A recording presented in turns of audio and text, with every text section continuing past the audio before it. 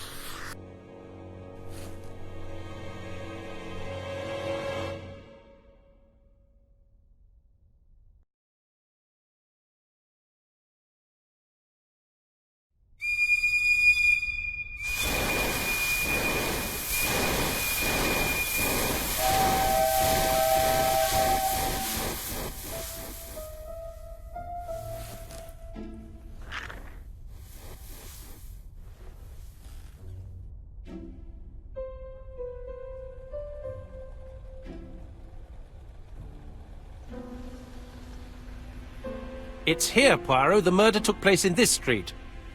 Grim place indeed. Tout à fait, Hastings. The streets of Andover are in a terrible state. Look, there's Chief Inspector Japp. He's talking with a policeman. Let us try not to get our shoes wet.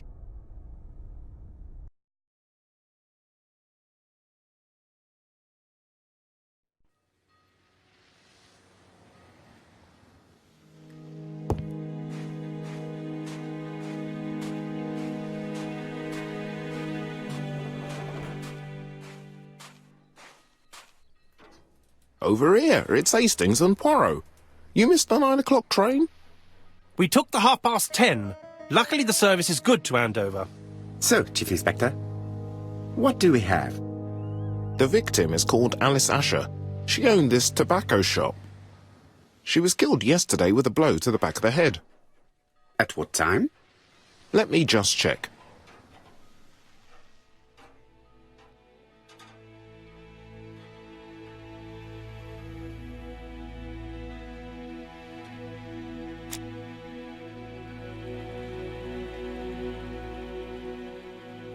Is Japp being too relaxed? Let us find the clues that prove it.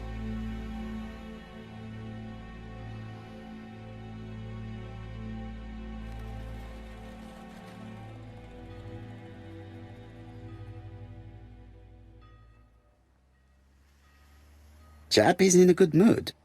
I bet he thinks he's already caught the culprit.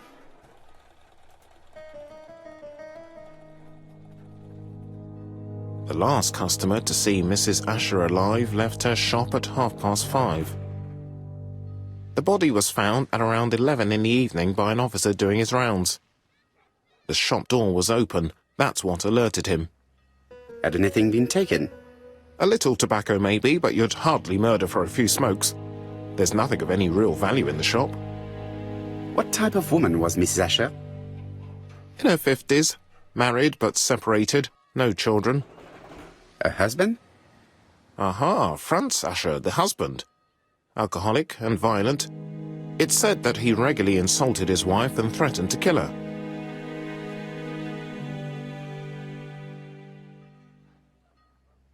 A little too easy, don't you think? You like complications, don't you? Well, this time you may be disappointed. Peut-être. May I examine the crime scene? Of course, old chap. I'll be with you in a minute, Poirot.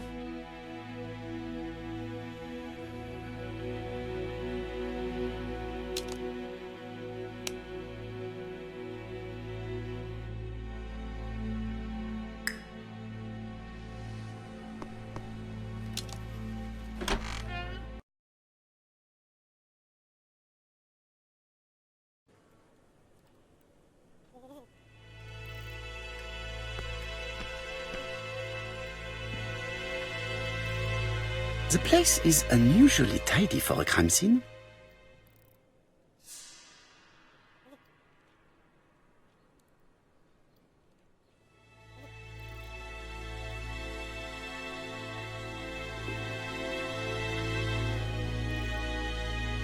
Nothing suggests any sign of a fight.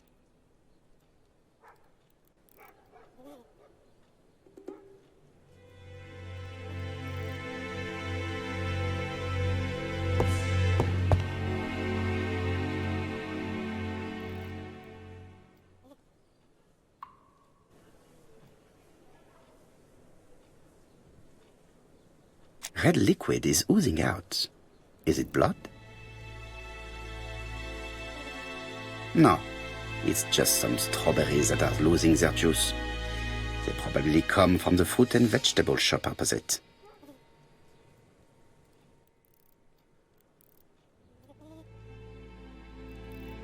It's not just any railway guide. It's an ABC. It's open at the letter A. There are no prints on the book.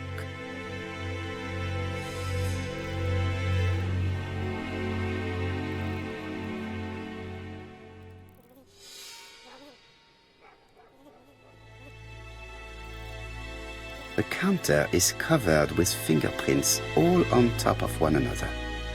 Unfortunately, it will not be possible to use them.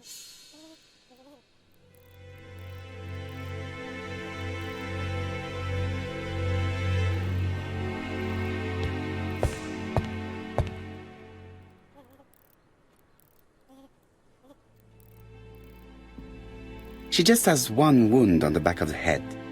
There are no other wounds or signs of a struggle. The body is hidden by the counter and is not visible from the tobacco shop's door. Many customers must have thought that Mrs. Asher had popped out. She has a packet of Play cigarette next to her hand. Did she drop it when she fell? This poor woman's head is resting in a very even-shaped pool of blood. I can't see any other mark on the floor.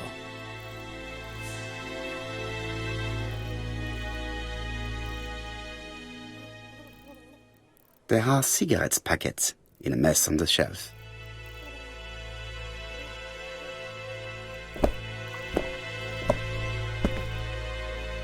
So, Poirot, any news? So, an ABC guide with no fingerprints, but prints all over the counter. Normally, the tobacco shop does not sell ABC guides. Exact. Mon ami, could you have a word with the neighbors? Some may have seen something. Of course, my friend, I'll do it straight away.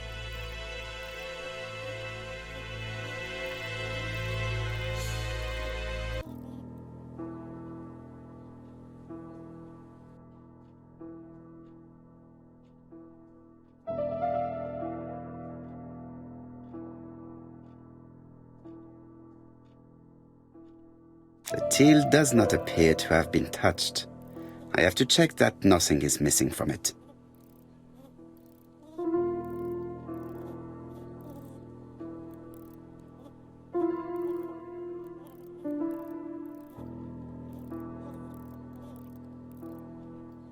Ah, a mechanism has just made a fan click.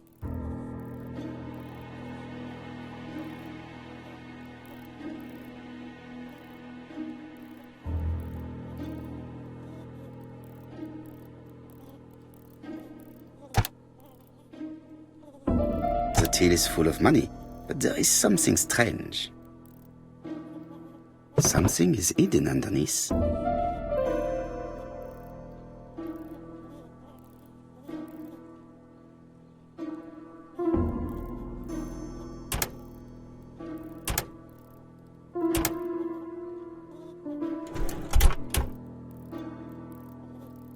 This must be the key to the back of the shop.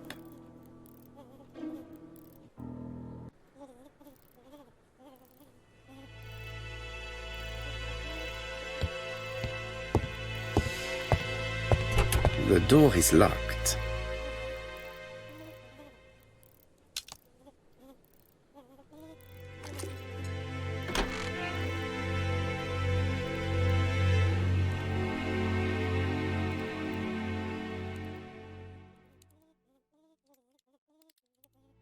blood. Did Alice Asher suffer from nosebleeds?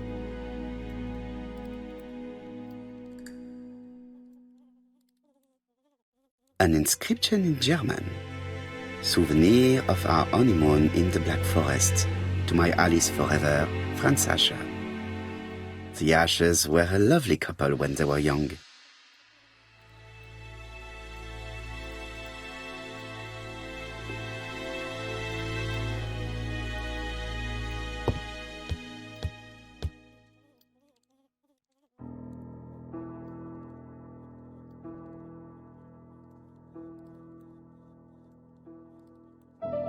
Such a pretty decoration should be at the center of the motif to respect the symmetry.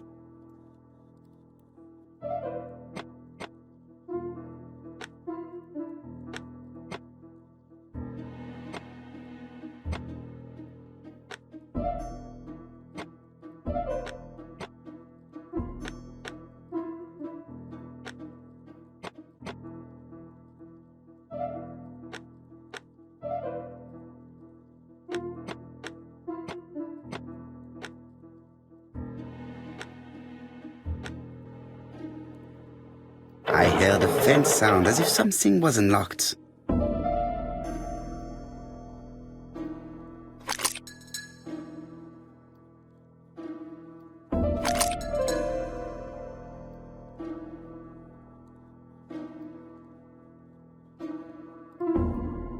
It is blocked.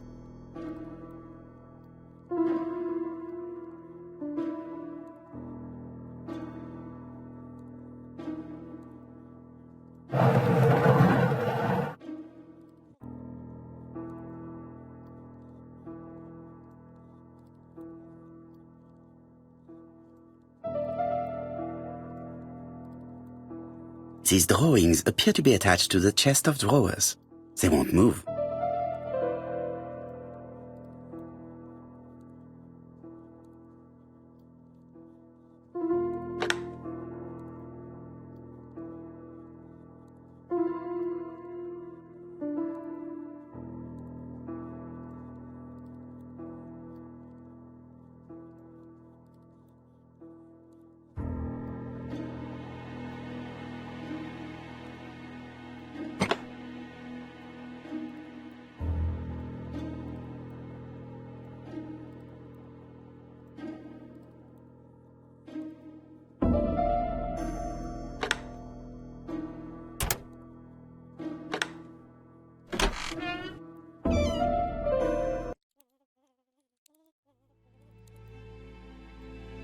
Medicine.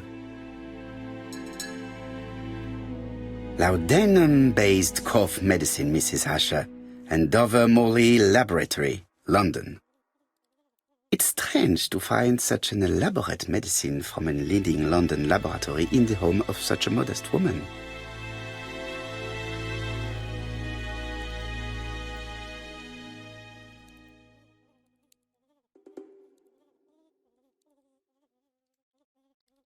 From Mr. Adam Flint, Royal Bank, Eastfield Road, Andover. To Mrs. Alice Asher, 5 Bishops Road, Andover. Dear Mrs. Asher, further to your request of 12 February 1935, I have informed my superiors of your wish to apply for a loan to acquire the lease of the shop you rent from Mr. Fairfax. Despite the seriousness of your case, I regret to inform you that your request has been denied. The amount of your personal contribution, £11, is not high enough and represents too small a part of the final transaction. I remain at your disposal for any questions. Adam Flint. Mrs. Asher's meager savings were not enough for her to own the tobacco shop, but will largely cover her funeral costs.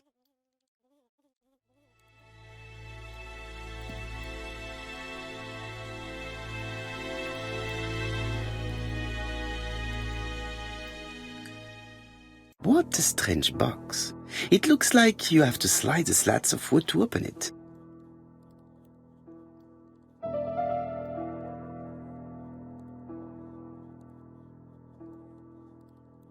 It is blocked.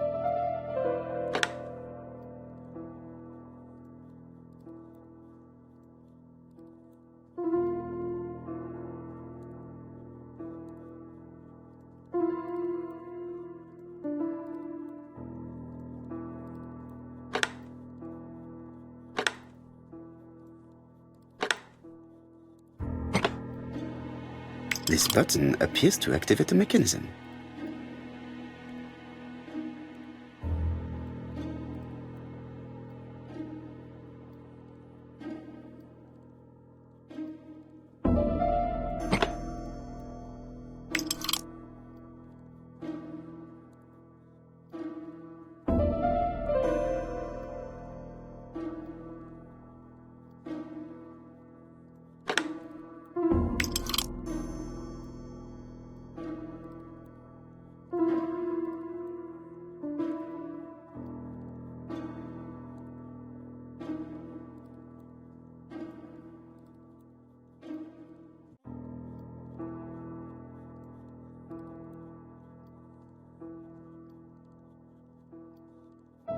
It is blocked.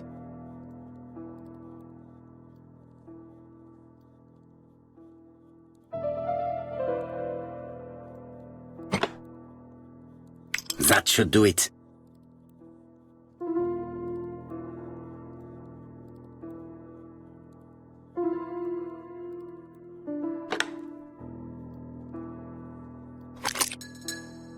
Who is this young woman?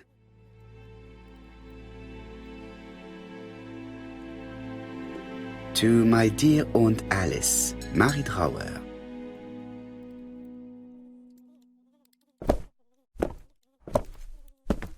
Have you found anything? The victim has a niece. We must find her.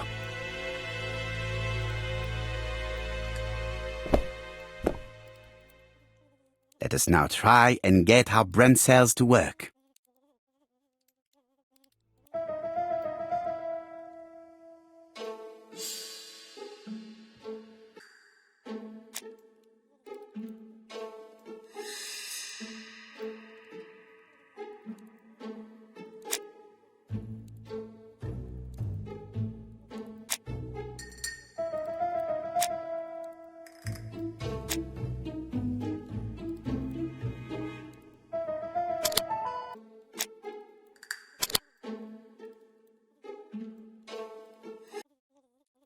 The motive is definitely not financial gain. There is no sign of a struggle, and the till has not been forced or emptied. I think I've looked everywhere here. Let us see if I can find any more information in the shop's surroundings.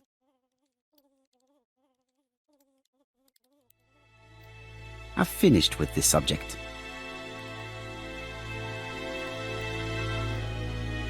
This interior is very simple.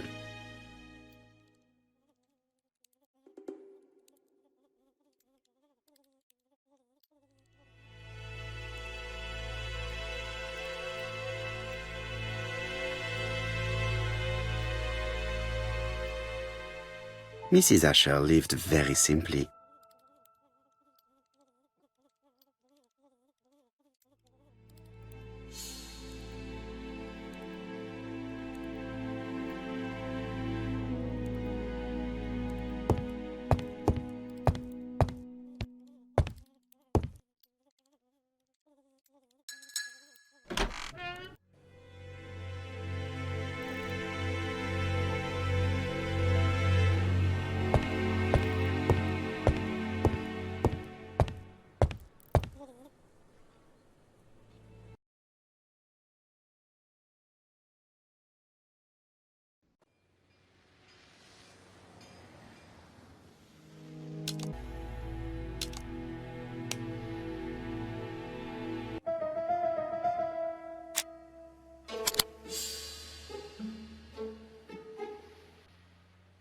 The murderer deliberately left behind this ABC as a signature. The absence of fingerprints and the fact that it is open at letter A for Andover leaves little doubt.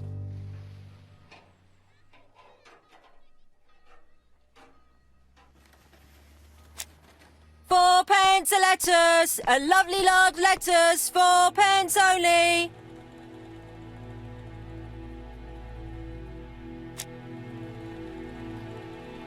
This woman appears to be a smoker.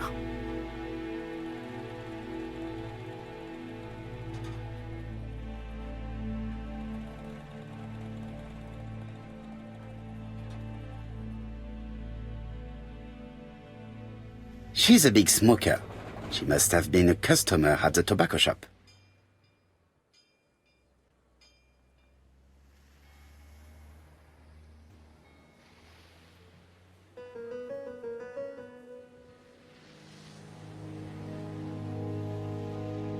Did you know Alice Asher well? And for starters, who are you? I'm Hercule Poirot, the detective. You're foreign, that's for sure, with your accent and your odd way about you. And you're here about Alice's murder, I suppose. Well, I've nothing to say to you. Did you speak to the victim yesterday? No, I never saw her.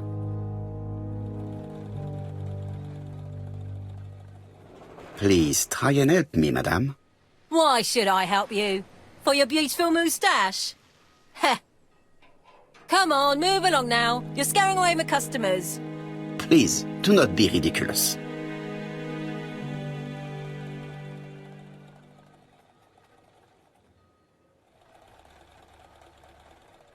I know that Alice Asher bought strawberries from you yesterday. Well, you know more than I do then. Run along now. I have work to do.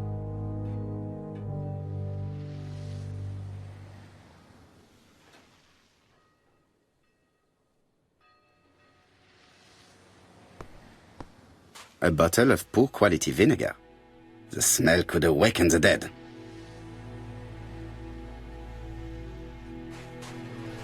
Strawberries, 6p a pound. Hey, Poirot! Is the greengrocer causing trouble? I'll sort her out. No, please, leave her, Chief Inspector. I'll get her to talk later. I found the victim's niece. She's waiting for you in the back of the shop. Thank you, mon ami. I'll question her.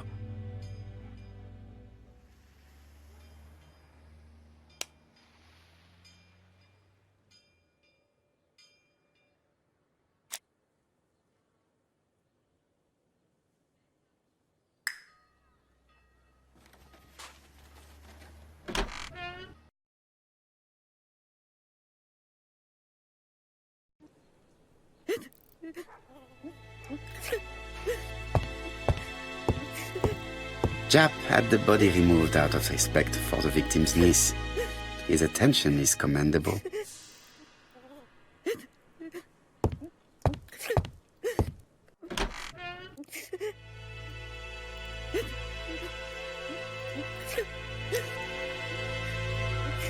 Is her grief sincere?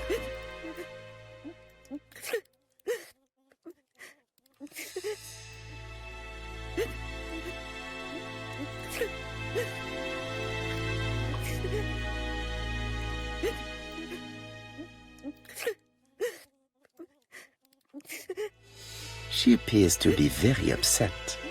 She's dressed in mourning. She looks fragile.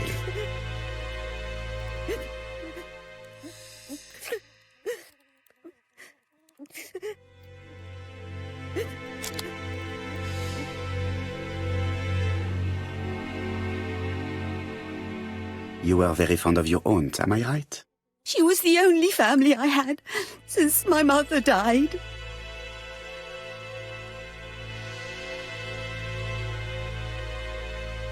Your aunt did not have any children, is that correct? No, she was separated from her husband. What do you think about Franz Asher, your aunt's husband? He never left her alone. Poor aunt. She used to drop by all the time and make a scene.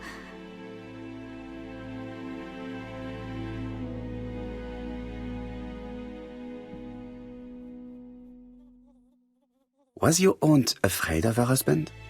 He shouted a lot, but she wasn't afraid of him. Why, he used to slink away when she turned on him. He was afraid of her, if you like.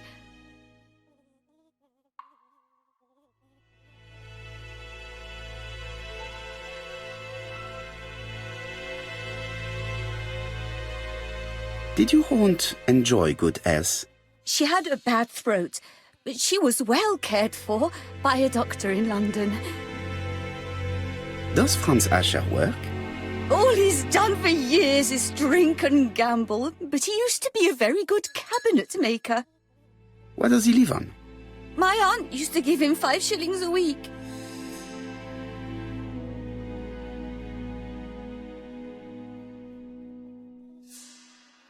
Why did she support such a goods for nothing? He was her husband. She couldn't leave him with nothing. I understand. You have been of great assistance, mademoiselle.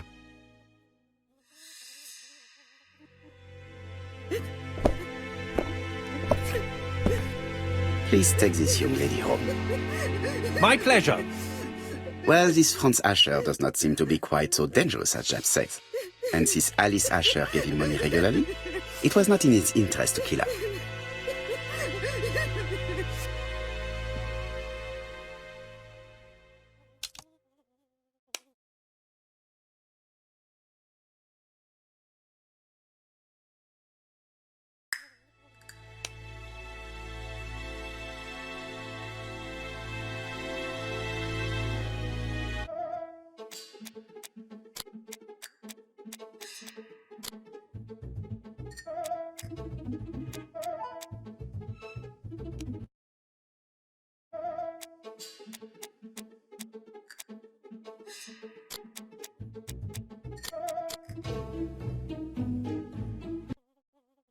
The murderer probably pretended to be a customer.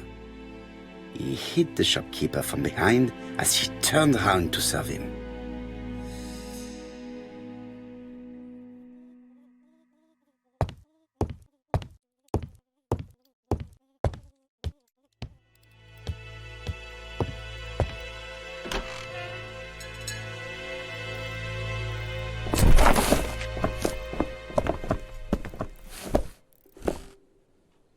We have to wait for him to sleep it off. He's all yours, Poirot. There are a few things I need to check. There must be some way of sobering him up. I wonder what his wife used to do. He must have scared the customers away.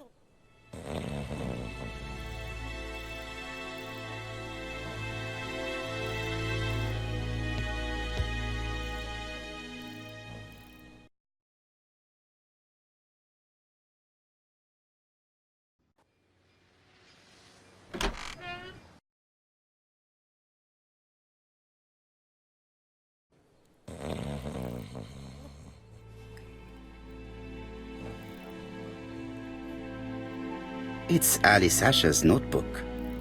Ah. Bodley. The fruit seller has debts too. She will probably be more cooperative thanks to this piece of information. Mary Drower was telling the truth. Mrs. Asher regularly gave money to her alcoholic husband.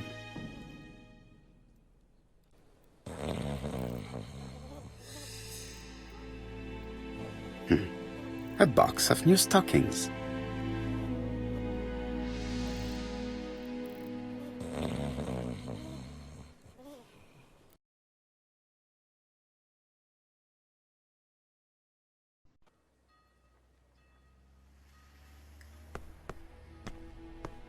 Strawberries, 6p a pound. A bottle of poor quality vinegar. The smell could awaken the dead.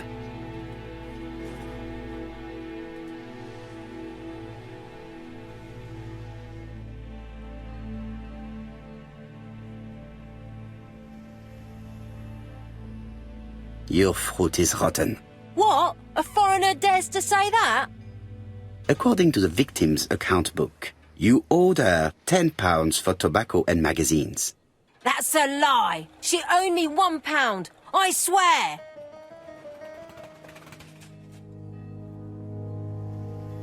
Enough lies!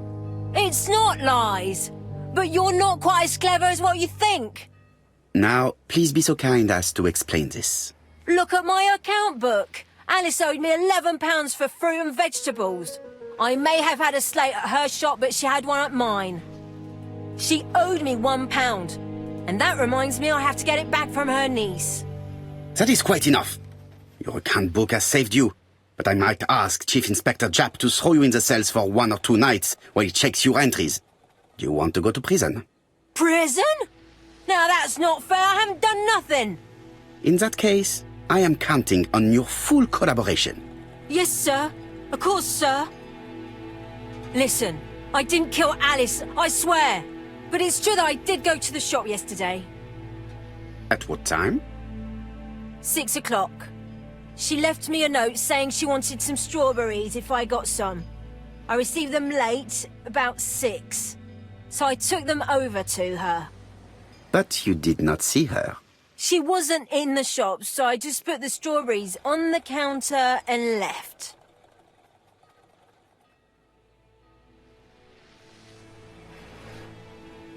Did you see anything unusual in the shop? No. Well, maybe one thing. There was always a railway guide on the counter.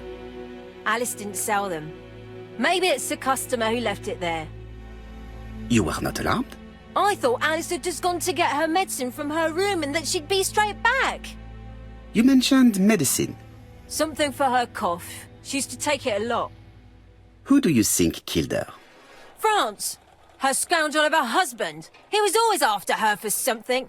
Well, he's a foreigner. Sorry, sir. What I mean is he's German. That's even worse. Did you see Franz Asher enter the tobacco shop late yesterday afternoon? Well, no. But at that time of the day, the streets are packed, and I have better things to do than watch her shop.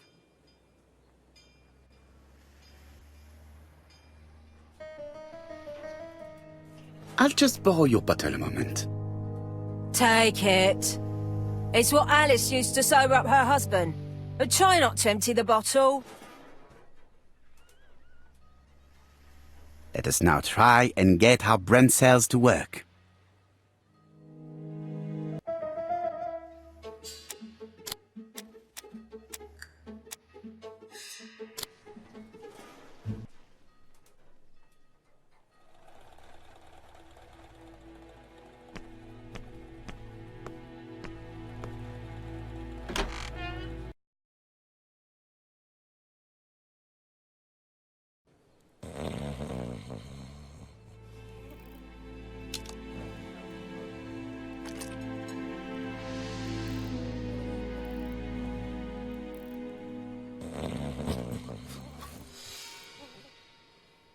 Mes amis, I can say without a doubt that poor Mrs. Asher was killed between 5:30 and 6.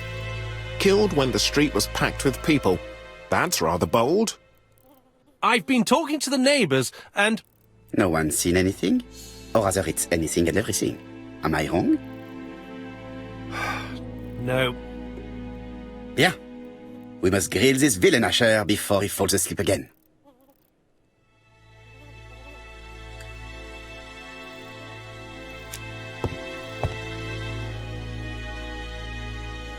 This man is in rather a bad state.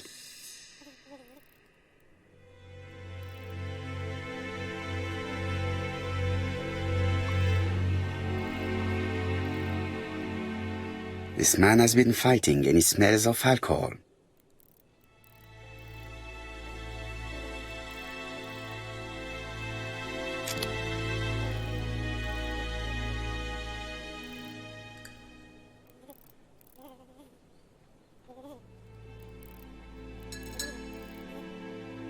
What were you doing yesterday at the time of the crime? Can't recall.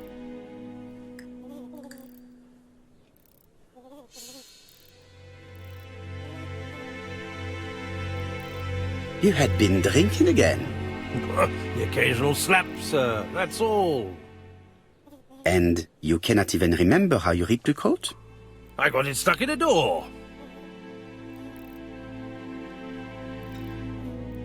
Asher, look me in the eye and tell me that you were in a fight. I'm looking. No, I wasn't in a fight. You are right. Looking at the state of you, you did not defend yourself. So someone gave you a good beating. A beating? No way. All right, he tore my coat and gave me a black eye.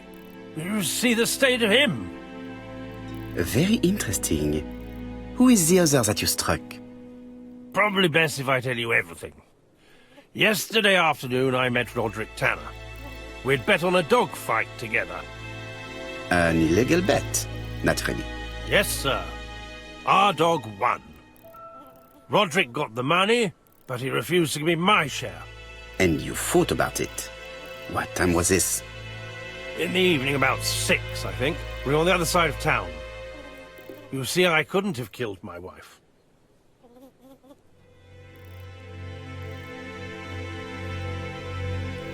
Asher's alibi appears to be confirmed.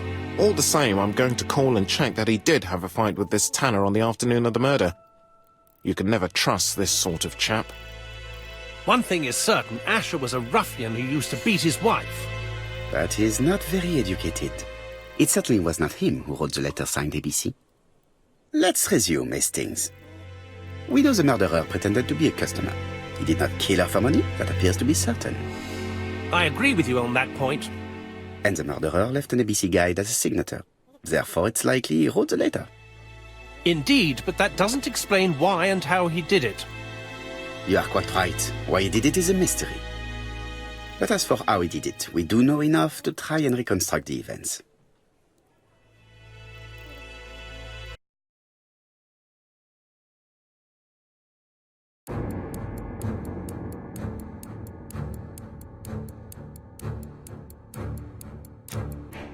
The killer enters the shop.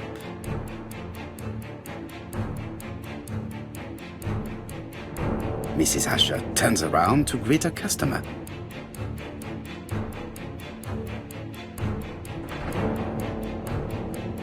The murderer asks her for some tobacco.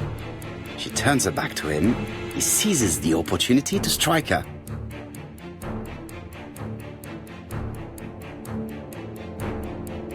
He then places the ABC upside down before leaving.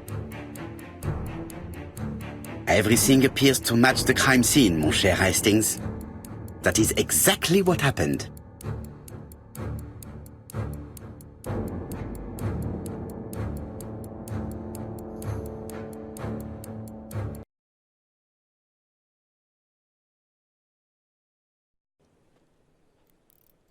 Asher has a strong alibi and we don't have any other suspect. But what was the point of this crime? She had no debts. She gave Franz Asher money regularly. She wasn't owed money. Nobody stood to gain anything. No doubt about it, the murderer is insane. And I fear that we had not heard the last of him. I hope you're wrong for once. Bien, let's go back to London. If we hurry, we should catch the 7:02 train. Are you coming? No, unfortunately, I have to talk with Andover police. See you soon, then. Are you coming, Hastings? Let's go home. There's nothing for us here.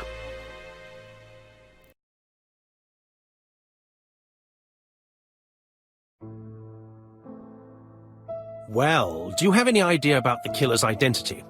The crime was committed by a man of medium height, with red hair and suspicious eyes. He has a slight limp on the right foot and a wart just below his shoulder blade. Poirot! Mon ami, what do you want? You fix upon me a look of dog-like devotion and demand of me a pronouncement à la Sherlock Holmes. Now for the truth. I do not know what the murderer looks like, nor where he lives, nor how to set hands upon him. What shall we do, then? Nothing. Nothing? Do not be so impatient, Hastings. The killer will manifest himself soon enough. I thought I heard the postman. Maybe there's some news. I will go and see.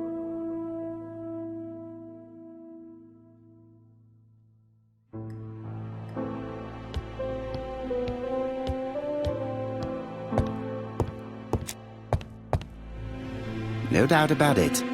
Hastings is going bored.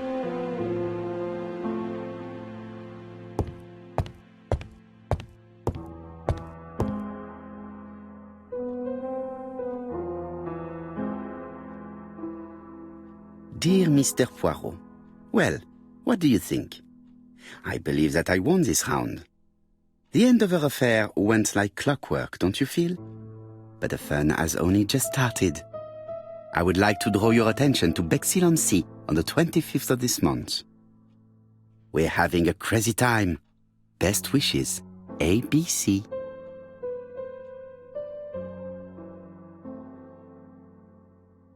The next crime will be in Bexhill.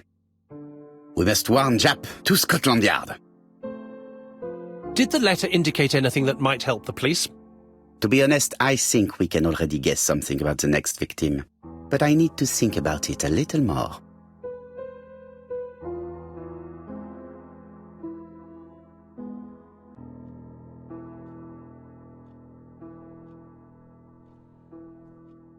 Let us examine this more closely.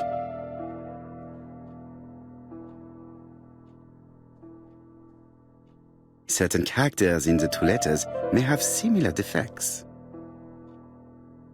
Yes, the A appears to be quite unusual. Yes, this I is weird. Right, let us compare this with the other letter. Yes, the I characters in the two letters do indeed have the same defects. I have to find some other similar defects to confirm my theory. Yes, the A appears to be quite unusual. Right, let us compare this with the other letter. That's right. The A characters in the two letters do indeed have the same defects. I have to find some other similar defects to confirm my theory.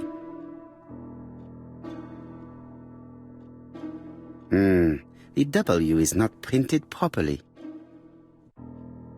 Right, let us compare this with the other letter. Of course, the W characters in the two letters do indeed have the same defects. My theory was right. These two letters were written with the same typewriter. Both letters were written on the same typewriter and show the same characteristics. You surprise me, Poirot. You usually ignore material proof. But there is nothing usual about this case, Hastings. Nothing must be overlooked. Let us now try and get our brain cells to work.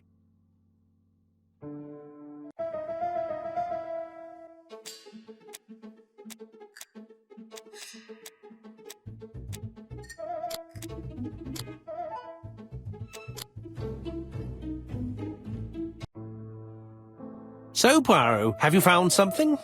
Oui, I believe so. But I am afraid it is not enough to stop the murderer. Let us go and see Chief Inspector Japp. I will explain there.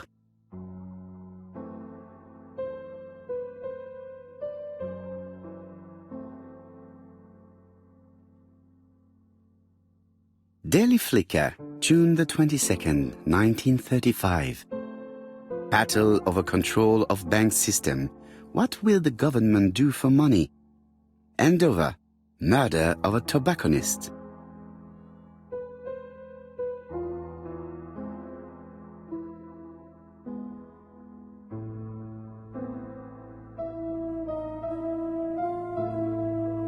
Ah, some cool hair.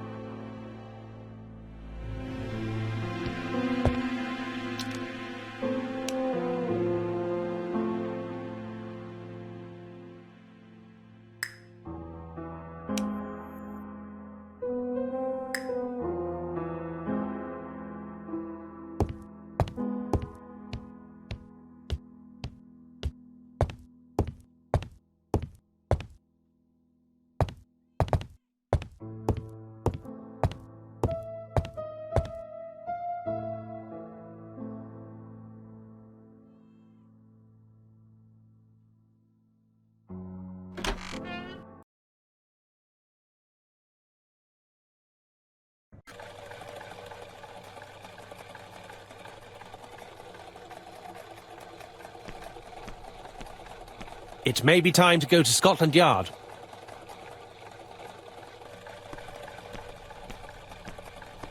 To Scotland Yard, please.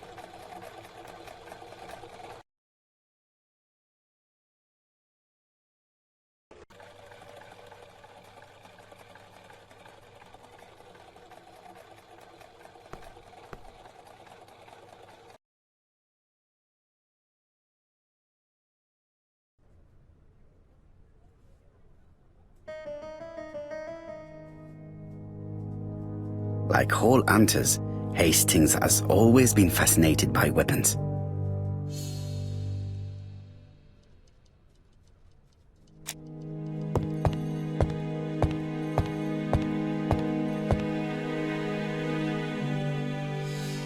Jap appears to be snowed under.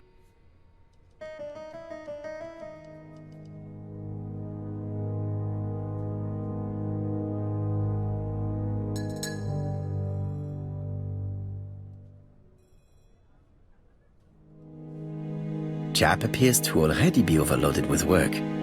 My news is not going to improve matters. Bonjour, Chief Inspector. I am afraid we have some bad news. I have just received another letter signed ABC. The next crime will be on the 25th in Bexhill-on-Sea. Are you completely sure it's from the same person? I have compared the two letters. There is no doubt about it. I suppose you think he's going to carry out his threats. I fear so. Good God, Poirot. Bexhill is very busy at this time of year, and we have no idea who the next victim will be.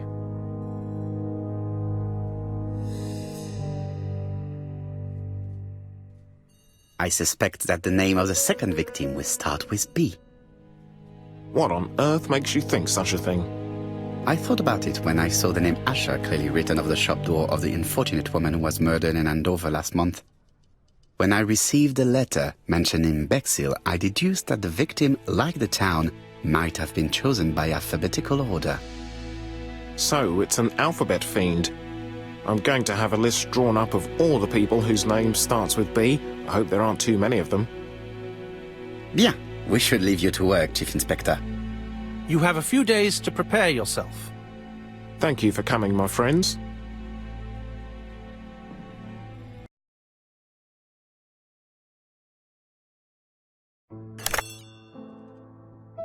Poirot? Chief Inspector Jap, your call does not bode well.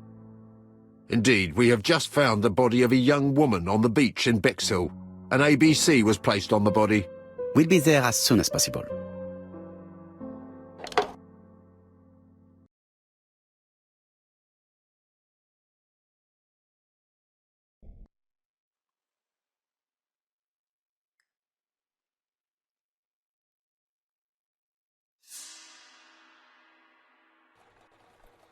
Bexhill is a delightful town. It would be nice to come back and visit. I do not entirely agree. Walking at the beach damages my shoes, and it hurts my knee. So the years have not spared you, my friend. It's the same for all of us. That is exactly what I said to myself when I saw you back from your travels. Poirot! Do not be offended, Hastings.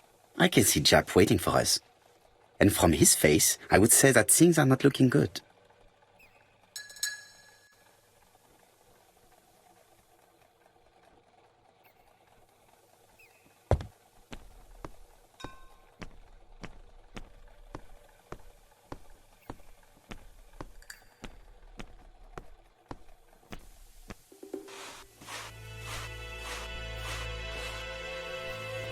How do you do, gentlemen? Chief Inspector? I fear your admirer has struck again, Poirot. We haven't yet identified the victim, but it's a young woman, 20 to 25 years old. Death occurred last night between 11:30 and 1 o'clock, and we found an ABC guide on the body. Was she pretty? Come on, Poirot, that's rather out of place. It has no bearing on the murder. Are you certain? For women, it is often the most important thing. It often decides their destiny. The body hasn't been moved. You can see for yourself. Has the press been informed? Not yet, but I'm planning to. I haven't yet informed them about the presence of the ABC guide in Andover. Nobody has reported a young woman missing? Not for the moment. No witnesses, I imagine. Indeed. We've asked everybody who may have met a young woman fitting her description last night to come and see us, but I have little hope of gaining anything from it. It's early days, Chief Inspector, and the news may not have spread around the town yet. I hope you're right, Hastings.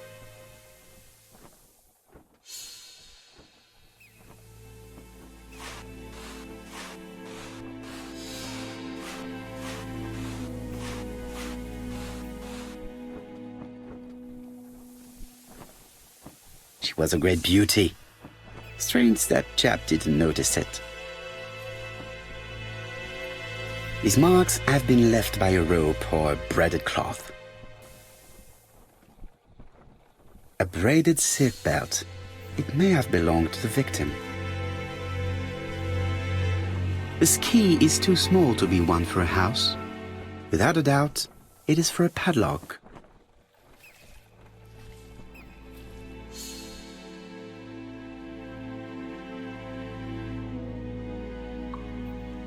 The guide is open at the page for the Bexhill train times.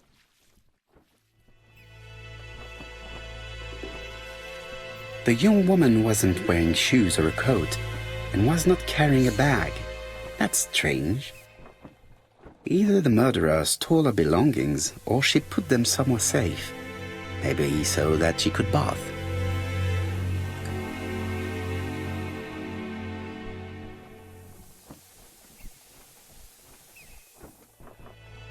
She was a great beauty. Apart from the marks on her neck, there are no signs of the struggle. She didn't manage to hit her assailant. Let us now try and get our brain cells to work.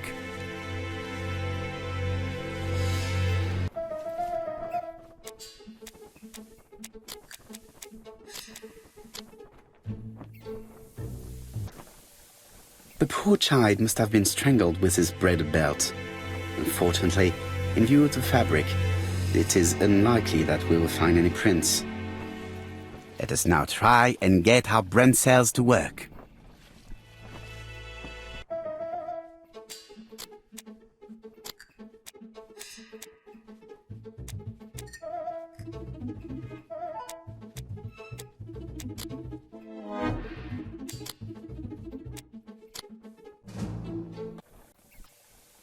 The medical officer should confirm that the victim was strangled with her own belt. That's what I thought. She shows the usual signs of strangulation. With a little luck, we'll find prints this time. You are too optimistic, Hastings. Our killer is far too meticulous for that.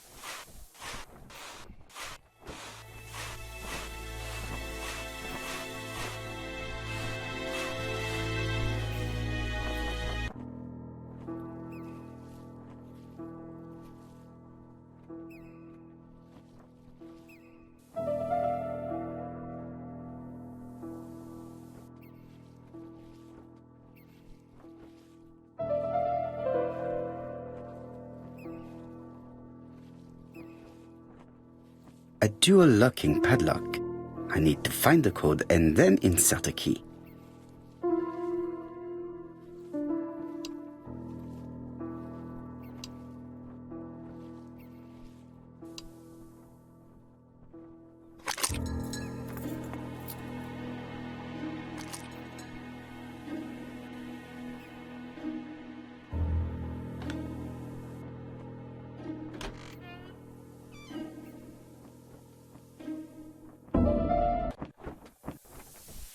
It definitely was here that the victim left her belongings.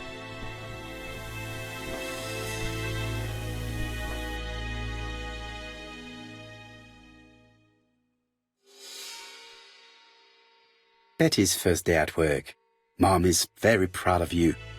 Elizabeth Barnard, 7 August 1931. So, the young lady did have a name starting with B, and she worked as a ginger cat, an establishment that must be slightly further along the beach.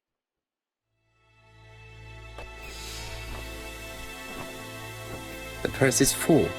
Yet again, we can dismiss theft as the motive for the murder.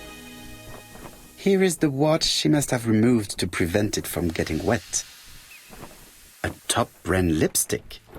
She liked to take care of her appearance. As well as a photo of the victim with some company. It could be useful to me.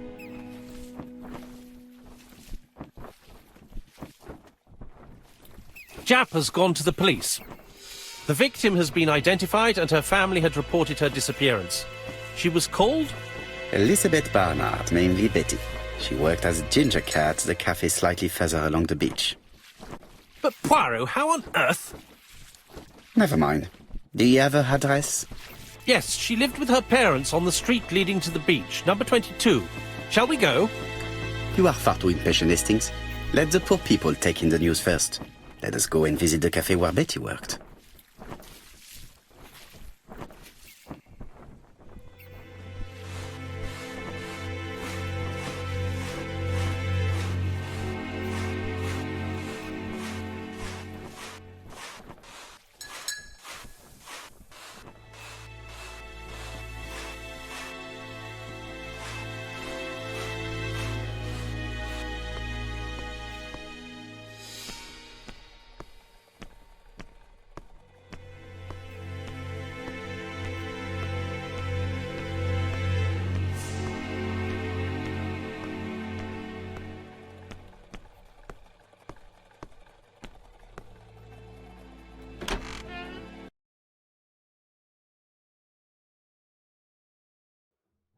I'll be with you in a minute, gentlemen.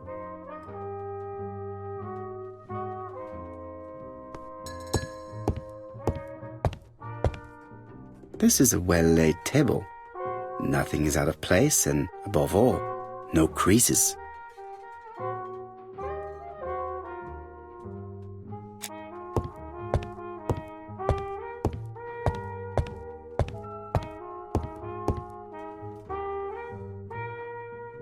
Something tells me that she's the owner of the ginger cat.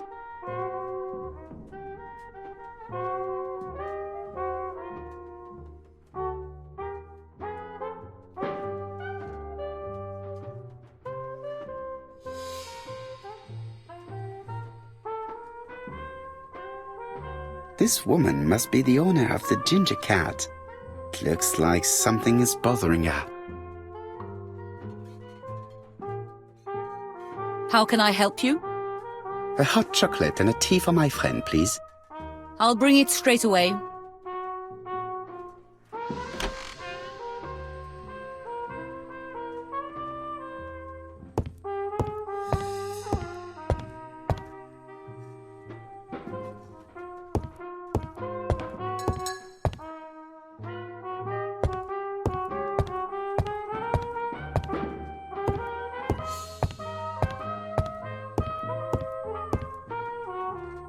I need to know the time range during which Betty was working on her own.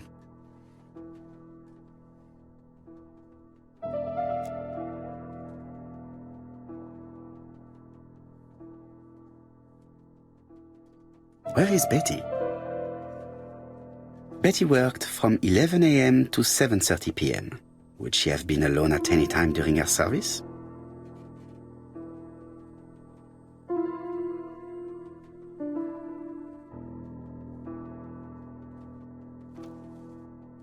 These are the different waiting staff's bills.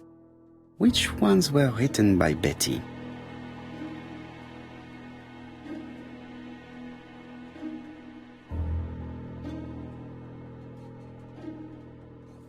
This bill may have been written by Betty.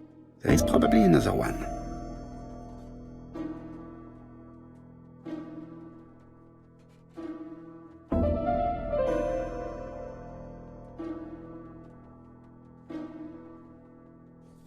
Most probably a single man, a whiskey lover.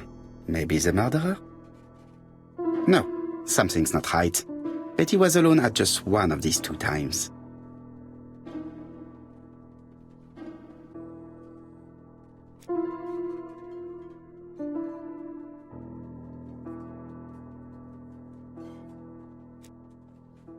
Betty worked from 11 a.m. to 7:30 p.m. Would she have been alone at any time during her service? Interesting. Betty was alone between 5 p.m. and 7:30 p.m. Who did she serve?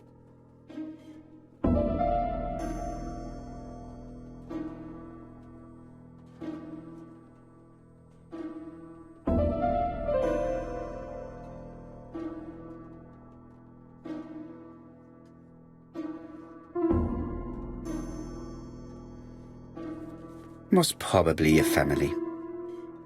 This bill may have been written by Betty. There is probably another one.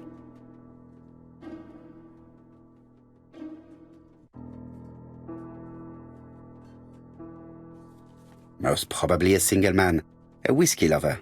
Maybe the murderer? Betty served a family and a man on his own, a whiskey drinker. Maybe the murderer. This information will help me to progress. What? Gentlemen, what are you doing? We are searching for clues, mademoiselle. My name is Hercule Poirot. I am a detective, and this is Captain Hastings. Does Betty Barnard work here? That is correct. She should have been here a while ago. Punctuality is the first rule of politeness. I fear that Miss Barnard will not be coming today. She has just been found, dead, on the beach a few hundred meters from the cafe. How awful. Poor young thing. What happened? She appears to have been murdered. This is most distressing. How this will affect my business, I shudder to think.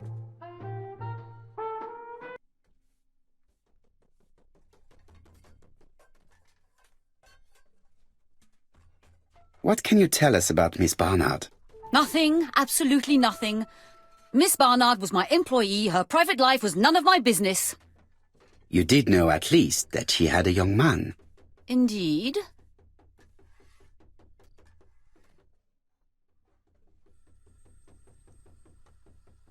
This photo was found. Is this him? Yes, that's him all right. But I haven't seen him for some time.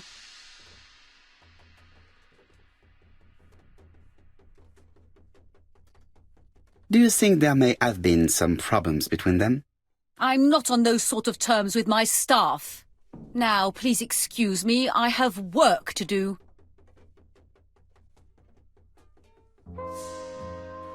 The customer who ordered the whiskey might provide us more information. He may have been the last one to see Betty alive.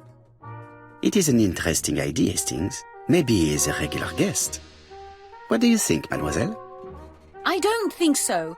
Our regular guests tend to order tea and cakes. At this time of the year, there are a lot of tourists about you never see again. That's what I thought. Time to visit Betty's home.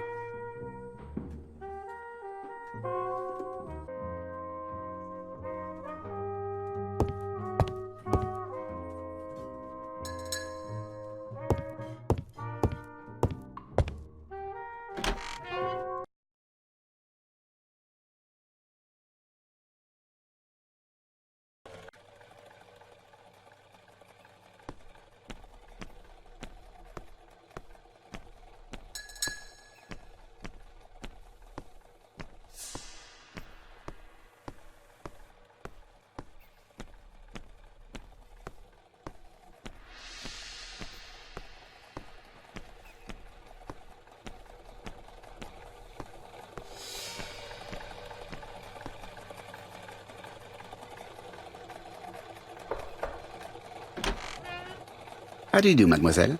My name is Hercule Poirot. I know you. You're that detective we hear all about. I do not know if that is a compliment, but I will take it as one for now. You are Betty's sister, I believe? Yes. My name is Megan. Can we come in? Please do.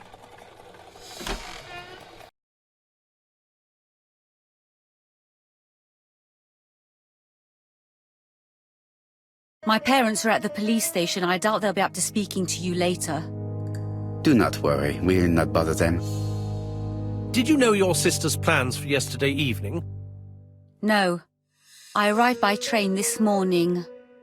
My parents called me in a panic when they discovered that Betty had disappeared. She went out last night, but she didn't tell them where she was going. What was your last conversation about? Her new dress. She wanted a pair of black stockings to go with it. Mother brought her a pair. The very day it happened. She was crying. And to think that Betty never even wore them. Poor Mummy.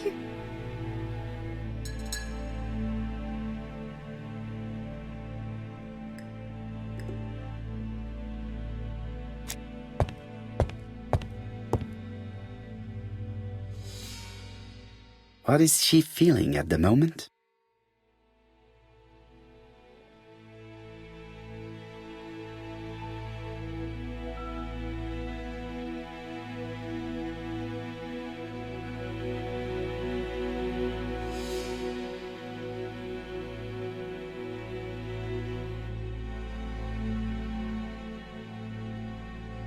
Mr. Poirot, I don't like being stared at. If you have something to say, would you please say it to me?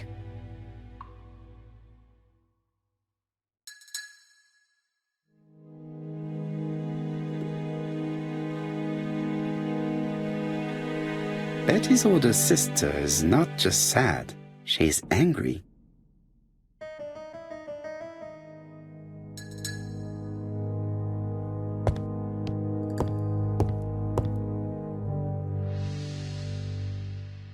The Barnard appeared to make music a priority in their budget.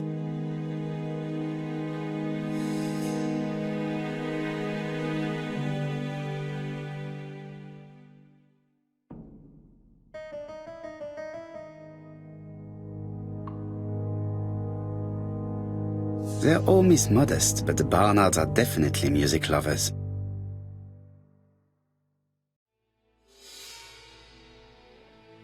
This gramophone is magnificent. It is a one-off, without a doubt.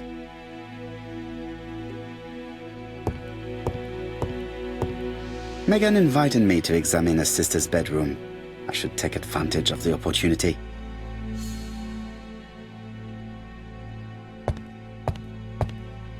It would not be polite to visit the house without being invited to do so.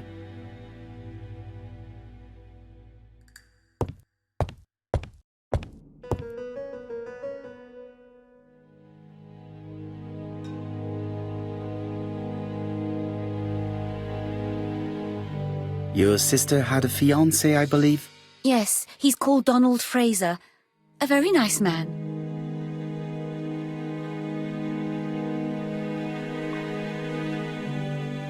Do you know where we might find him? He works at the estate agent's Court and Brunskill.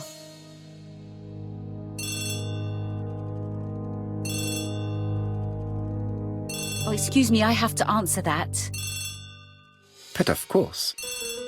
Betty's room is opposite the stairs on the first floor. Feel free to take a look if you think it might be useful.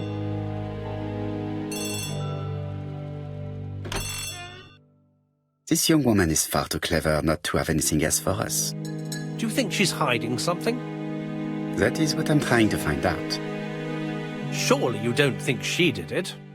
I did not say anything of the sort. But young women always ruin your judgment, Hastings. Who knows, maybe Megan was jealous of her attractive young sister. I see. She may have had her sights on the inheritance. Or maybe she was in love with Donald Fraser. We have to study all scenarios, even the most unlikely. But I doubt that Mr. and Mrs. Barnard are rich enough to justify murder. While I try and get Miss Barnard to talk, I would like you to try and find Donald Fraser. It should be easy to find the estate agents where he works. Bring him to the Ginger Cat. I would like to talk with him before the Chief Inspector finds him.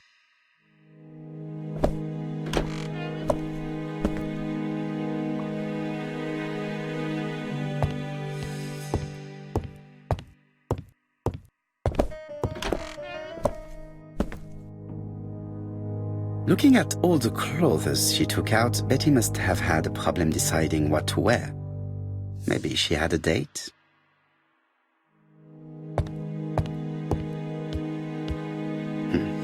A box of new stockings.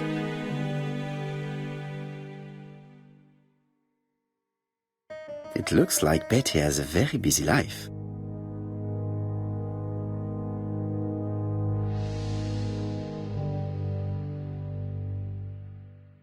Betty liked luxury and going out, and being as pretty as she was, she probably did not have any problem getting herself invited.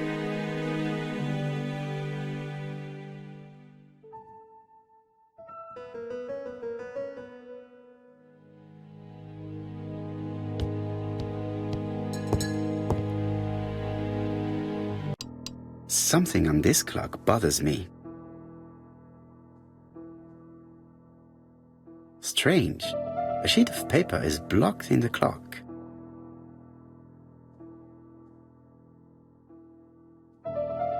This metal disc is stuck.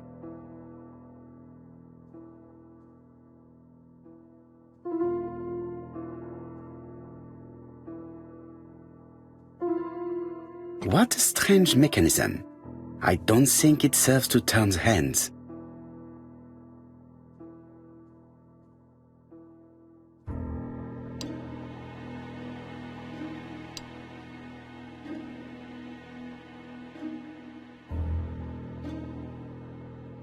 The cogs are blocked by these wooden panels.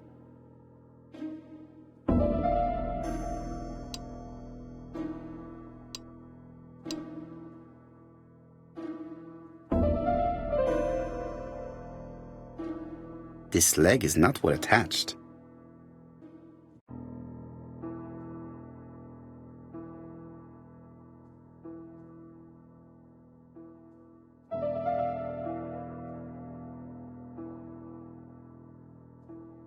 There, that's better.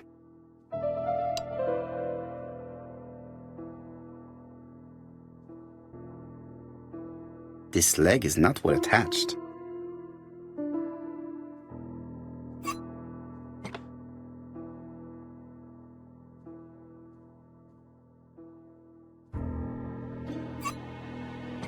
Good. It should be possible to open the wooden panel.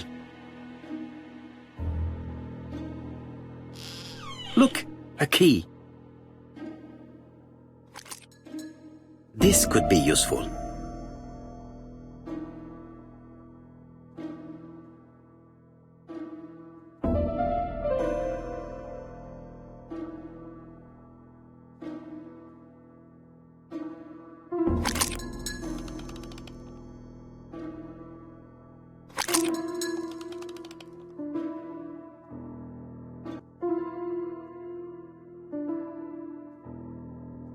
This code probably has something to do with the mechanism above the clock.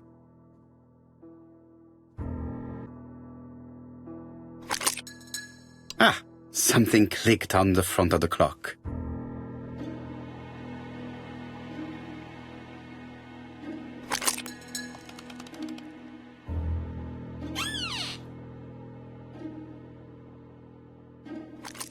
This could be useful.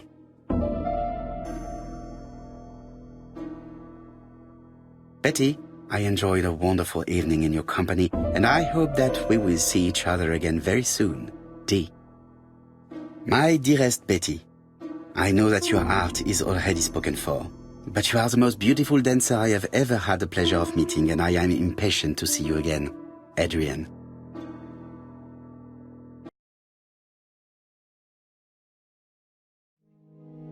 A record sleeve with an handwritten title.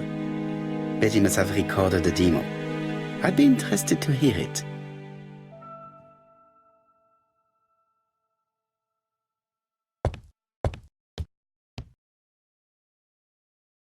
It looks like Betty was also a music lover, the same as her family.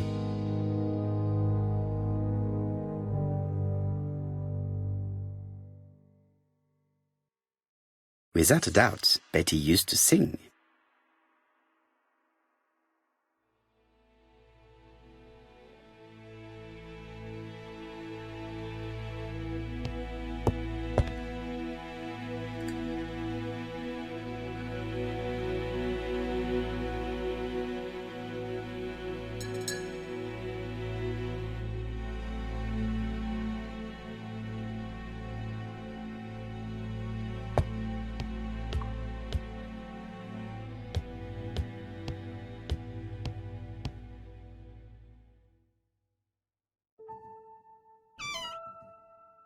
This small key should be useful to me.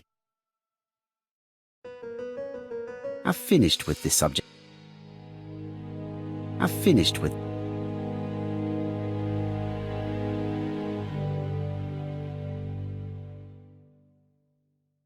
I've finished.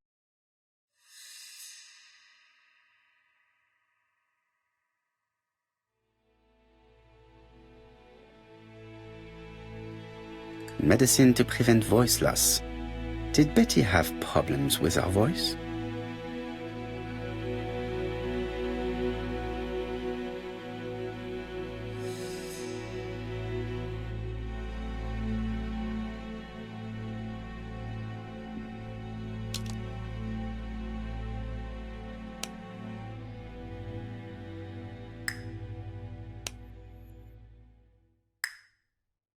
A record sleeve with a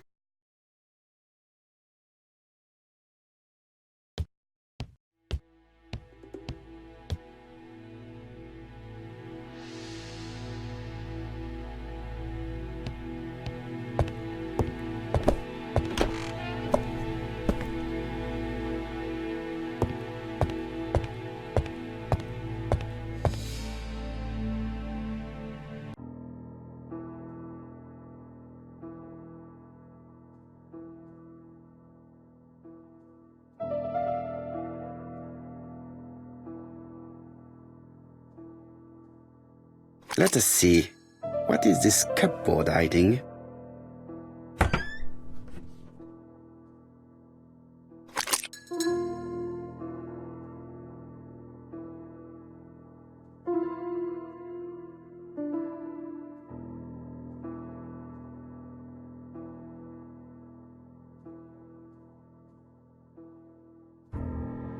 This looks like solfège.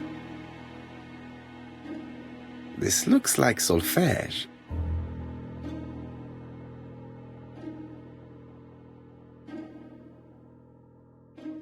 This looks like solfège.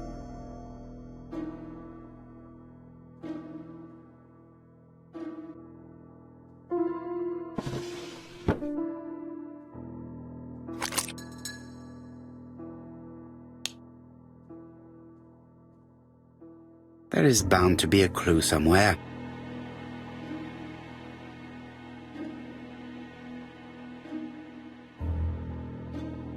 I cannot open it.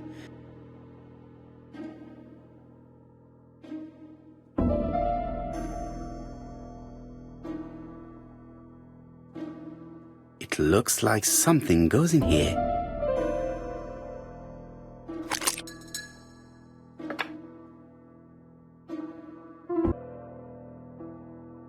There is bound to be a clue somewhere.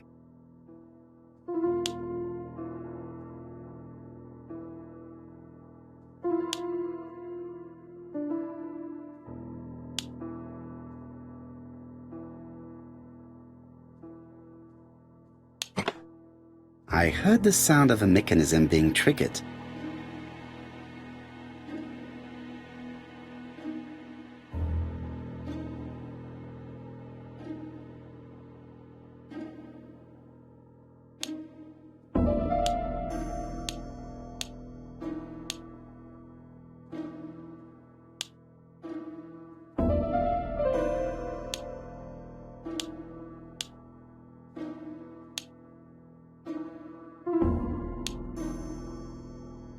I just have to put the record on the gramophone and start it.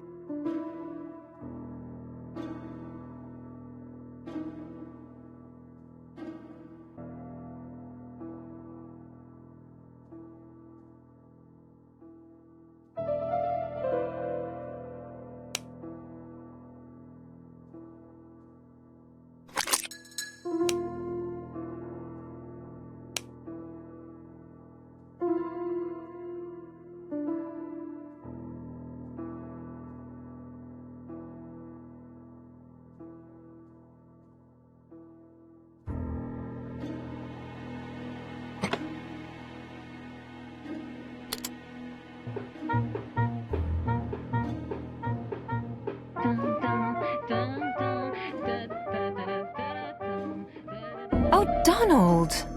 We're in the middle of recording. Sorry, Betty, but it's not wise. The doctor said you should rest your voice. You're such a killjoy sometimes.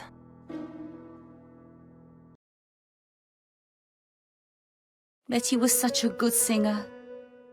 It's true. Did she have any problem with her throat?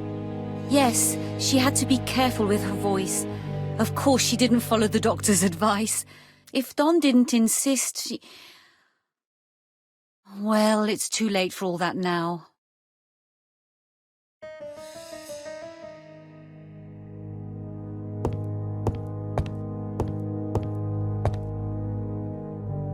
It looks like this woman is single, but she has feelings for someone.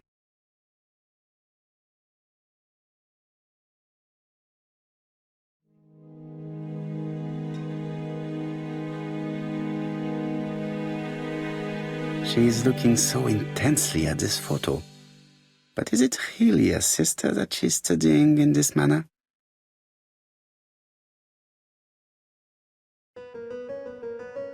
They made the perfect couple, am I correct? Yes, in a way. She was pretty and he... Well? He's a bright man, with a promising career ahead of him. He would have made Betty a good husband. He was always attentive and generous. Oh, a true gentleman. I hear a note of envy in your voice.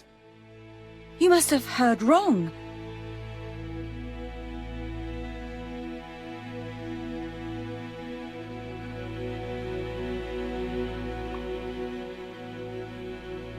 Donald appeared to be very much in love with your sister. Yes, he was mad about her. Mad, you say? Being madly in love can often be destructive, and Mr. Fraser was known for being jealous, I believe. No more than average. Men are always slightly possessive, especially when they are with a pretty woman.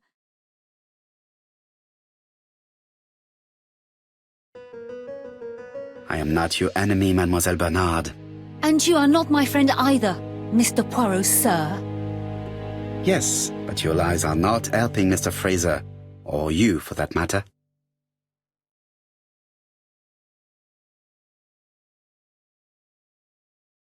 I know that Fraser was jealous, but I wonder why you feel the need to protect him. Protect him? I hope you're not suggesting... That you are Fraser's accomplice? There is nothing to suggest that, at least not yet. It would appear that your sister's murder is the second in a series that we have to stop as quickly as possible. The first was in Andover, and the same as your sister, the murderer sent me a letter informing me that a crime would be committed in that town. Now can I count on your honesty? Yes, you have my confidence, Mr. Poirot. Don is a quiet and sensitive young man, slightly reserved too, and as is often the case with reserved people, when he flew into a temper, he completely lost control. He could be so violent. Betty was frightened. And when was this? The first time was about a year ago. But they rowed more recently. Donald found out that Betty had lied to him. She said she was going out with a girlfriend, but she went out for dinner with a married man. It was an awful scene. She told him that until they were married, she was free to go with whoever she pleased. Donald turned quite pale and started shaking and kept saying one day. Well? He'd commit murder.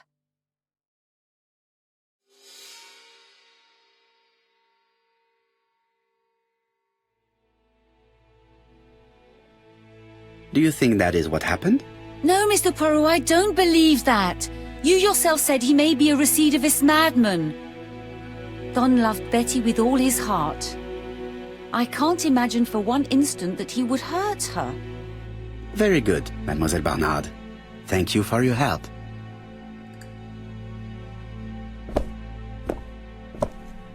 Fraser is at the Ginger Cat. The police haven't spoken to him, but they want to. Très bien, Hastings. Let's see him now. Au revoir, mademoiselle. My deepest condolences to your parents. Of course, Mr. Poirot. And don't be too hard on Don. He's more fragile than he looks. If you say so. Let us now try and get our brain cells to work.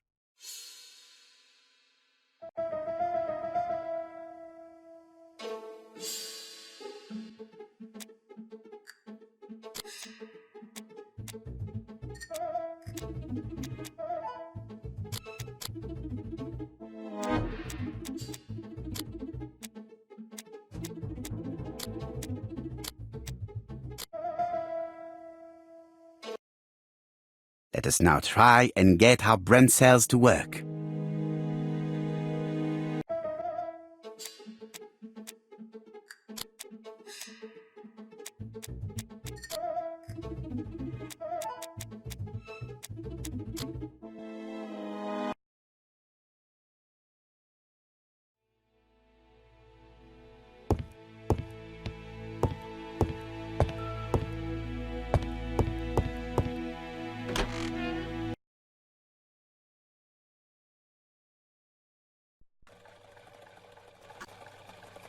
You've seen Fraser, Hastings. What is your feeling? He's a big chap. Fragile isn't exactly the word that springs to mind. I talked to his landlady before seeing him. She went to bed at 11. Fraser wasn't home yet. Bien. Megan Barnard said he is a reserved character but with a nasty temper. We will see if this is the case.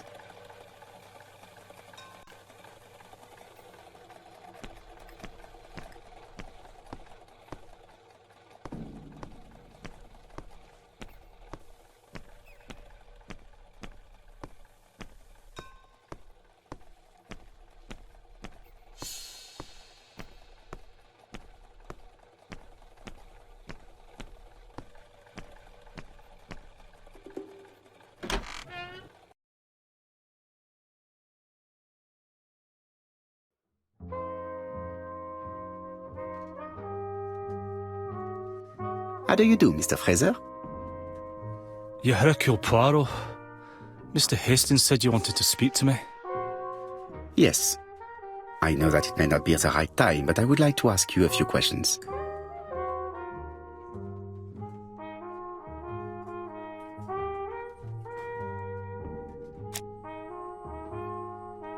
This man looks suspicious.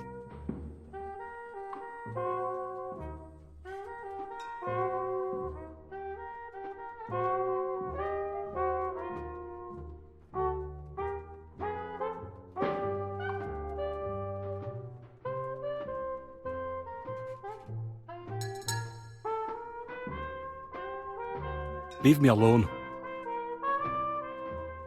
Donald Fraser is in a terrible state, as if he hadn't slept all night.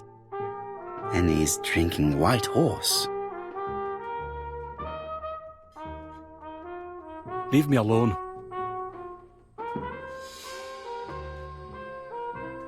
Tell me that it's a mistake. That Betty isn't dead. Sadly, your lady friend has been murdered, Mr. Fraser. Oh, Betty, if only you'd listened.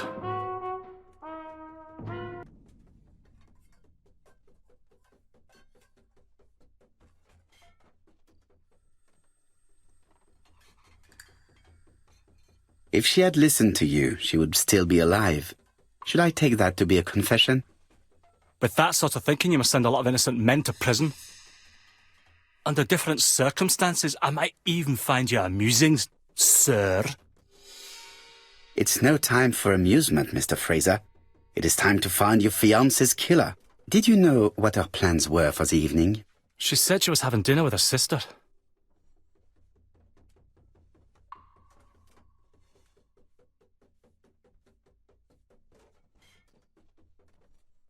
And you believed her? And why not, sir? She was my fiancée.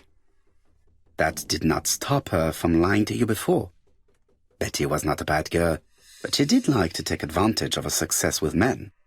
How dare you sully her memory?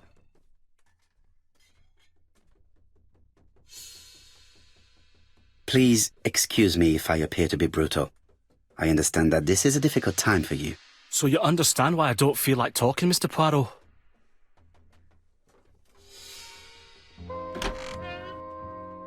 Ah, I knew I'd find you here, Poirot. I thought the victim's young man was here. Yes, is all yours, Chief Inspector. Let us now try and get our brain cells to work.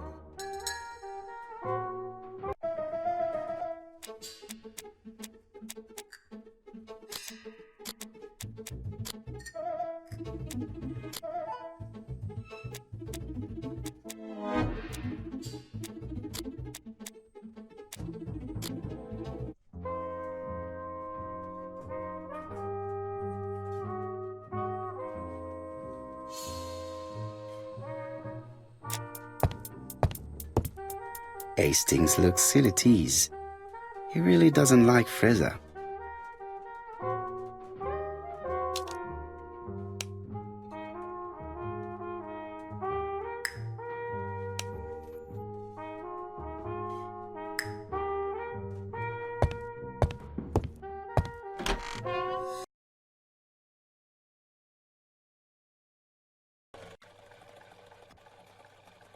Fraser doesn't have an alibi and he's extremely jealous.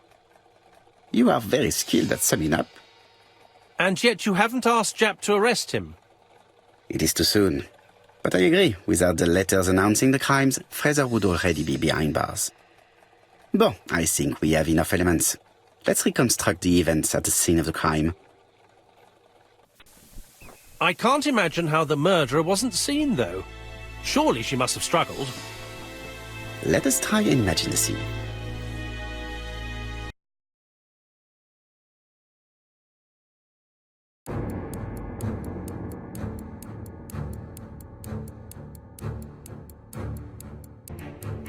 The killer and the victim are walking on the beach.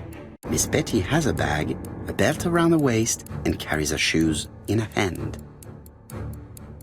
Both of them walk slowly to hut number 5.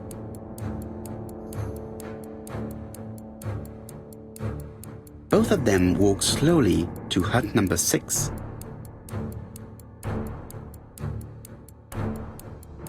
Miss Betty enters the hut. She leaves without her belongings. Then she hides a code.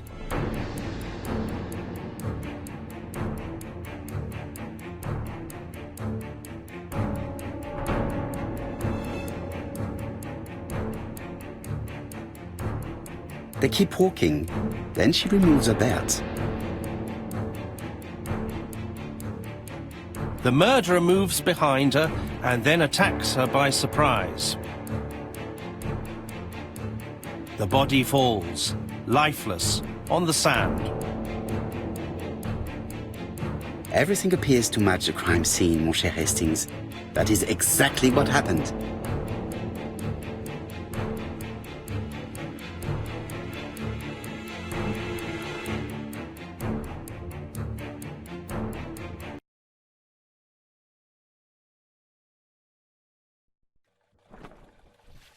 Without the ABC, we might have suspected Mr. Asher and Mr. Fraser. But by signing his crimes, the murderer is making sure he's accused.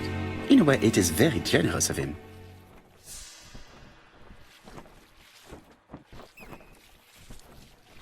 Indeed, the young woman was certainly careless, but not stupid enough to follow a stranger.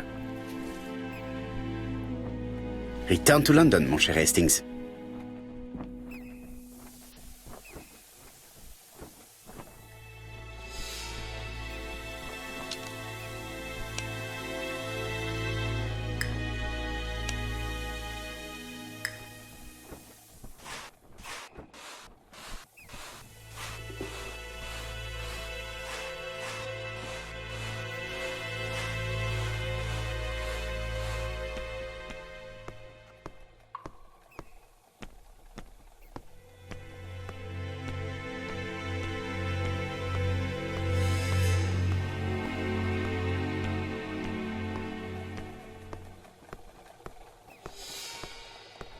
Right, back to London. There is nothing more for us to do here.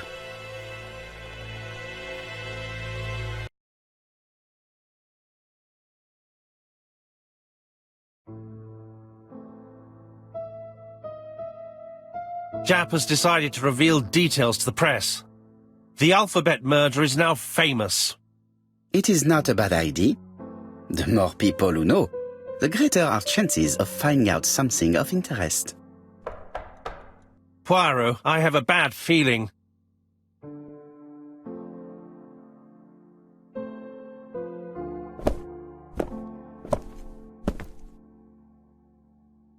Poor Mr. Poirot, not so good at these little criminal matters as you thought yourself, are you? Rather past your prime, perhaps. Let us see if you can do any better this time. This time, it's an easy one. Churston on the 30th. Do try and do something about it. It's a bit dull having it all my own way, you know. Good hunting. Ever yours, ABC.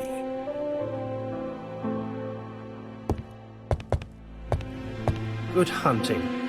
Did you hear that, Poirot? The murderer seems to be taking it all as a game, a challenge. He will strike on 30th in Churston. We must warn Scotland Yard.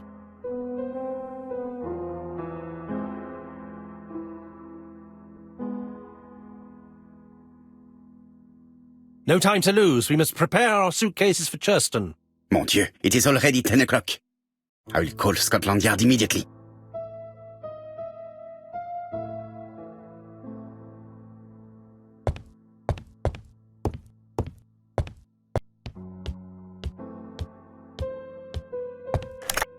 Hello, chap. We received a new letter from ABC in the 10 o'clock post. Where and when? In Churston. Today. Today? I'll inform the population immediately. I'll check the train times. Call me back.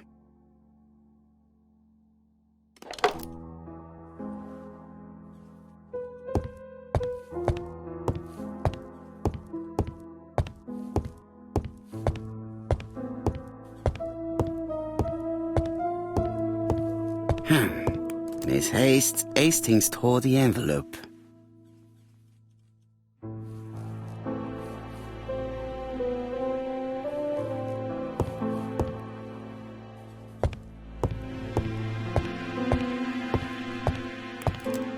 Hastings, what you are doing is an absolute disaster. That is no way to pack suitcases. Heavens, we must hurry. We have to get to Churston before the murder.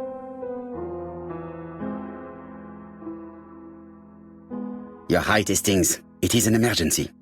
At last, Poirot, you're being reasonable. Poirot, you were right. I've just consulted the ABC guide. There's no hurry. The next train doesn't leave till 11:45. You see, there is no need to hurry. We will not be in Churston until tomorrow morning. After the murder. But why has the murderer warned us so late? It's not what he usually does. Did he do it on purpose? Very good question, Hastings. We should also compare the letter we have just received with the other two. Although I have very little doubt about what we will find.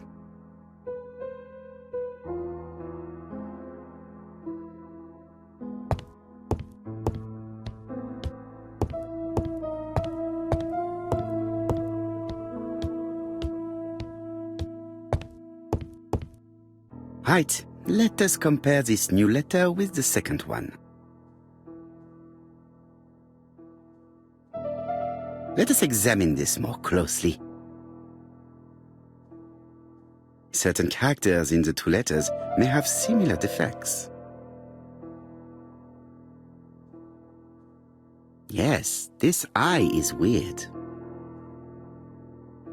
Right, let us compare this with the other letter.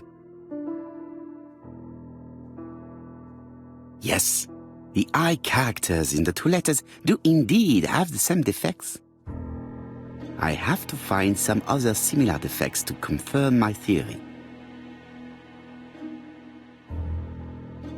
The W is not printed properly. Right, let us compare this with the other letter. Of course, the W characters in the two letters do indeed have the same defects. I have to find some other similar defects to confirm my theory.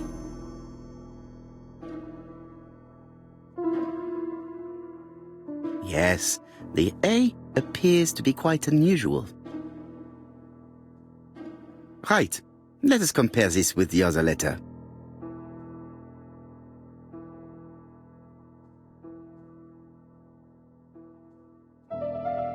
That's right. The A characters in the two letters do indeed have the same defects. My theory was right. These two letters were written with the same typewriter. Let us now try and get our brain cells to work.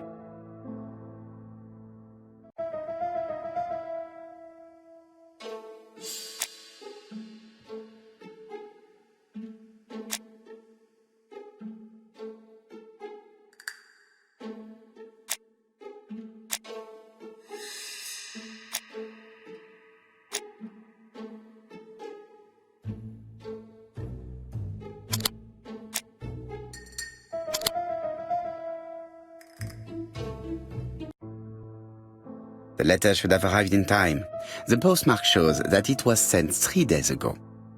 However, our man made a mistake in the address, which explains the delay.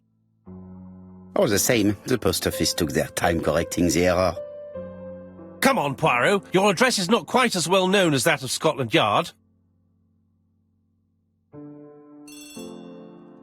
Poirot, the telephone. It must be Jap.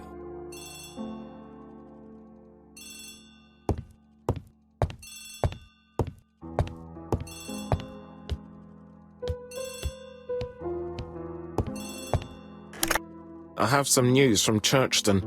Bad news, I'm afraid. Sir Carmichael Clark was murdered while out on his evening walk. Sir Carmichael Clark. The name is familiar to me. He was a famous throat specialist, one of the best in London. A wealthy man, he retired to Combside, a beautiful house by the sea. He collected antiques. Are you going there? Yes, let's meet on the train.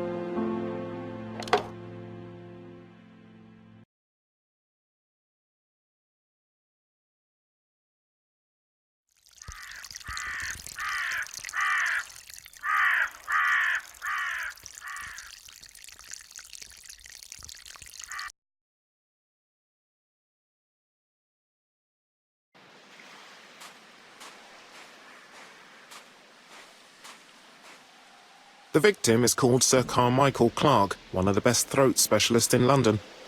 The body was still warm when we found it. If we'd been warned earlier, we definitely could have saved him. It appears that the murderer made a mistake when he wrote his letter. A mistake? Lucky for him. And what if he did it on purpose? No. He's defined his madcap rules and he's sticking to them. It's a matter of pride for him. Shall we go up to the house, Poirot? You go, my friend. I will come soon.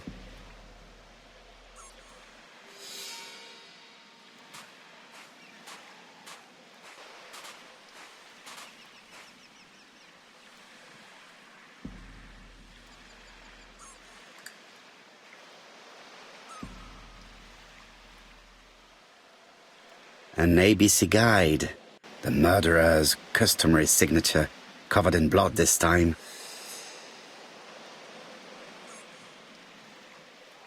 Sir Carmichael's throat was cut. It's a clean incision, a professional murder. The gravel on the path has been sprayed with blood that covers a conical-shaped area, which starts at the body and becomes wider as it moves further from the bush. The gravel on the path has been sprayed. Apart from the wound to the throat, the body is untouched. No cuts, no bruises.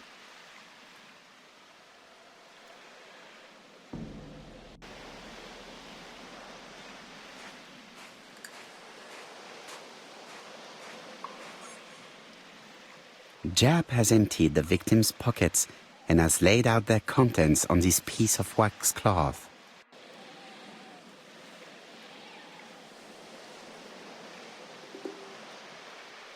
It is pointless.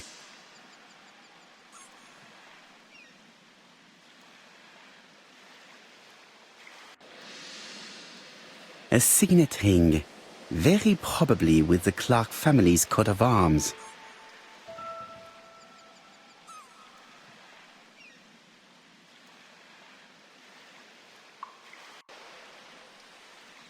An oriental dragon. It's an old piece, much older than the pocket watch on which it was fastened.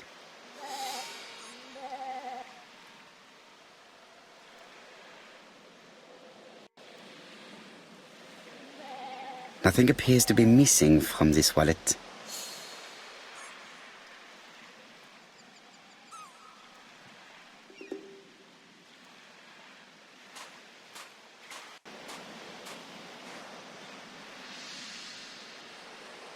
This place is very calming.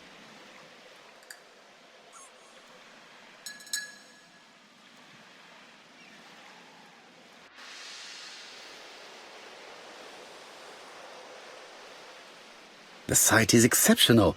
It is easy to imagine that Sir Carmichael used to enjoy stopping here every evening.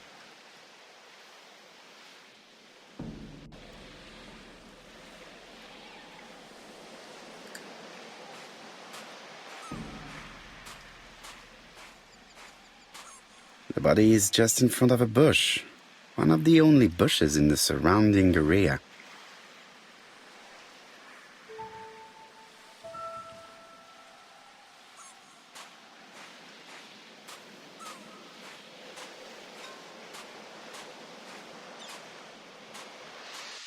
The vegetation behind the bush has been trampled. Let us now try and get our brain cells to work.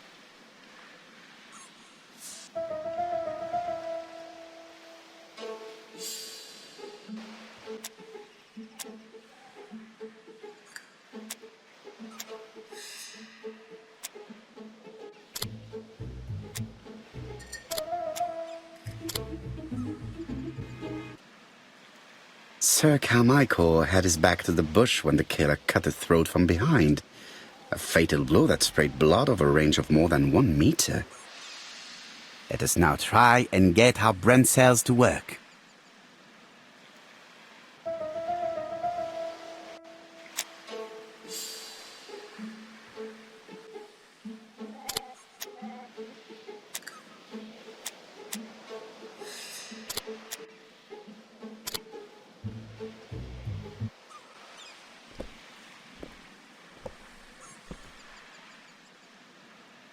Have you finished, Poirot? Chief Inspector, many questions remain unanswered, but I am certain of one thing.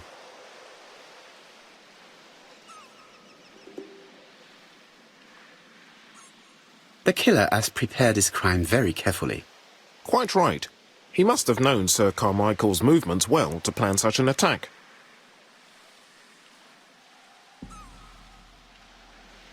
The murderer struck with terrible savagery. Yes, blood flowed. It's the first time he's attacked a man. He armed himself accordingly. Have you spoken to the victim's family, Chief Inspector? I've spoken to the brother, Franklin Clark. I didn't get much out of him. He's yours. I must get the body removed.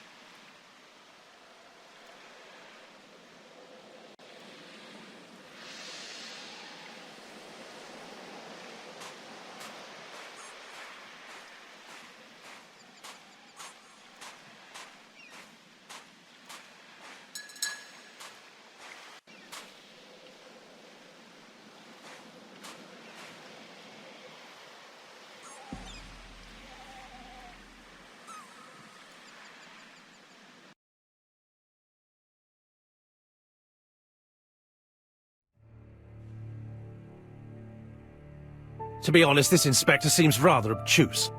I'm counting on your friend Poirot to catch my brother's murderer. Ah, here he is now. Please, Mr. Poirot.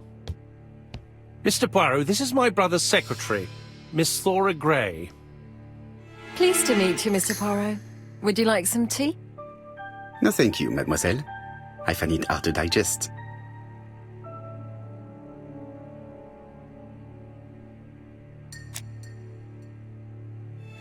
There is something very viril about him.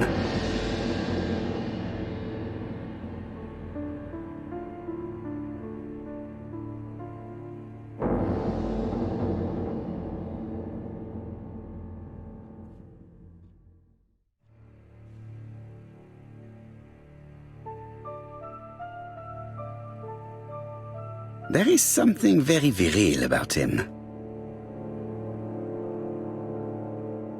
Franklin Clark is an adventurer, the sort of man that women like.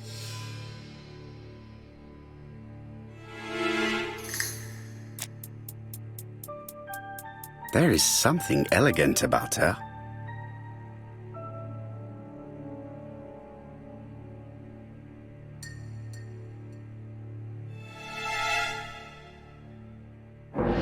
She has good taste.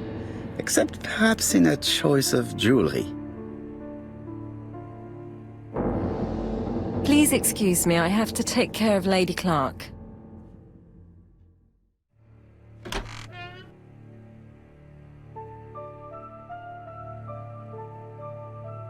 My brother's wife is gravely ill. You will probably want to question her, but I fear that it won't be possible today.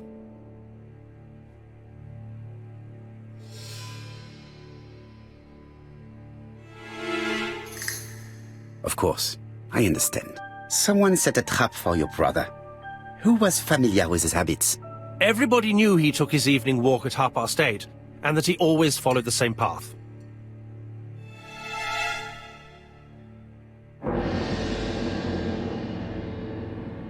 And did people of the village know Sir Carmichael's habits? I don't know. It's possible. What were you doing last night? After dinner, I went to my bedroom. At 11 in the evening, the telephone rang. It was the police. I went to look for my brother.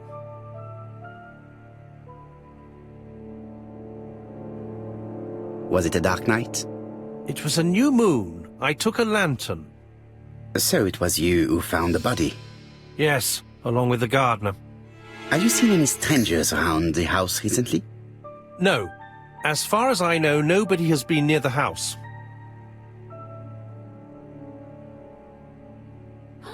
Miss Clark. Oh, Lady Clark must have fallen from her chair. I have to help Miss Grey get her up.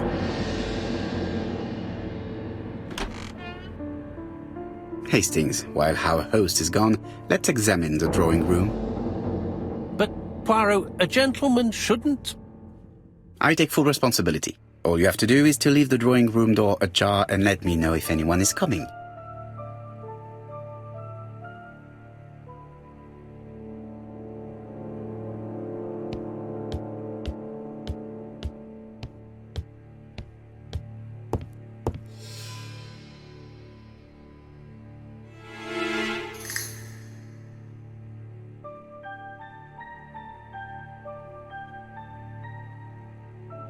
Comside's private collection, purchases since 1920. The catalogue for Sir Carmichael Clark's collection.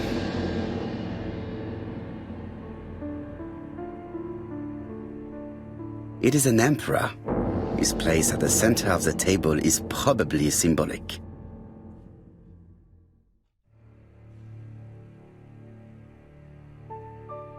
Dragon, dragon, dragon. Sir Carmichael showed himself to be very consistent in his collection's theme. A turtle.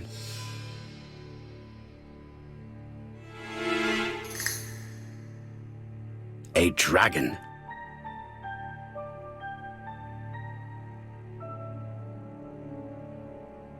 A crane?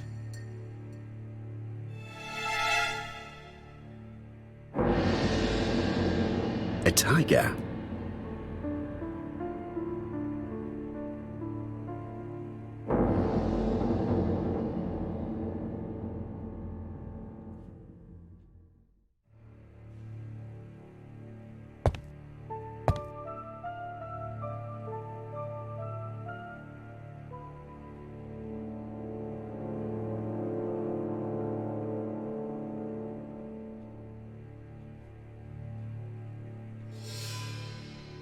Compass, point to the south. Bronze and magnetite, Han Dynasty, circa 210 BC, purchased in Hong Kong 1935.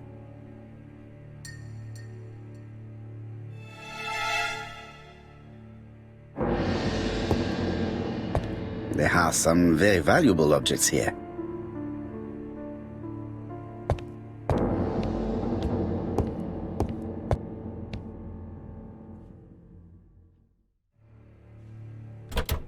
It's locked.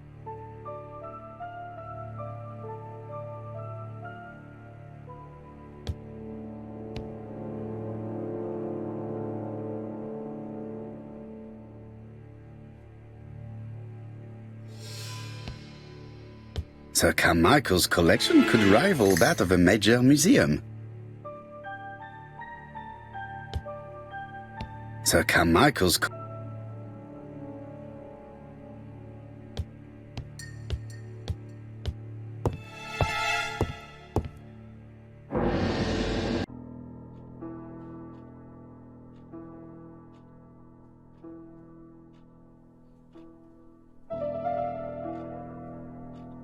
turtle, the dragon, the crane, and the tiger. I think I've already seen this motif somewhere.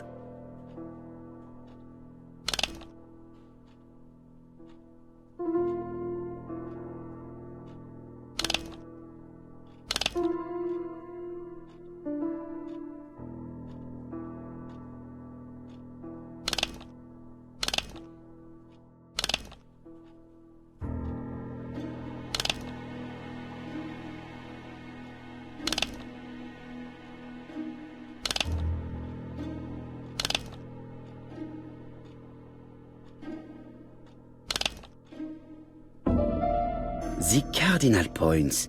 This book could maybe help me. Each cardinal point is associated with one animal and one color. In the middle sits the imperial dragon, and out of respect, all the others are turned towards him. Each cardinal point is associated.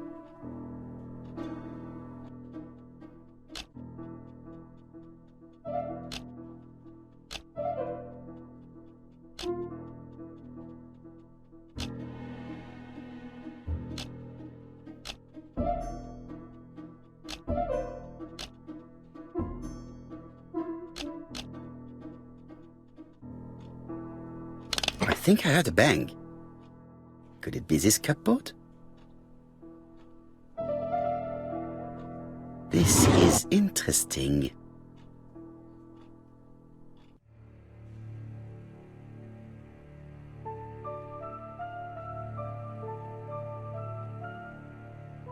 Ernest Logan, MD, Brighton Cancer Institute, 201 Dusk Road, Brighton, Sussex. To Sir Carmichael Clark, MD, Comside Churstone, Devon. Brighton, 1935, January the 5th. As a man of science, I owe it to you to be completely frank. Lady Clark, your wife is suffering from a generalized terminal cancer. I confess I didn't suspect anything like that during the first exams. But with the test results I have received today, there is unfortunately no place for doubt. I estimate that Lady Clark's life expectancy is no more than 1 year. Hospitalization would not help in her case, so I advise you to keep her at home and provide her with as much morphine as required to ease her last moments. Yours sincerely, Ernest Logan. These daggers are only ceremonial weapons. I do not think that the crime weapon is here.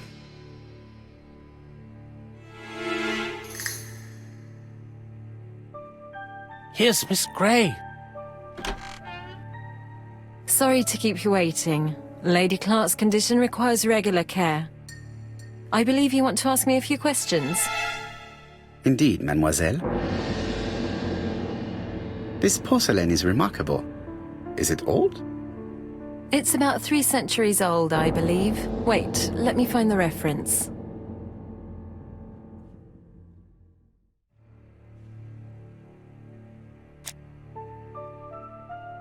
She appears to be very flustered.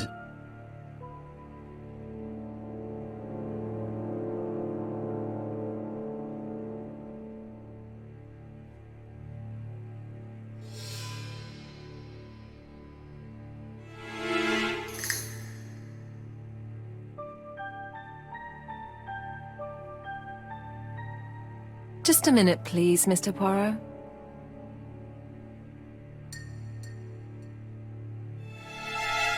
She's unable to hide her emotion, and her makeup has been disturbed. I think that this young woman has just been kissed. Here? Teapot with black dragon, Gangxi period, end of the 17th century. It is a rare piece with unusual colours. You have a good knowledge of art history. Acquired while working with Sir Carmichael. I used to help him manage his collection and choose his new acquisitions.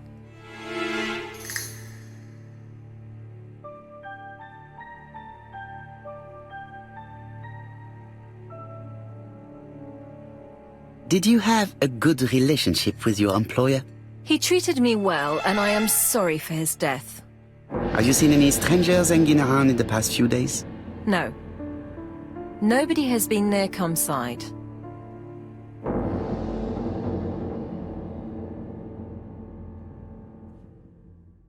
Tell me what happened last night. After dinner? Well, I did some sewing, and then I went to bed. I was woken by the telephone at 11. I heard Franklin Clark speaking with the gardener. They left with some lanterns, and they found the body.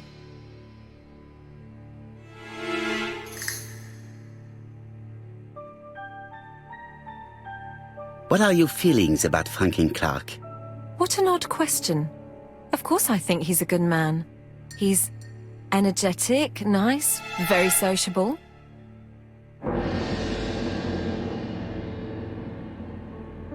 Miss Gray, if I may be so bold, please do not take offence. My friend has rather unusual methods, but all he wants is to find the murderer. Yes, I understand. I must rest. Please excuse me. Earlier, you asked me to watch the living room door for you. I don't wish to be indiscreet, but sometimes a gentleman stumbles upon a secret without intending to. That is sometimes the case.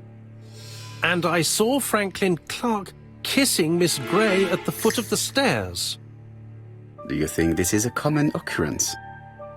No, I saw emotion, intensity. I think it was their first kiss. Well done, mon ami. Well spotted.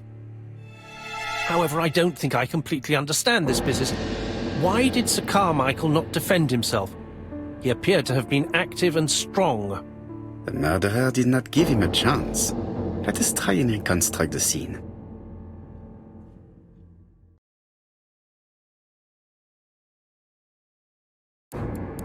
Sir Clark is taking his customary walk. Our killer is hiding behind a bush.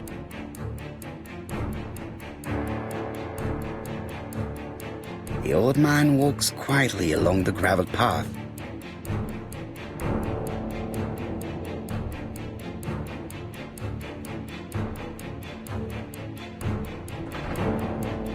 Then he turns towards the sea to gaze at it.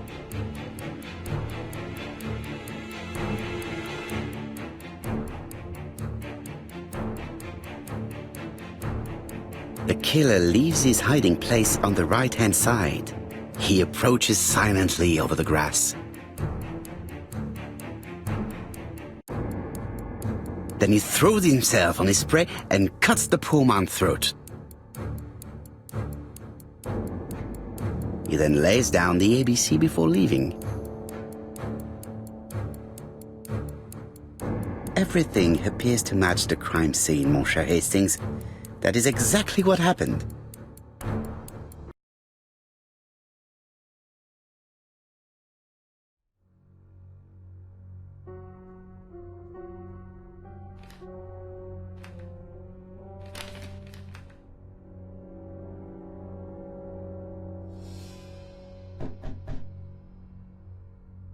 Oh, just a minute. I'm getting dressed.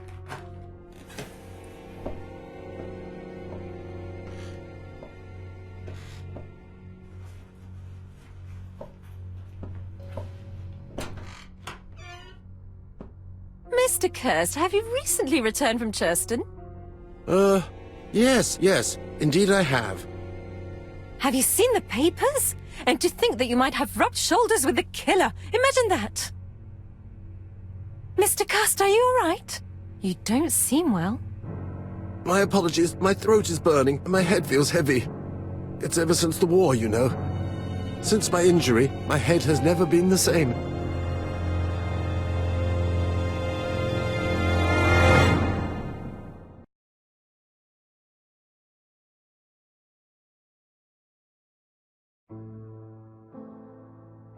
Poirot, it's a pleasure to be with you again after all these years. I looked for a gift to thank you, and I found this propelling pencil. An authentic collector's item. You spoil me, mon ami. And you more so by sharing investigations. Do not underestimate the help you are to me, Hastings. Intellect is not everything. There is also goodwill, and you are not short of that. Later, I will ask you to help me tidy up the room and bring some chairs. Our guest will be here soon. Ah, is Thora Grey coming? Naturally. She is a fascinating young woman, n'est-ce pas? Oh, come on, Poirot. I'm a married man. Miss Grey has already been courted by Franklin Clark. Poirot, our guests will be here soon. We must prepare ourselves.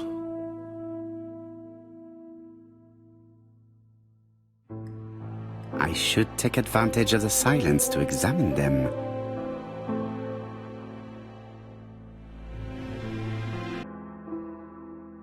Franklin Clark always seems at ease, regardless of where he is. Something that's unique to people who travel.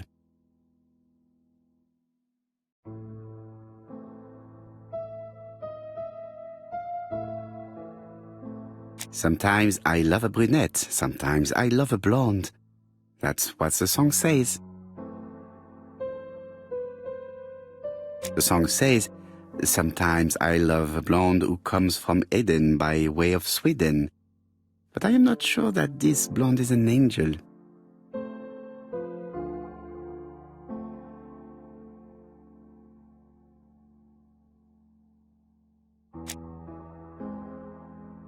She appears to have taken more care with her appearance than the last time.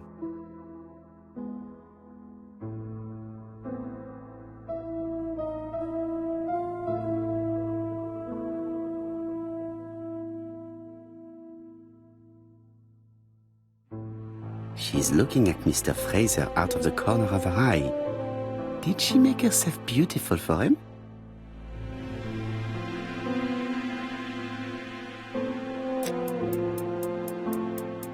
Donald is always on edge.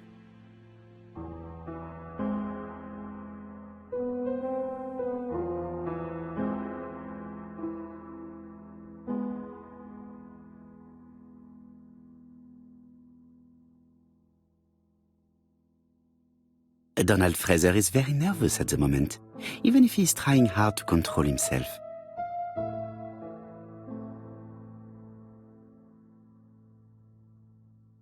I wish to thank you all for coming.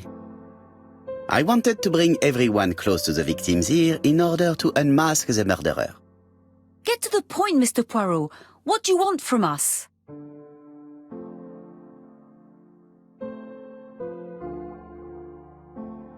Megan, dear girl, please be patient. Mr. Poirot, how dare you address me by my first name? Please excuse me, mademoiselle. What I ask is that you search your memories. The murderer must have left some trace. Yes, he must have prepared his crimes very carefully. Tout à fait. He did not get to Bexhill at midnight in order to strangle a young girl whose name by chance starts with P. Must we go into that?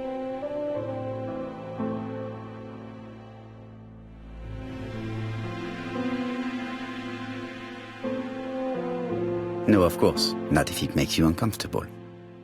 Come on, Mr. Poirot. I imagine we all feel terribly uncomfortable about these murders. It's true. We've to catch the killer, not be spared the gory details. Mr. Fraser, please get a grip on yourself. Well, I want to help you, but I don't remember anything else. Nothing I haven't already said. And you, Mademoiselle Barnard, did your sister say if she was seeing another man? She never would have told me.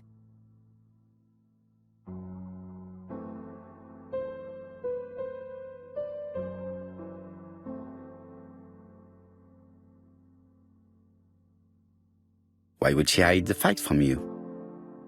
Betty knew I didn't approve of her behaviour. Her flirting was spoiling any chance she might have had. Tell me, mademoiselle, what did you talk about with your sister? Silly things. Her new dress. She wanted a pair of black stockings to go with it. Mother bought her a brand new pair. The day it happened, she was crying. And to think that Betty never even wore them. Poor Mummy. Your sister used to sing, I believe. Did she ever perform in public? She dreamt about it, but she had a very bad cough. It troubled her greatly. She had to cancel auditions and miss lots of opportunities. A pity. Yes, she sang well, but that doesn't tell us much about the murderer. Qui sait? In any case, we now have enough information to draw up a relatively precise psychological profile. Let us now try and get our brain cells to work.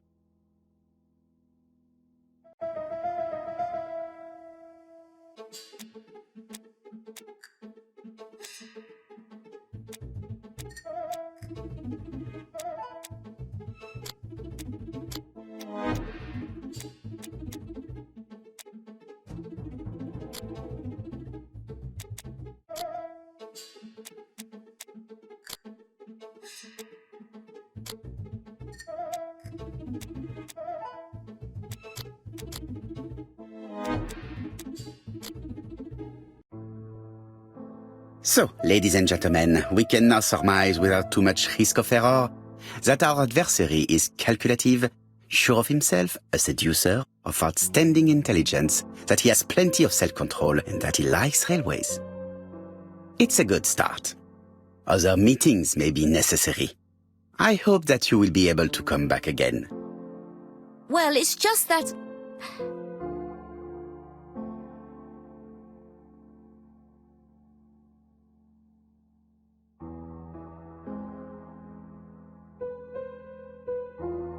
Is something bothering you, Mary? Well, Mr. Poirot, you see, I don't know if I can come to London just like that. It's normal that people helping with this inquiry should be reimbursed. Starting with you, Miss Drower. Please allow me to pay for your train tickets. Oh, sir, I cannot accept. But you must. Mademoiselle, I may not be rich, but my brother left a fortune which will be mine. Mr. Clark, that's very generous of you. Well, someone has to foot the bill. Mr. Poirot, would it be possible for you to come back to Devon? Lady Clark has expressed a wish to see you.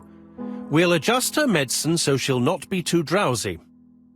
But of course, I shall come the day after tomorrow if it is convenient. Thank you all for coming. We will meet again soon. The meeting was most fruitful. Really? Hastings, I believe now we have everything we need to find a common point between the victims. Now it is time for us to use our grey matter.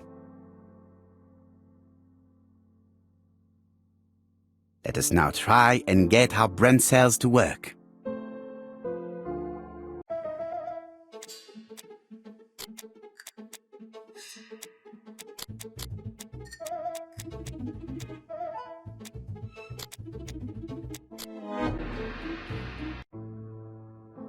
The first two victims suffered from bad throat, and that was precisely the specialty of the third victim, Dr. Clark. We have a lead. It would pay to take a closer look at the medical records of Dr. Clark's patients. We'll do so during our next visit to Churston. I will do it myself, mon ami. You must remain in London just in case ABC sends us another letter. Very well, as you wish.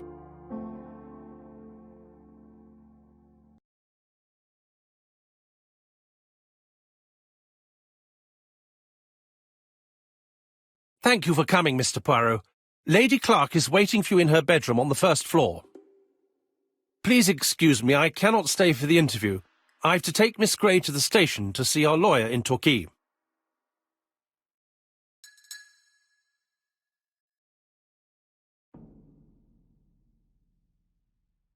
Are you leaving Churston for good? Miss Gray very kindly stayed with me to settle my brother's affairs, but naturally she prefers to find a position in London. Ah, très bien. I'll be absent all morning, Mr. Poirot, but the nurse is coming soon. She's to ensure that the dose of medicine doesn't make our patient drowsy. Thank you, Mr. Clark. Have a nice trip, mademoiselle.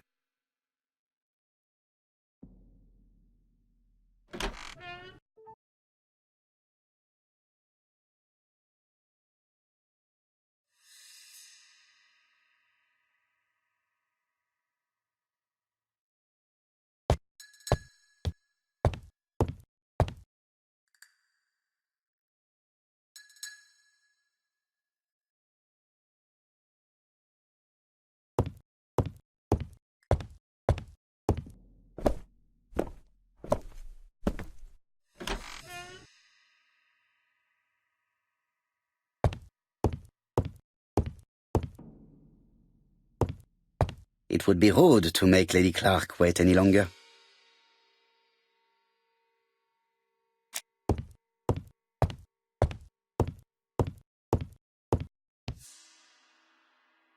This poor woman is very ill.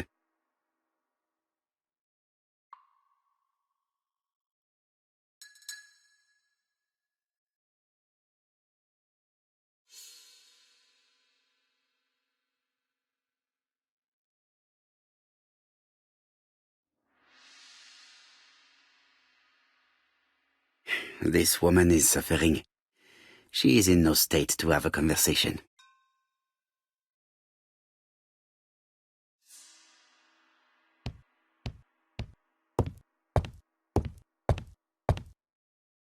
It would be rude to make Lady Clark wait any longer.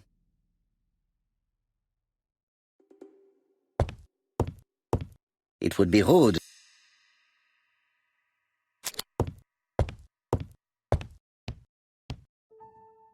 Mr. Poirot? My respects, madame. Thank you for coming. Thank you. Have you seen the nurse? She should have been here by now. Oh, I'm sorry. The telephone in the hall is ringing.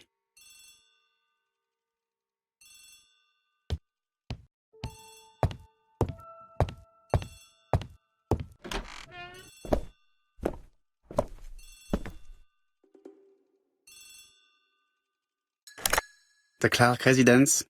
Detective Hercule Poirot speaking. How do you do, Mr. Poirot? I'm Lady Clark's nurse. I wanted to let you know that I won't be able to come for her injection today. Might Miss Grey be able to do it? She has just left, but I will take care of it. Thank you. That's very kind of you. You'll find the skeleton key to open the medicine cabinet hidden in the lion trophy. You can count on me. Au revoir, mademoiselle. Oh, thank you kindly. Goodbye, Mr. Poirot.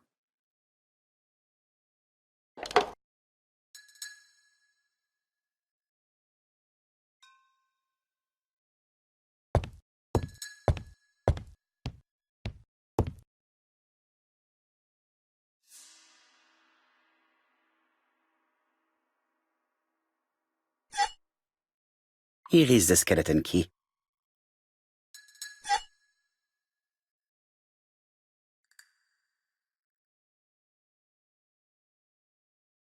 April 1925, Aceh Province, Sumatra.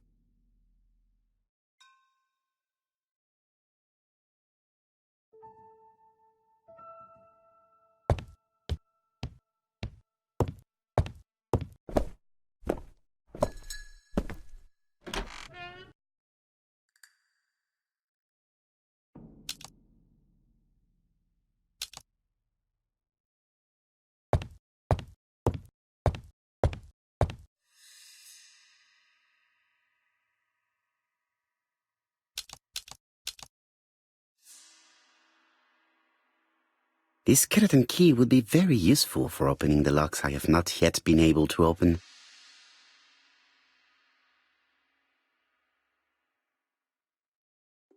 It's closed. Lady Clark is in pain. I have to give her an injection of morphine to ease her suffering.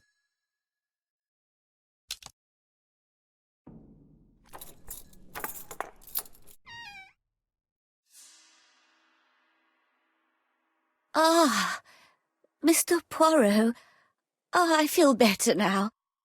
Thank you for your help.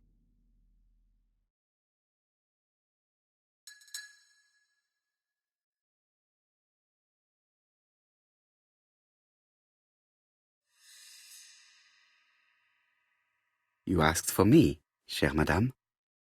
Yes, yes, of course, I wish to speak with you. But what was it about? No doubt. You wish to talk to me about what happened to your husband? Ah, yes. Oh, poor Carmichael. Has the madman who killed him been caught? Not yet, chère madame. There was a great many people in Cheston on the day of the murder. Indeed. People go straight to the beach. They don't come near Coomside. So, there were no strangers around the house that day? Who said that? The people who live here. Your brother-in-law, Miss Grey. Miss Grey? Oh, I don't like her. Franklin wanted her to stay, but I insisted she should go, immediately. You are entitled to do so, naturally. I'm pleased that you approve. The others have been taken in by her. But at least you can see through that self-pity act. See what she's up to. Oh.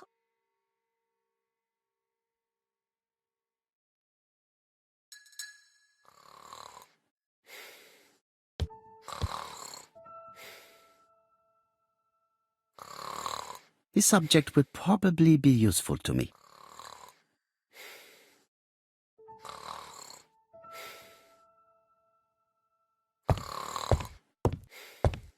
This subject would probably be useful to me.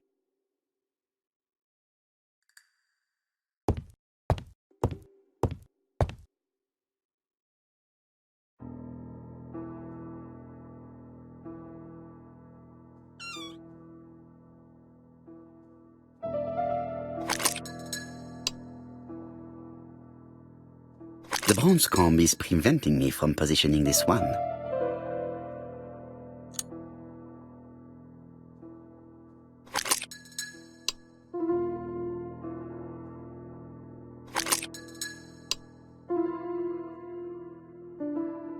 This part appears to be working. This spring appears to be broken.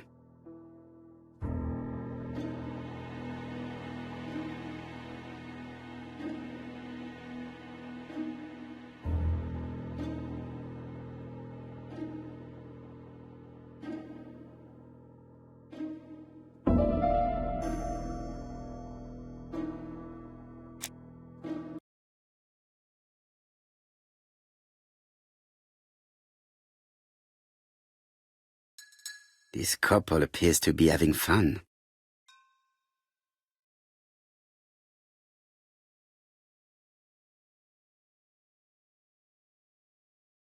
Lady Clark and Sir Carmichael were very happy, but they did not have any children.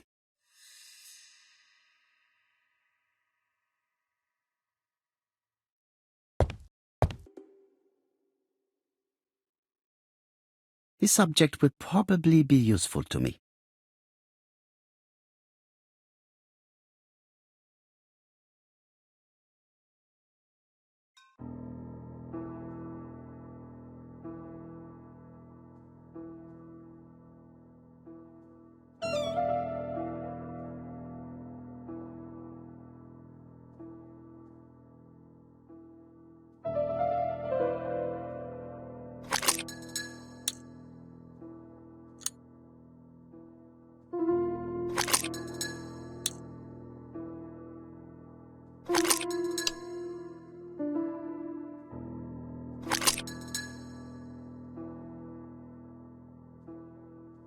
Firstly, I have to take it apart.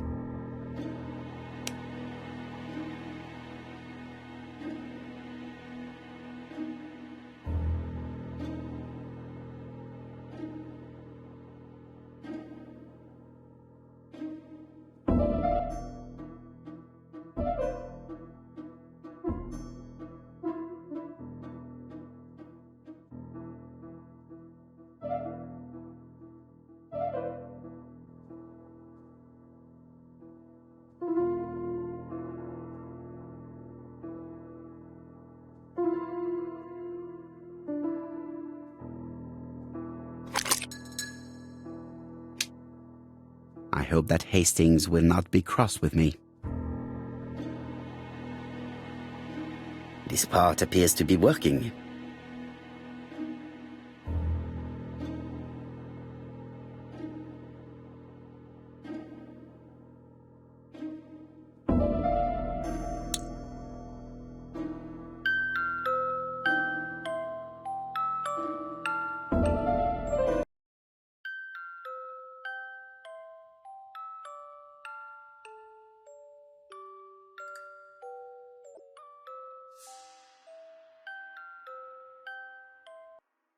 Oh, what are we talking about?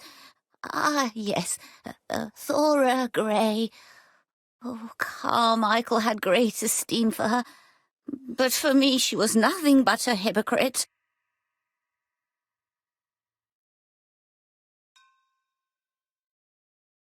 You're probably right, madame. You have seen through her. I'm so pleased that I've convinced you.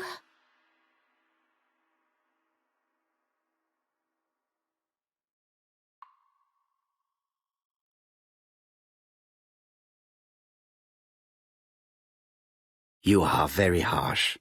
Do not forget that the girl is an orphan. Yes, and she used the fact to get around men. Take Franklin. He's fallen for her sweet talking charms. Oh, he's a lovely boy, very plucky and sure of himself. But so naive, oh, when it comes to women.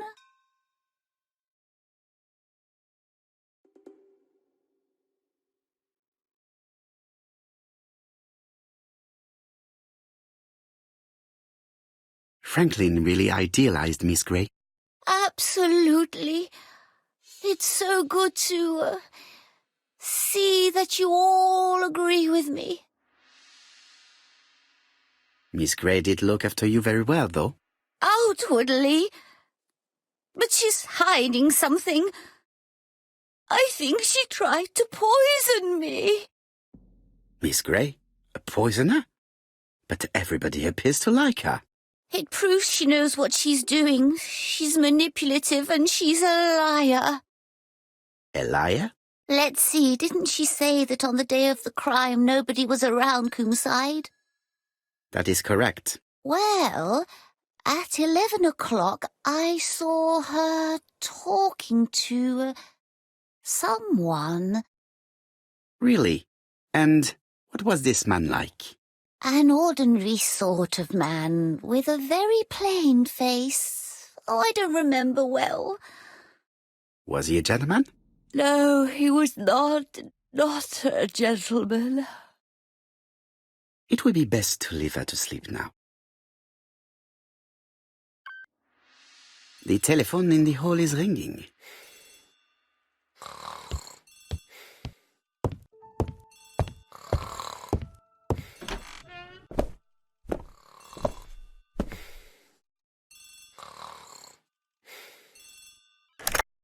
Hello? Poirot, is that you? Hastings here. Thank you for calling. Have you received a new letter from the murderer? No, thank goodness. How are things in Churston? I questioned Lady Clark, but I will not leave until I have examined everything of interest to me here. Fortunately, Franklin is absent, and I have a skeleton key. Have you seen Thora Grey again? Briefly.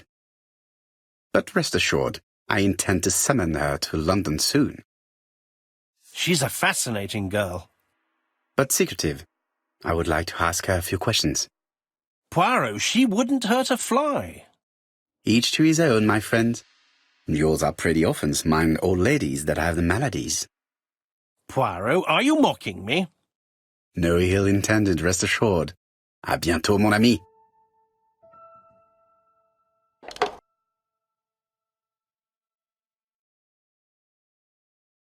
How am I going to open this trunk? Let us examine it.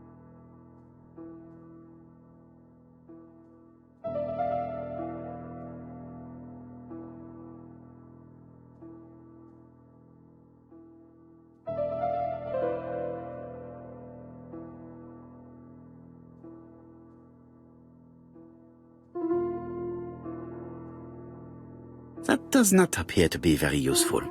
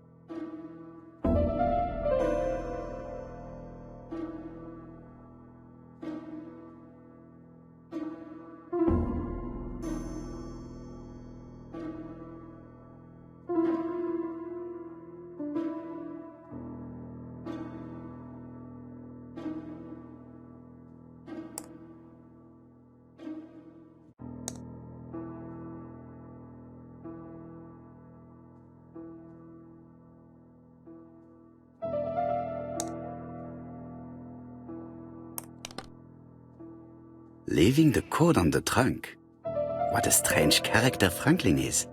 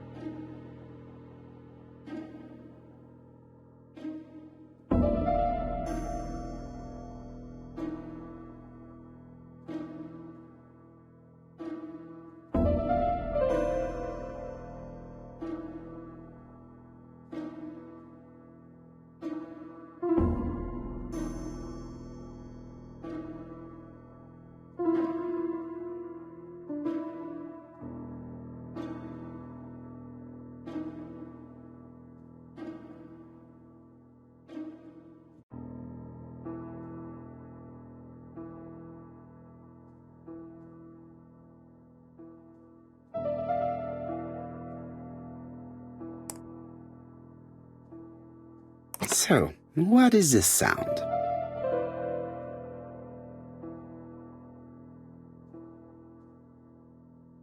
I should be able to open the trunk now.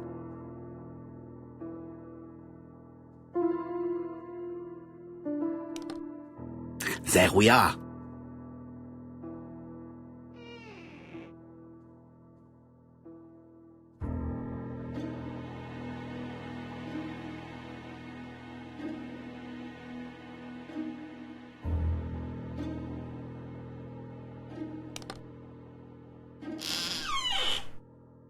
Whiskey and other good quality drinks. Mr. Clark really has refined tastes. Whiskey and other good quality.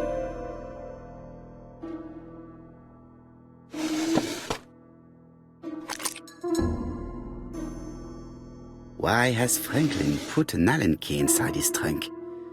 I'll borrow it for a minute.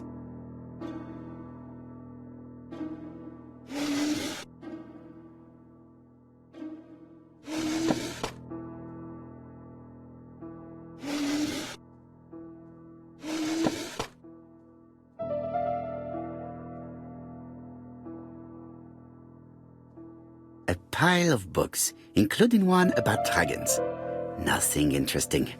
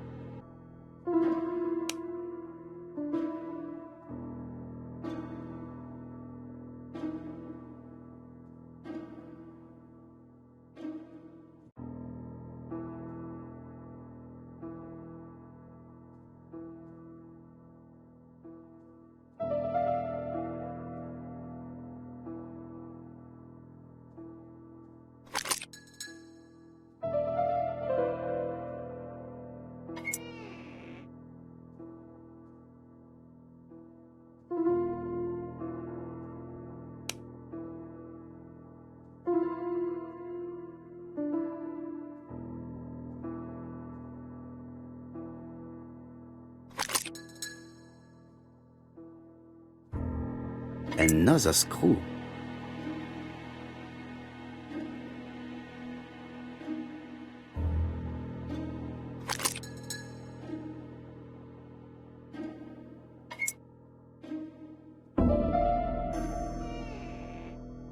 This engraving is not very easy to understand. I need to sort it out.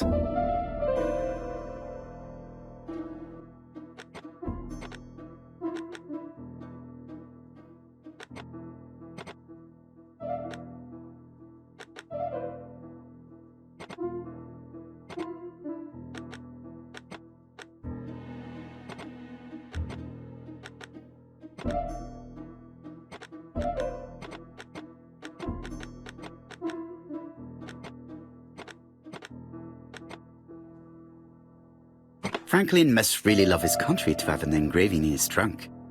I think I heard the panel above release.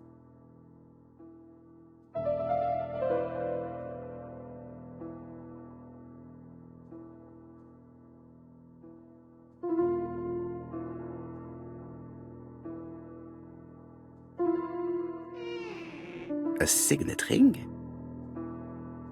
A signet ring with a code written on it. 1587. It may be useful to me.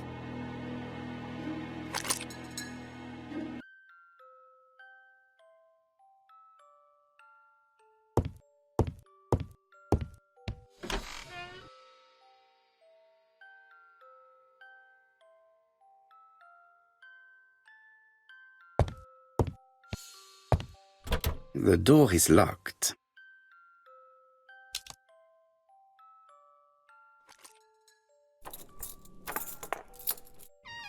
This unit contains the medical records for Sir Carmichael Clark's patients. Let us study them closely and see if there are any familiar names. No dust on the records from A to D. They've been handled recently. No known names. Disappointing. Lots of dust. The records from E to Z have not been touched for years. No known names. Disappointing.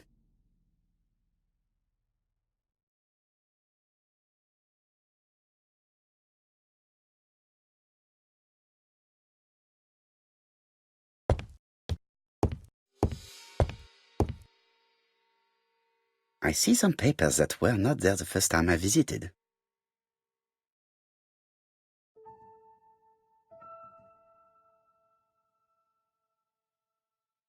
Ernest Logan, MD, Brighton Cancer Institute, 201 Dusk Road, Brighton, Sussex. To Sir Carmichael Clark, MD, Comside Churstone, Devon. Brighton, 1935, January the 5th. As a man of science, I owe it to you to be completely frank. Lady Clark, your wife is suffering from a generalized terminal cancer. I confess I didn't suspect anything like that during the first exams. But with the test results I have received today, there is unfortunately no place for doubt. I estimate that Lady Clark's life expectancy is no more than 1 year. Hospitalization would not help in her case, so I advise you to keep her at home and provide her with as much morphine as required to ease her last moments. Yours sincerely, Ernest Logan.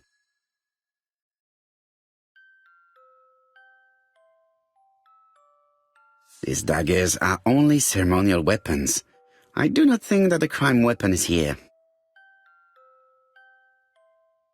Valuers report property.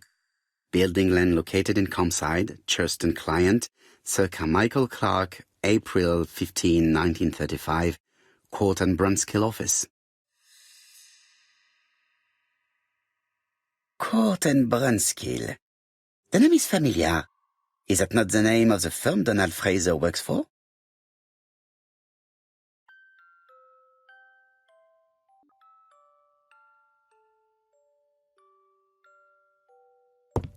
Sir Carmichael's collection could rival that of a major museum.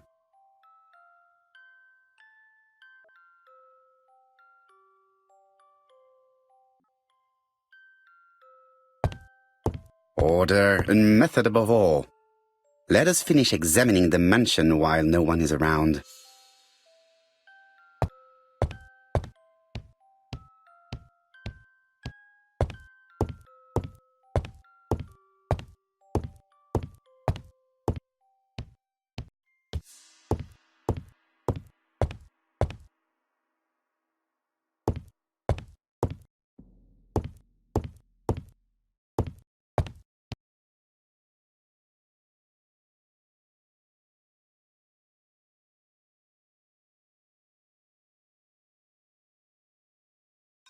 A dark dragon for a bright-haired maid. C.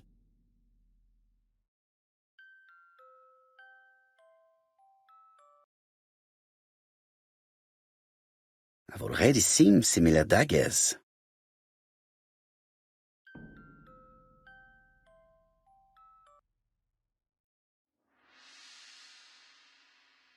Attention, Franklin. Task list. A. Ordering Lady Clark remedies. Done. B. Tidying up real estate property files. Done. C. Calling the lawyer about inventory. Done. D. Update the tenant-farmer list. Done. E. Update land rent accounting. Done. F. Ordering a restock of arsenic. Done. P.S. I have left on the living room table some of my things I don't want to keep. The locket and the dagger. I am sure you know why. Thora.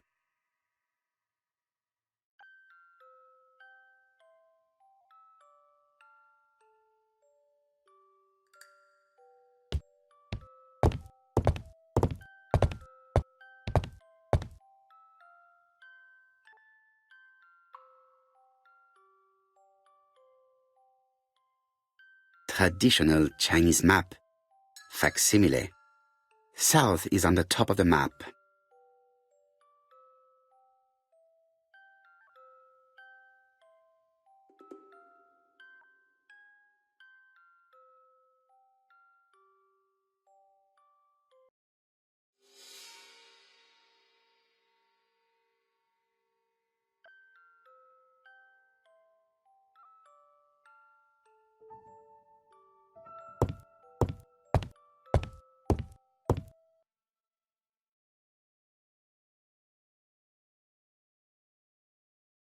campsite's private collection, purchases since 1920. The catalogue for Sir Carmichael Clark's collection.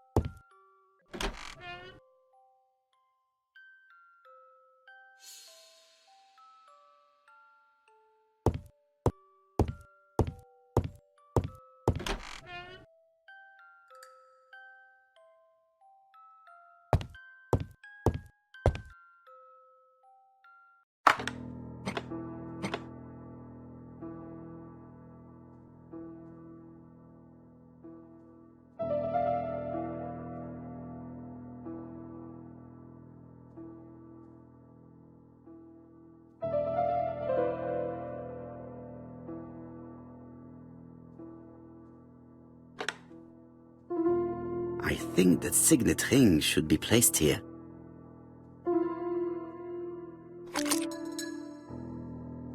The plates around the picture appear to have unlocked. I think I've already seen these symbols on Franklin's trophies.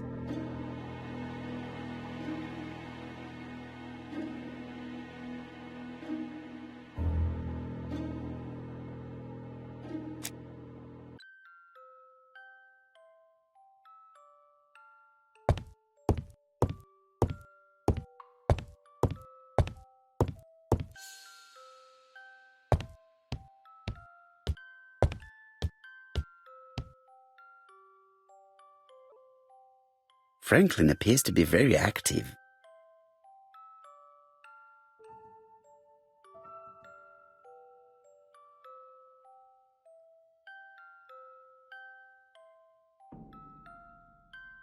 Franklin Clark appears to be a typical British gentleman, a good sportsman, a hunter, a traveller.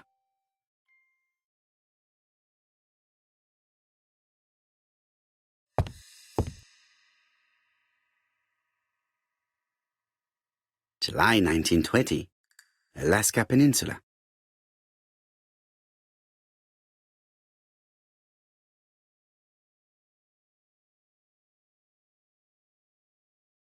Franklin Clark appears to be a typical British gentleman, a good sportsman, a hunter, a traveller.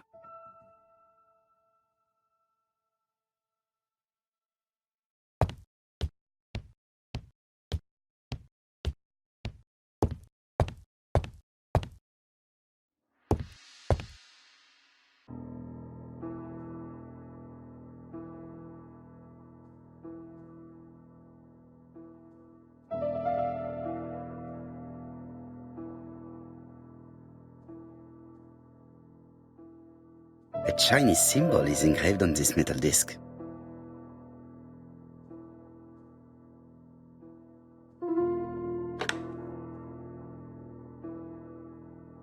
That's it. This character appears to be the right way round.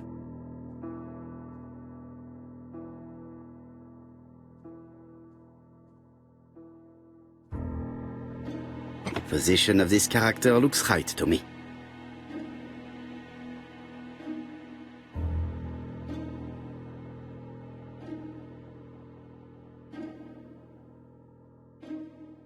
That's it. This character appears to be the right way round.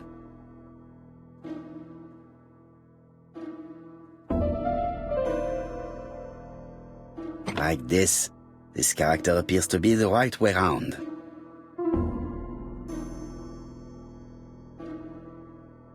Well, well.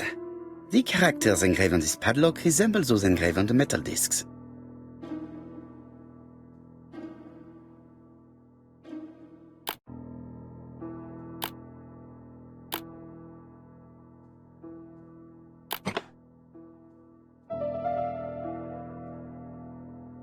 At last, the cupboard is open.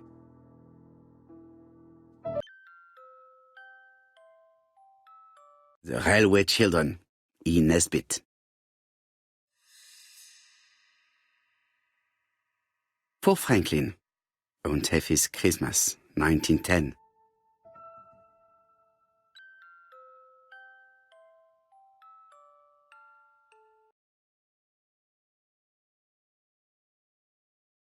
Traveling in China, a practical guide for English travelers.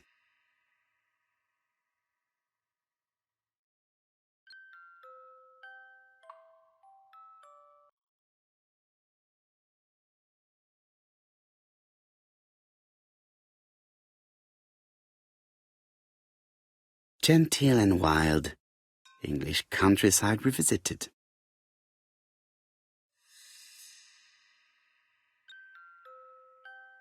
Helmet, flask and rifles. Franklin is very well equipped.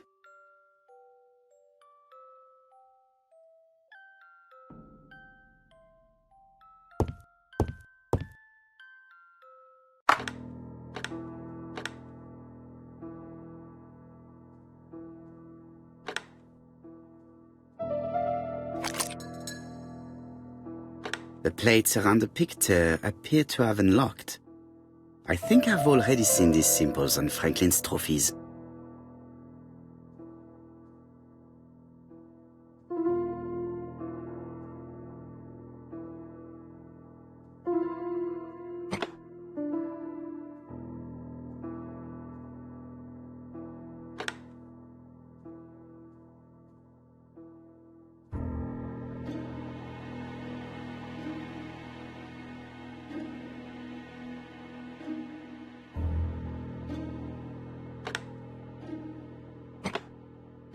The African kudu.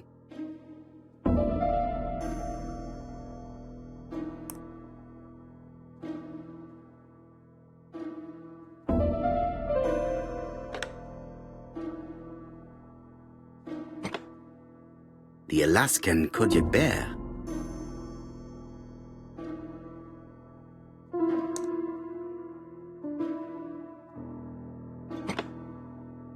The lion of Sumatra. I heard the sound of a mechanism. Strange way of protecting one's safe. Triangulating one's hunting sites on a map.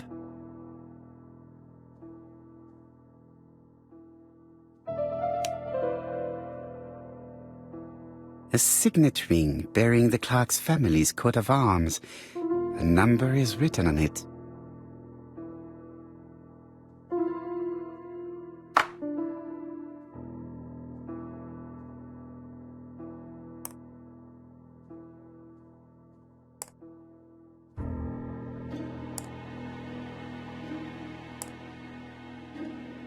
These documents are very likely going to help me for the rest of the inquiry.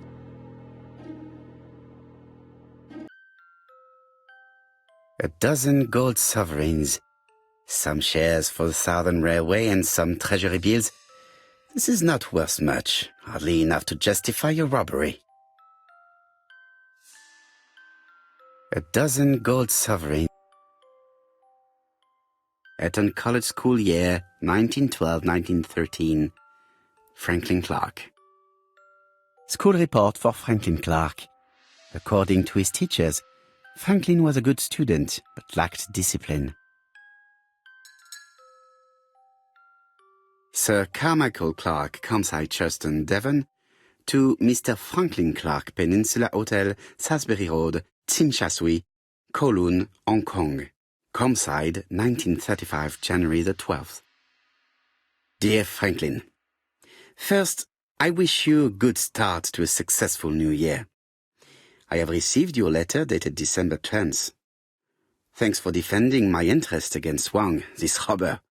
Things could have got pretty bad if you weren't a real cold-blooded guy. I envy you for that. Things go on here much as usual. Charlotte is moderately free from pain. I wish one could say more. You may remember Thora Gray. She is a dear girl and a greater comfort to me that I can tell you. I should not have known what to do through this bad time but for her. She has an exquisite taste and shares my passion for Chinese art. No daughter could be a closer or more sympathetic companion. Life has been difficult, but I am glad to feel that here she has a home and true affection. You wrote me you want to stay in China for 1 more year or even longer. I don't object. The longer you stay, the more opportunities you will have to increase our collection. Nonetheless, You should know that we miss you here, and that Charlotte will be gone by the time you come back. I am, dear Franklin, your truly affectionate brother. Charlotte Clark, Comside, Churston, Devon, to Mr. Franklin Clark, Peninsula Hotel, Salisbury Road, Chim Sha Tsui, Kowloon, Hong Kong, Comside, 1935, January 1st. I wish you with all my heart a happy year 1935. Writing my greeting cards, I have affectionate thoughts for you. Always smiling as a child, sailing to distant countries and bringing back to us trunks full of wonder. At home, everything annoys me, starting with this young Thora Sir Carmichael is so fond of. I have nobody to share my feelings with, so I write to you. How can I tell you what happens to me? The simplest way the better. I am doomed. I still have 1 year to live, no more. How do I know? I opened the secret drawer of Carmichael and read a letter not addressed to me. In this letter, Dr. Logan tells my husband in the most direct way the truth he conceals from me. Sir, I know, but my husband doesn't know I know. Please don't tell him. And if he shares the truth with you, act as you are surprised. Carr will probably speak in his usual convoluted way, but I wanted to be the first to announce it to you. It does matter to me that you are aware of what happens in Comside. Warm regards, Charlotte.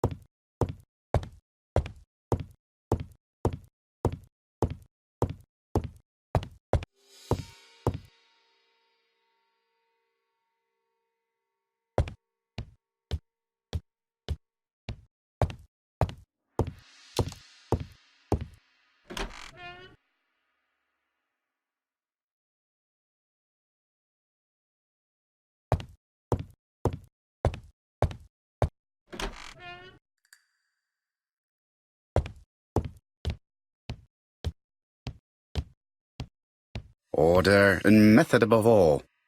Let us finish examining the mansion while no one is around.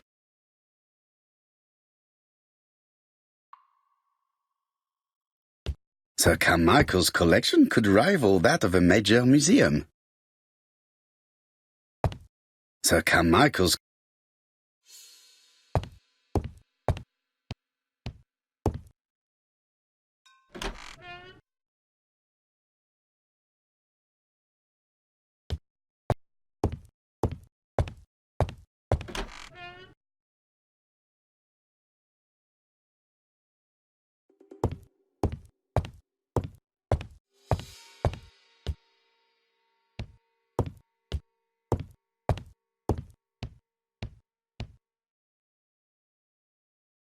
February 1922, South Africa.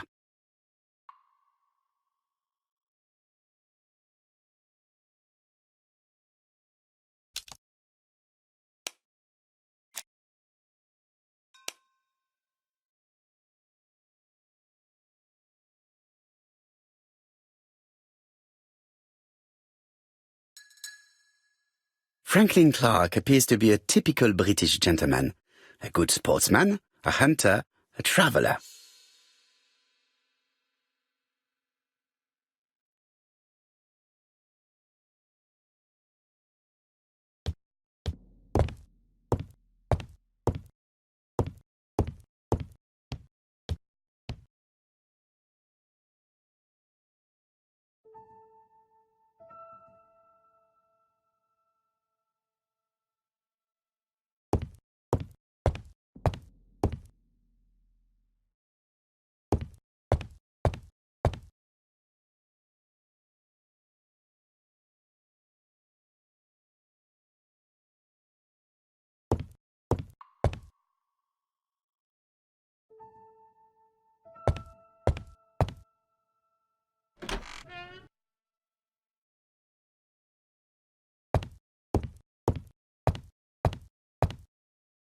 Best to leave her to sleep now.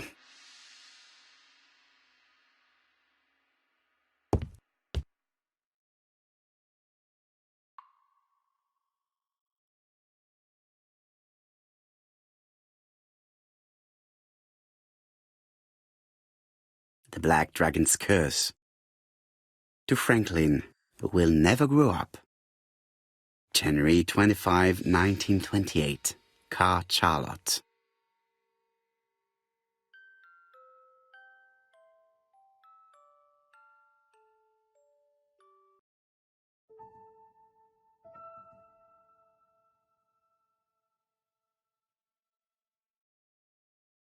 Miss Thorogray, Comside, Justin, Devon. Arsenic trioxide thallium.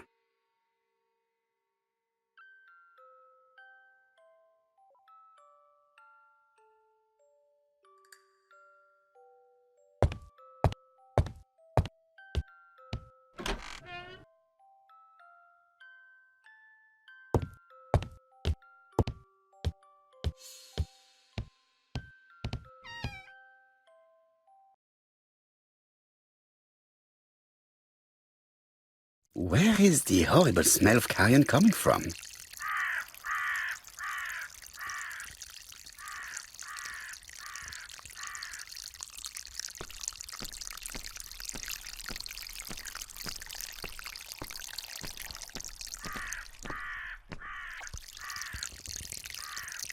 Brown pellets. Revolting. Tut-tut. The gardener does not follow the alignment. There, that's better. It is symmetrical. There, that's...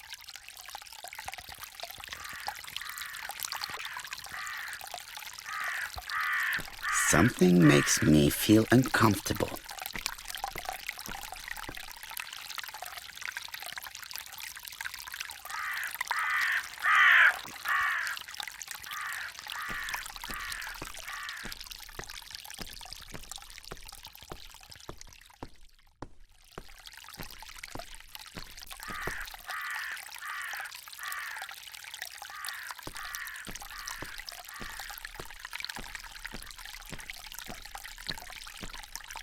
I would like to congratulate Clark's gardener. What symmetry!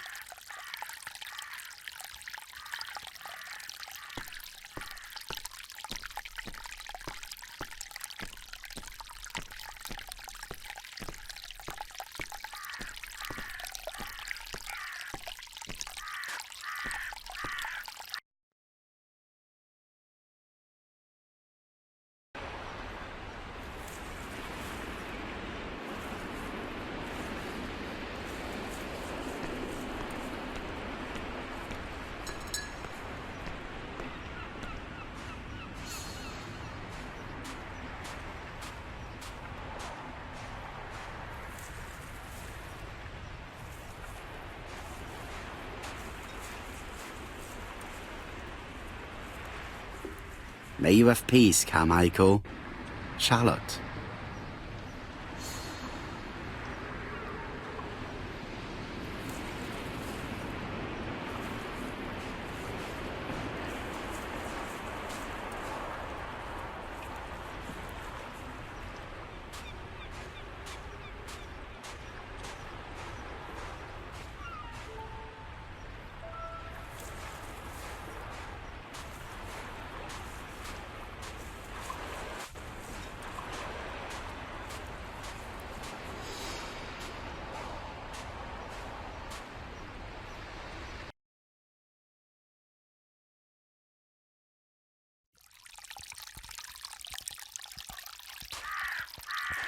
Clark's greenhouse. It must hold some rare plants.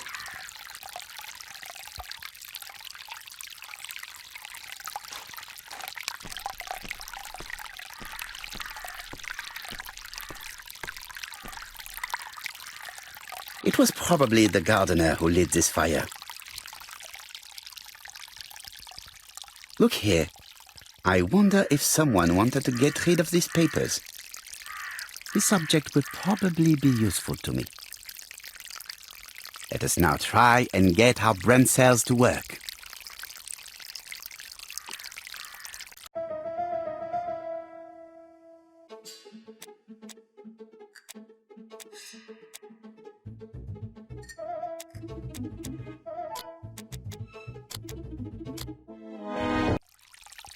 Everything that Thorgray has left behind comes from Sir Carmichael's collection. He most probably gave them to her, but she chose to leave them here rather than run the risk of being accused of theft. It is understandable when you know just how much Lady Clark mistrusted her. Let us now try and get our brain cells to work.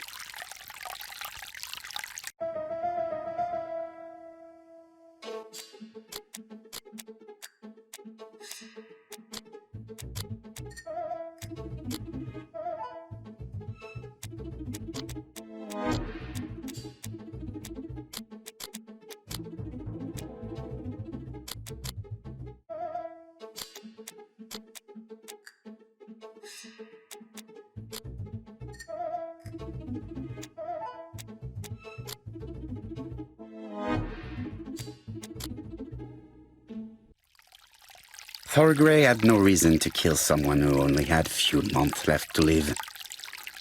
The poison she ordered was for rats. The gardener must have made good use of it, considering the stinking remains on the path, not far from the property. I've finished here. I must put the skeleton key back and inform Hastings that I'm returning to London.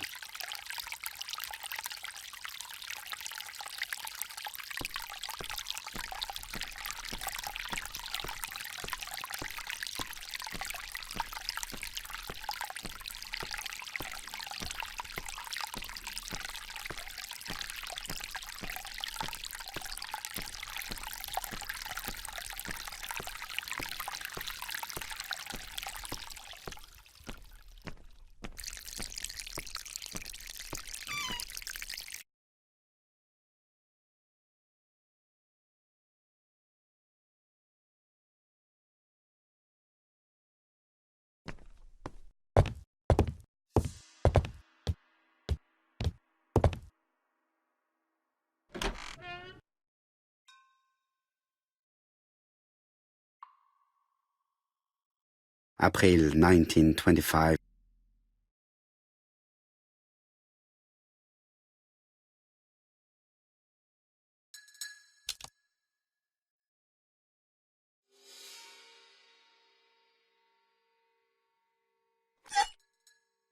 Perfect. Nothing else is keeping me here.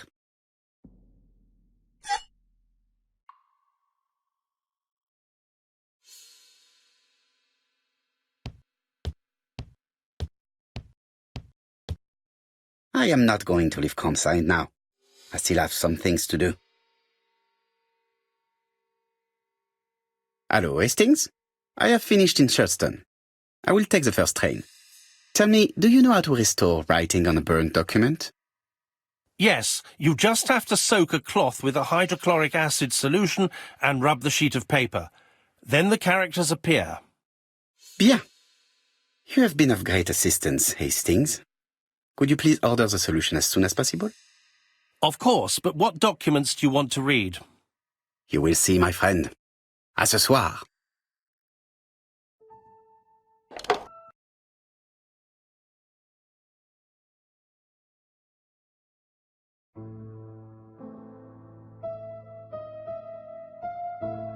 Donald Fraser is here. He insisted on waiting to see you.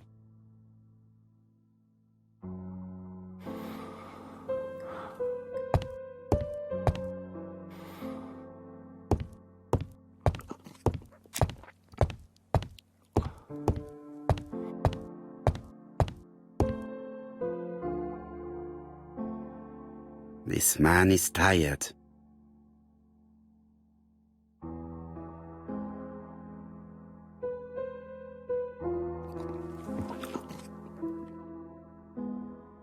Donald is short of sleep, and it looks as if he didn't even bother to undress before going to bed.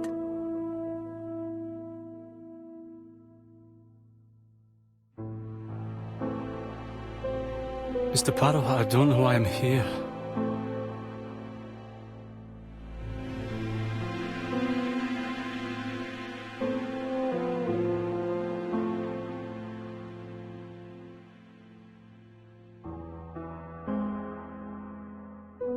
You wanted to talk, and you came to find the only man capable of hearing you.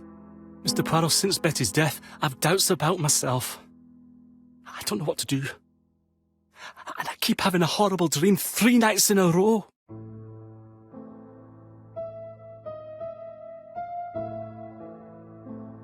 Have a drink, and tell me about this dream.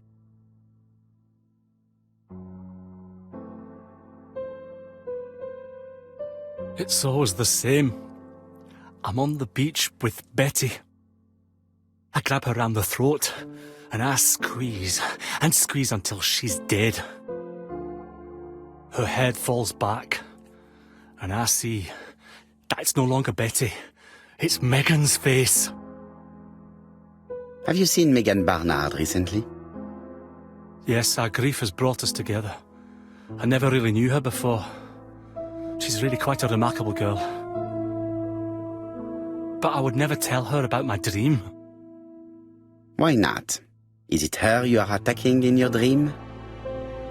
No, it's Betty. And once Betty is dead, it's Megan's face that appears in its place. Very interesting. Let us now try and get our brain cells to work.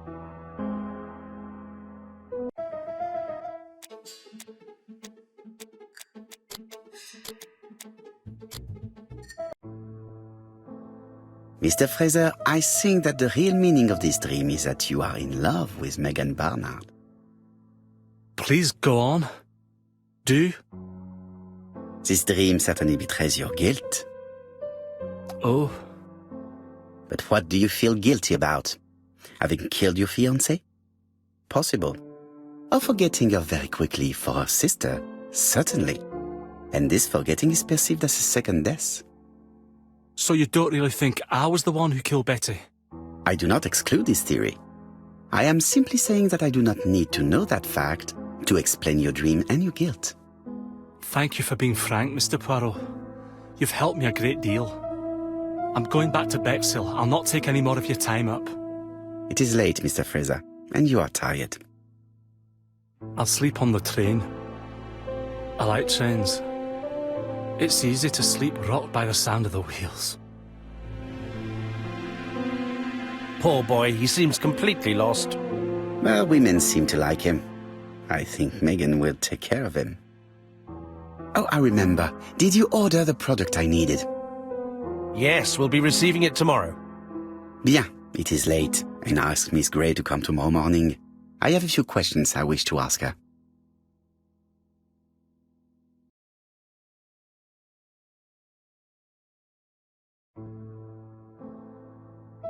Mademoiselle, I asked you here in order to answer a very important question.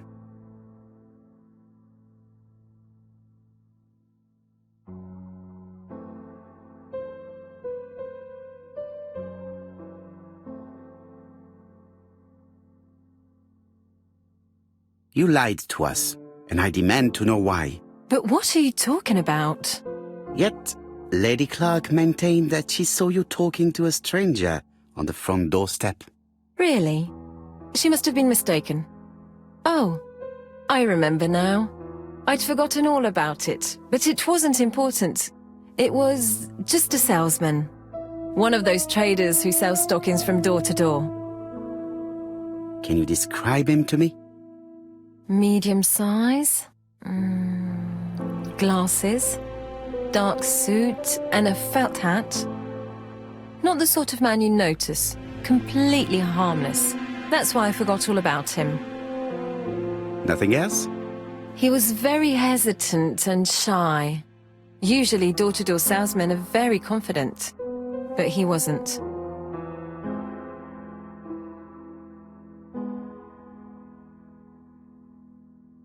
You did not leave Churston willingly, I believe. I don't wish to lie. Lady Clark did not appreciate my presence. And Franklin cannot go against the wishes of a sick lady. He is a good man, and he worries a great deal about his sister-in-law. I noticed that you left some personal belongings behind at Churston.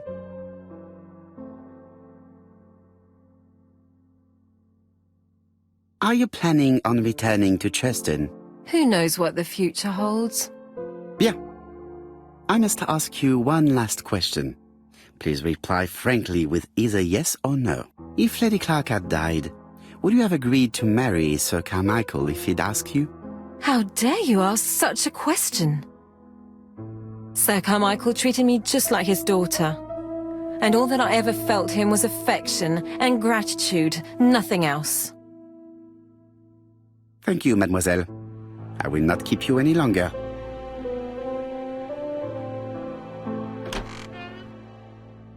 I met Thora Grey on the stairs. Her cheeks were ablaze, and she appeared to be deeply hurt. Poirot, have you offended the poor girl again? Do you have good reasons for accusing her? I accused her of nothing, Hastings. I simply asked her an important question she did not answer. Let us see if we can answer it for her.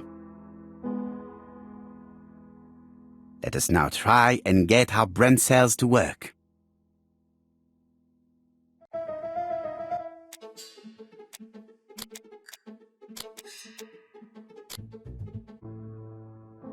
You must know how to read between the lines, Hastings. When Sir Carmichael refers to paternal affection, he is lying to himself. Read this engraving on the brooch. A dark dragon for an angel with glossy hair. These are the words of a lover, not a father. Lady Clark was not wrong. What if Sir Carmichael had fallen in love with his secretary? That doesn't mean that she forced him to do so. True, there are extenuating circumstances. She is a penniless orphan. But she is calculating. Just look how she avoided it when asked if she would have married Clark. I see. You think she seduced Sir Carmichael for her own gain, and that now she is doing the same with his brother. Poirot, your world is a very dark place. Do not get carried away, mon ami. We have another more important matter to settle. Really? Yes, would you believe that Miss Grey taught me something new? Let us now try and get our brain cells to work.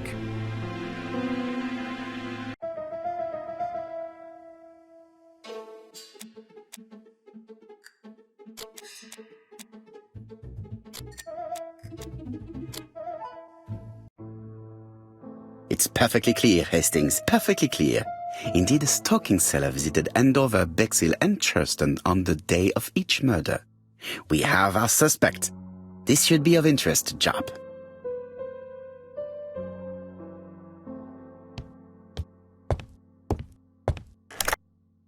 Chief Inspector, we are looking for a stocking salesman. I see you have a suspect. Yes. Contact all the stocking wholesalers who may employ him. Your suspect is a salesman?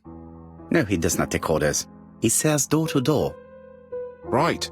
The hunt is on.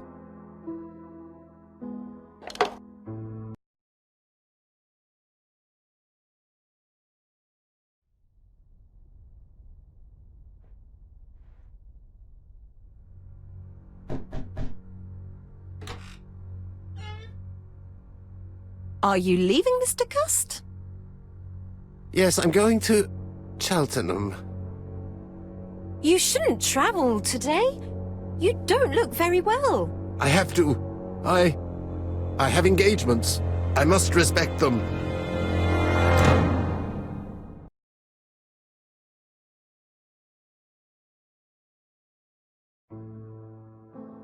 Can you get the post, Hastings? And why don't you go and get it yourself? Très bien. What's going on? I've never known Hastings to be so disagreeable.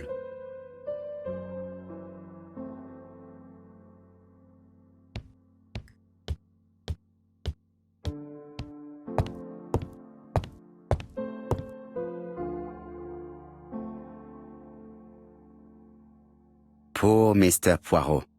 I'm quite sorry for you. If at first you don't succeed, try again. We've a long way to go still. Typery? No, that comes later. Letter T. The next little incident will take place in Doncaster on September 11th. So long. ABC. I should compare this letter with the one on my desk which I received earlier to see if it does indeed come from the same person.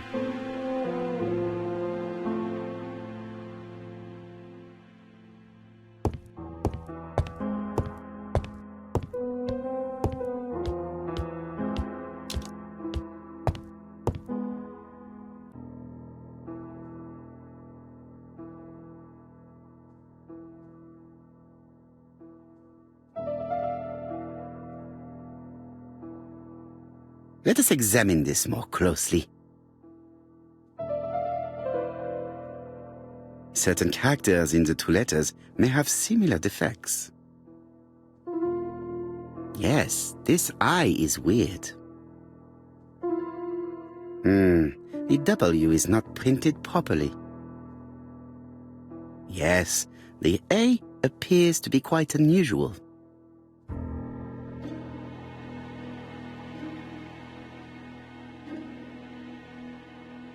Right, let us compare this with the other letter. Yes, this I is weird. However, the characters in the two words do not match.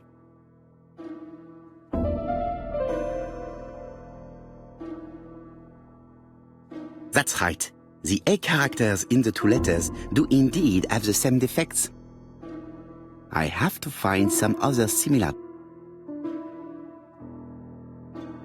Yes, this I is weird. Right, let us compare the... Yes, the I characters... I have to find some other the W... Right, let us...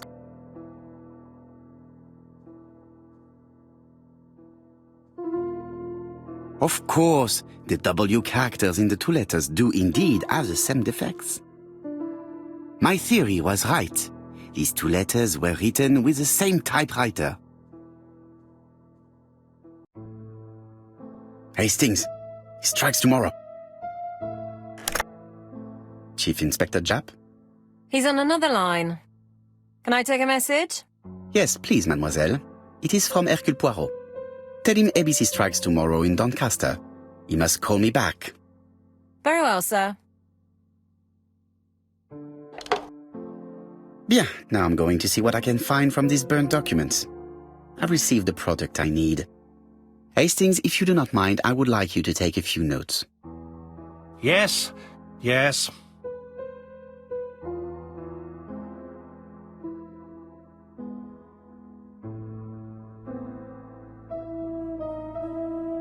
Royal Mathematical and Statistical Society's Bulletin, September the 9th, 1935. The Alphabet Murder, a methodical madman. It's highly probable that the alphabet murderer will kill again. Could we possibly estimate the number of victims in his next crime? Yes, and it is easy. As soon as we know the ratio of towns, cities and villages whose names begin with a D and the ratio of English people whose names are spelled the same. On the one hand, the ratio of towns, cities and villages in England with a name starting with D, and on the other hand, the ratio of English people with a name also starting with D. After this initial calculation, it is easy to deduce the likelihood of actually being murdered if you belong to the target population. Go to the last page to find our results and details on the calculations.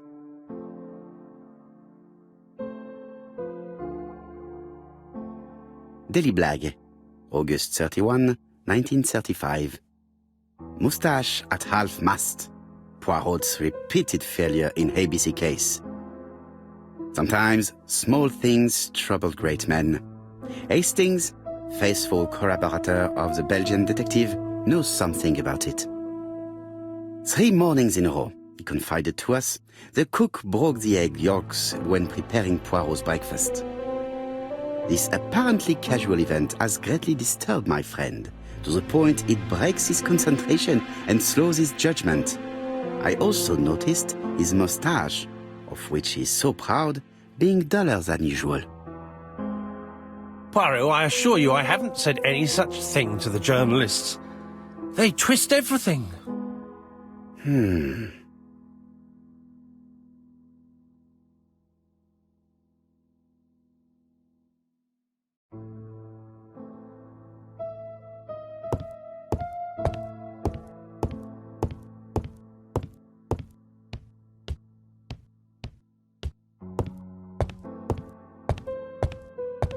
So, how are you getting on? I'm ready to take notes.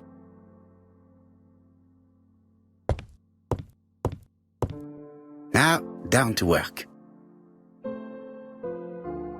All of this needs putting in order a little.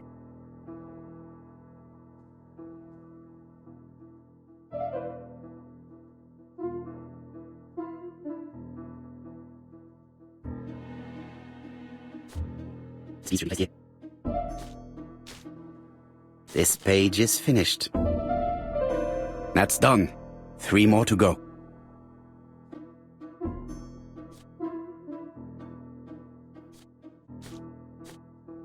This page is finished.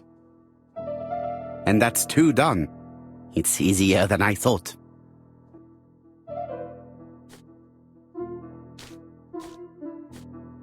This page is finished.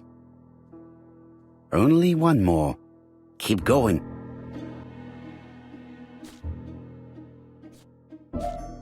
This page is child's play.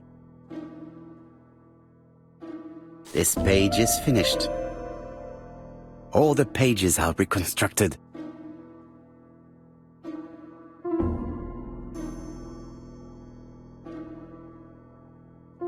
A dry cloth. A dry cloth. A bottle of solvent.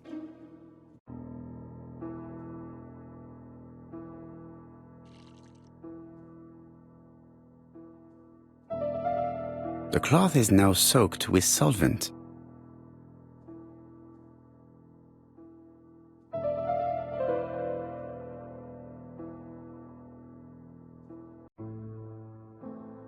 Got it!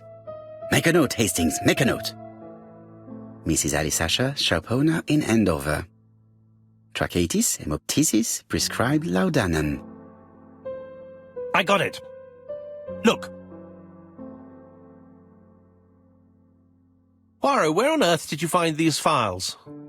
On a fire at the bottom of the garden at Campside. All right, but where did the person who burned them find them?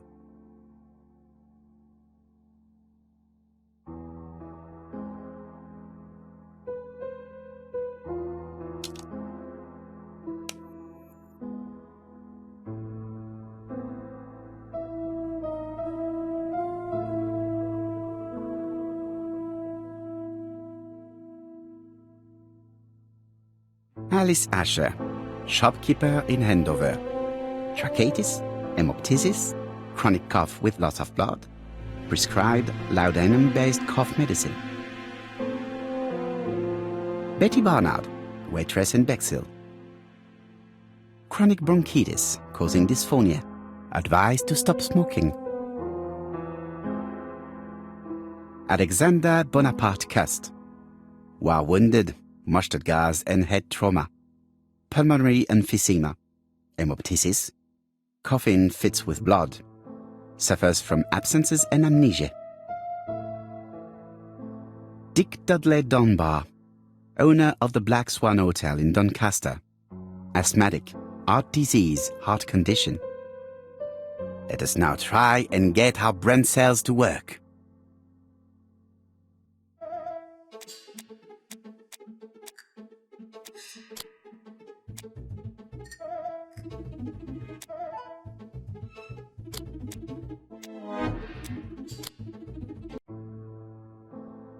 The burned documents are medical records, and without a doubt they come from Clark's archives. First of all, because all the patients have throat conditions. And secondly, their name starts with either A, B, C, or D, and it is precisely the files that match these letters that have been tampered with.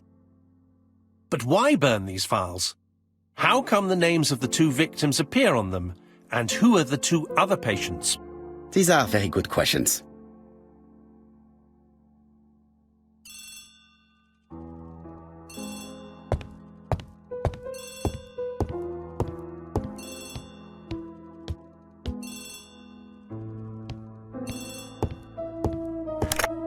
Hello, Poirot? Any news, Chief Inspector? You wanted a stocking seller? We have one. Reported by his landlady who thought he was behaving suspiciously. He has the most unbelievable name.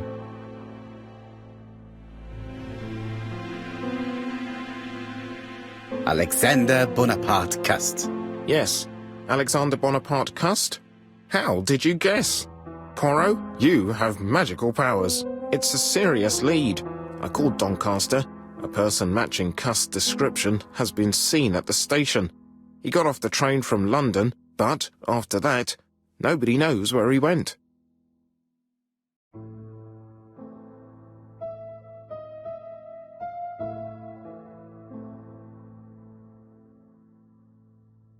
Have the town searched. Indeed, it's the only thing to do. But the town is large and time is short. It appears that all our hopes rest on the local police. I trust that they will be up to the task.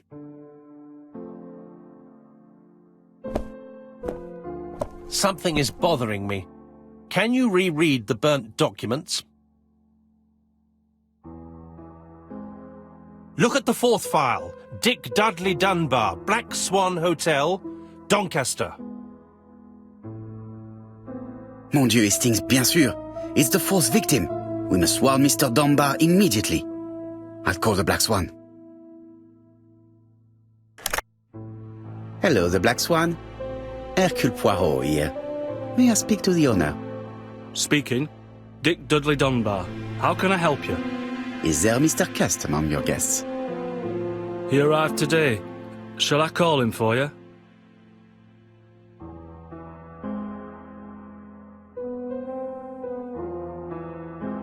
No, it is you I wish to speak with. But who is this Cust?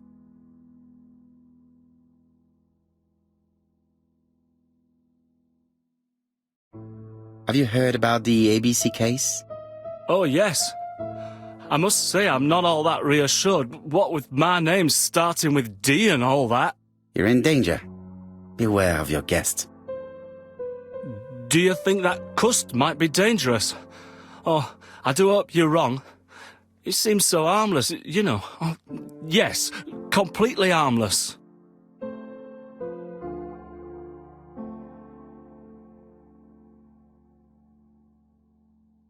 We must not overestimate the danger.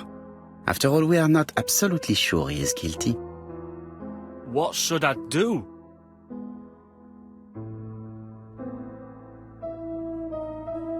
Watch him. If he leaves the hotel, watch where he is heading. I'll call the police in Doncaster immediately. When they arrive, keep out of the way. Oh, indeed. I shall keep out of the way. I have a bad heart, you see, and a big shot could kill me. Thank you for having warned me. Hello, Poirot. We have some good news. The police in Doncaster have caught our man at the Black Swan Hotel. They're sending him here by train. While we're waiting to question Cust, we could search his room in London. Where does he live? The Marbury Guest House. I'll see you there. Yes, but start without me. First of all, I have to sort out a few details for Cust's transfer. I understand. À bientôt. Hastings, we are making good progress. Please go and search the room of our number one suspect. With pleasure. I did have a dentist appointment, but I'll cancel. The dentist. So that is why you are so nervous and bad-tempered. A visit to the dentist is never an enjoyable prospect. But an unavoidable one. Go to your appointment, Hastings. I will manage on my own.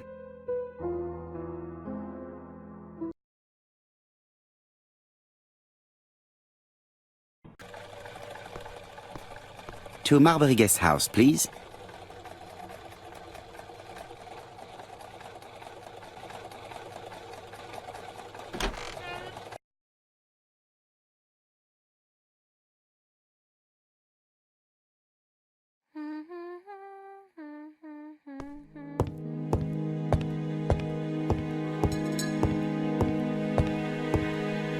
How do you do? You must be Mr. Hercule Poirot.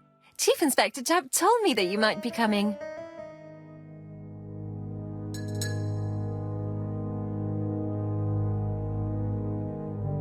Madame, you may be of valuable help to me. It would be my pleasure to help you. Will there be some journalists there as well? I think you might even be interviewed. You are a key witness. I've suspected him for some time, but he appeared so harmless. Oh yes, sometimes he got angry and waved his arms about. But even then, he wasn't frightening. And he was as gentle as a lamb again immediately afterwards. It was only this morning that I understood. He told me he was going to Cheltenham, but my daughter saw him at Euston Station. It's not the right station. To get to Cheltenham, you have to take the train from Paddington. And what's more, Mr. Cuss left behind an ABC with Doncaster underlined. As you can imagine, when I saw that, I called Scotland Yard.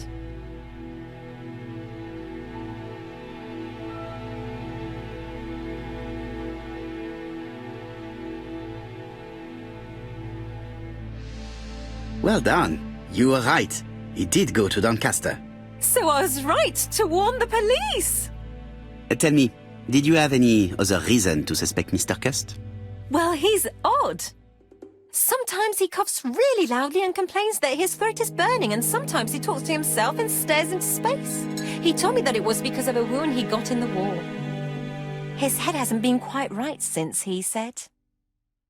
And then he was in Churston when that millionaire got murdered. I found his train ticket when I washed his coat. He didn't want me to wash his shirt. He washed it himself. But I did see big brown stains on it. Where were the stains on the shirt? On the collar and on the buttonholes. Cut used to travel for his work. Is that correct? Oh, it wasn't for pleasure. He was always unwell on trains. But he had to sell his stockings around England. I have to respect my engagements, he used to say. Do you know where Cust was at the time of the murder in Andover and Bexhill? On June the 21st and July the 25th? No, I don't know. That was a while ago, you know. But surely you keep a register. It won't do you much good. Mr. Cuss rents his room for the year. If he goes away for a few days, I have no reason to make a note of it. Ah, I remember one thing. Bexhill's by the sea, right? Indeed, it is a large seaside resort. Well, as it happens, at the start of July, Mr. Cust asked me to repair his bathing dress. Suspicious, huh?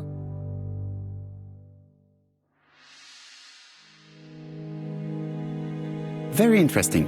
Please continue. I also forgot to say that he started buying newspapers that talked about the case.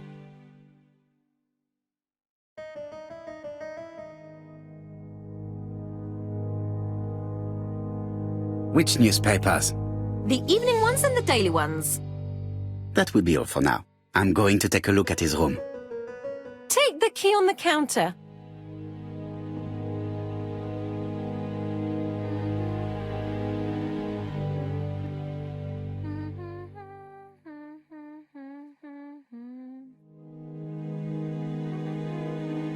I should check the register. Mrs. Marbury may have been hiding something from me.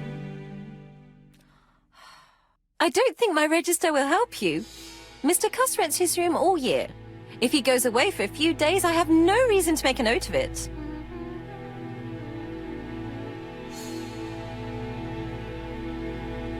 The truth is becoming apparent, and I have something to say to Mrs. Marbury.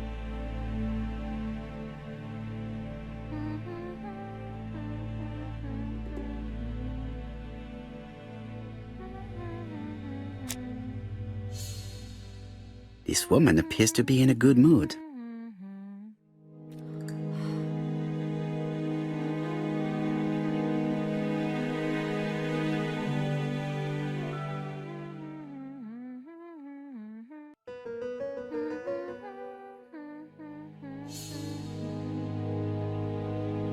Mrs. Marbury is in a good mood. She is working very precisely in producing incredibly thin peel.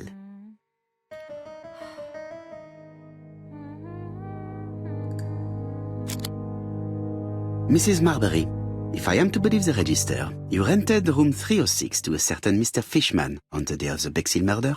Room 306 is Cust's room. Can you explain yourself? Yes, I remember. Just for one night as a favour. Mr. Cust was away, all my other rooms were taken, and poor Mr. Fishman had nowhere to go.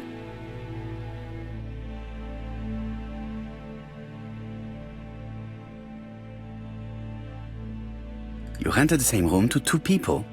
Very profitable, but quite illegal. But I didn't harm anyone. I was only helping everybody out.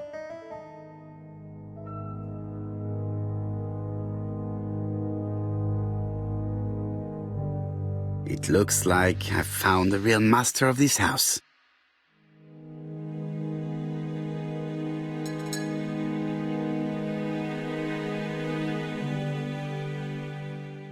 There is no need to worry about the household cat. I'm sure that Mrs. Marbury lets it do what it pleases.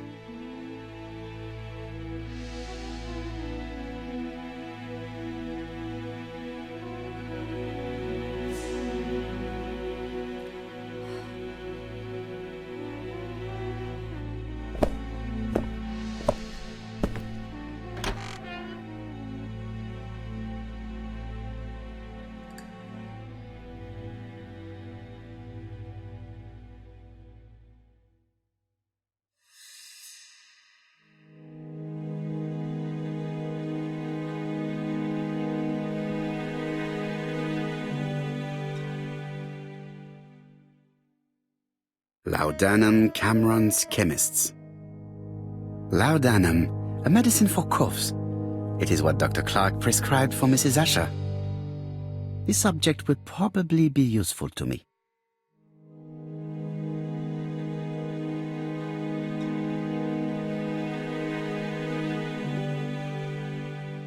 Diethyl barbituric acid, Johnson Company. I know this medicine. It is a powerful sedative. This subject would probably be useful to me.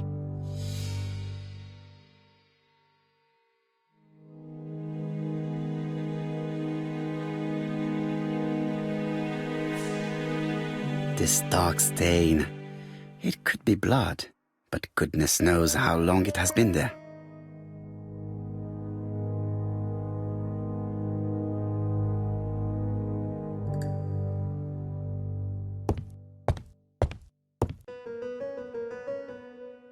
ABC guides, enough to sign about 12 murders.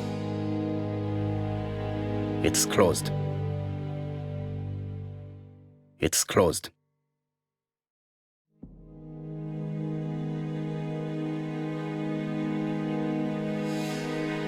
It's closed. ABC guide.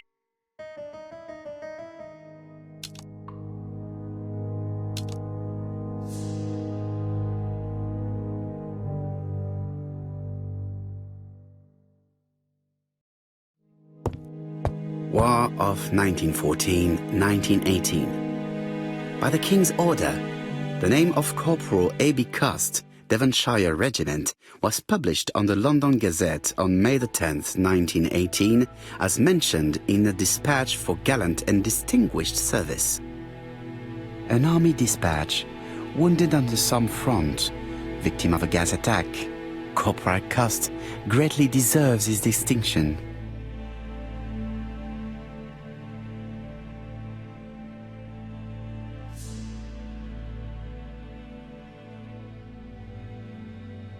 A long-bladed knife, a murderer's weapon. This subject would probably be useful to me.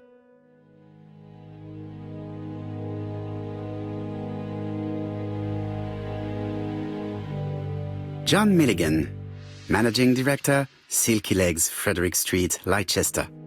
To A.B. Cust, Marbury's Guest House, 1935, May the 21st. Dear Sir, further to our letters dated 5th and 10th of the month, we confirm we are you as door-to-door salesman, according to the conditions stated in our previous letters. We will send you the articles by mail and also a Redfield typewriter you will be using for every business letter. Regarding the schedule of your rounds, please do as following. June 21, Andover. Arrive by train the 20th in the evening and get a room at Station Hotel. Start your turn in the north part of the town.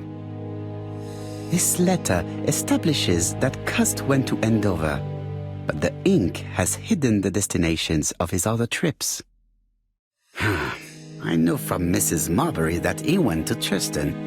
I just have to show that he went to Bexhill, and I will have proved that he was present at all the crime scenes.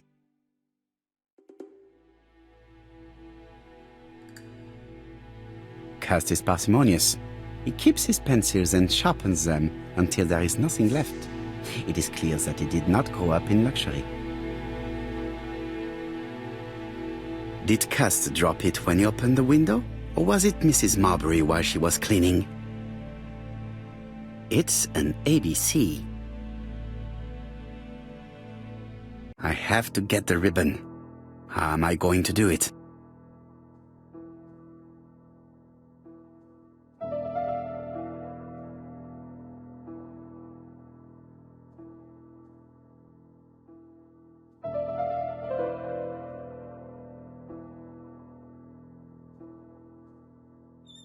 The left-hand heel has been removed.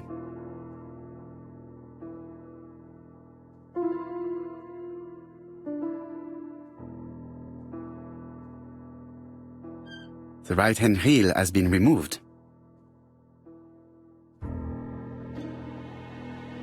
Something is blocking the ribbon.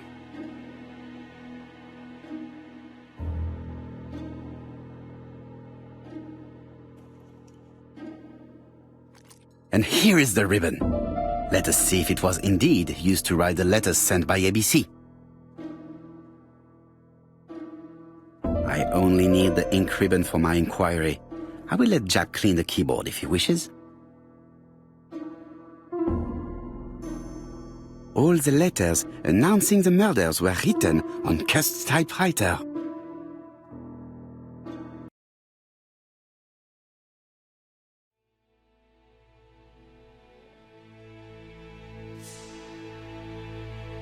How hopeful.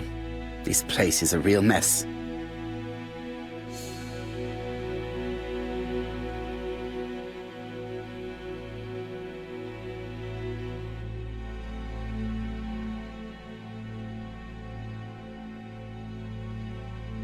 The least we can say that Mr. Cust is not very concerned about order and balance.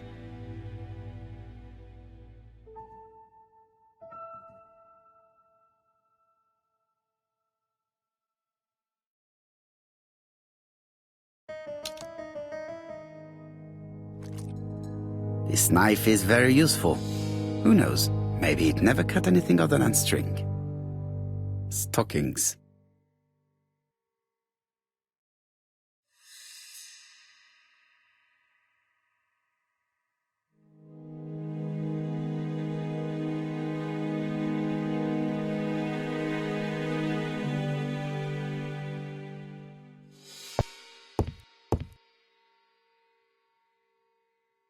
The Bexhill Daily paper, dated from the day of the Bexhill murder.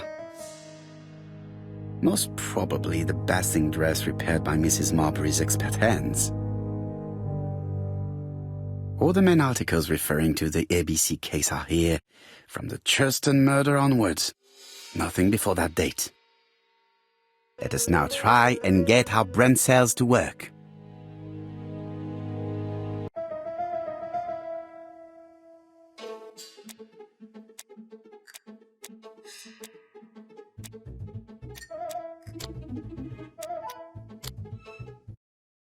The register shows that Cust did not sleep at the guest house on the day of the murder. Where was he? Bexhill. The Bexhill paper reveals it. Cust bought this newspaper in Bexhill on July the 25th. No use continuing the inspection of this room. I've seen all there is to see.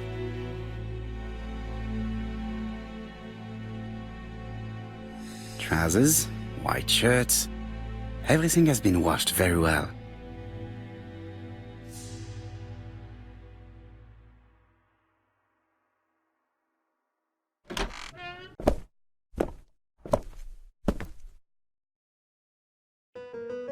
Goodbye, Mrs. Marbury. Thank you for your help. Bye. Ah, Chief Inspector. I was about to leave. Good evening, Chief Inspector. Welcome. Please excuse me, I must go to the kitchen. I'll leave the key of Mr. Cust on the counter. I'm sorry I'm late. I've spent ages with the Doncaster police. And you? I have established one fact. On 3 occasions, Cust was at the scene on the day of the crimes.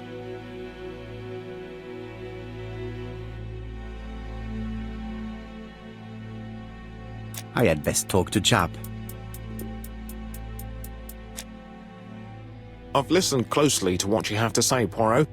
For me, there's no doubt Cust is guilty. Do you have any element that might prove the contrary? That is what we're going to look for. Let us now try and get our brain cells to work.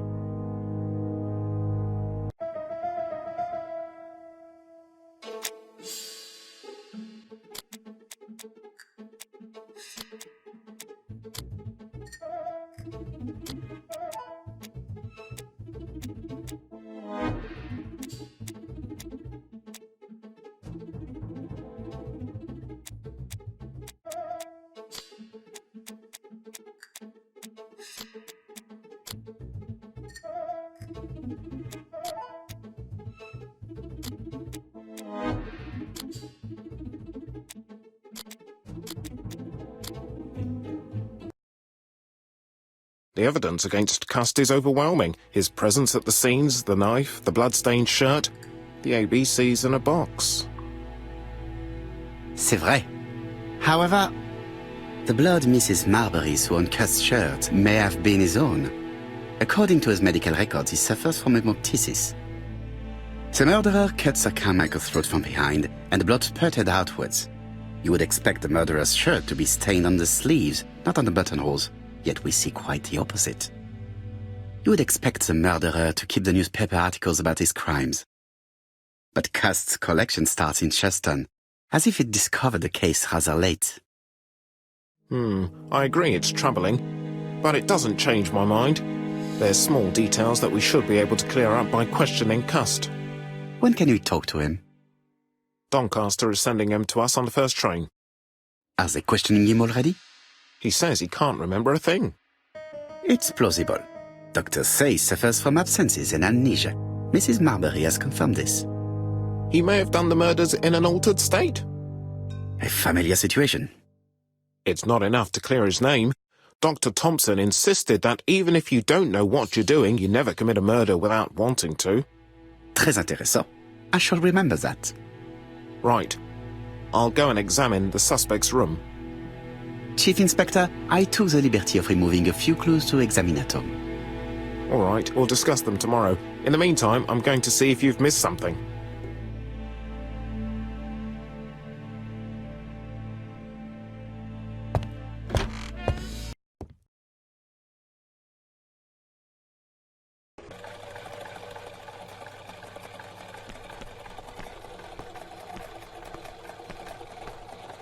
To Scotland Yard, please.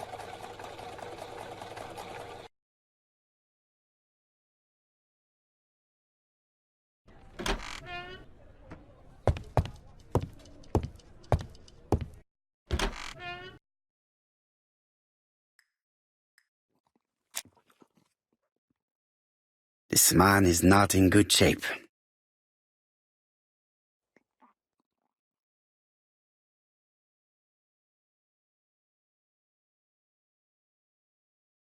He is worried and very tired, and other police have been hard on him.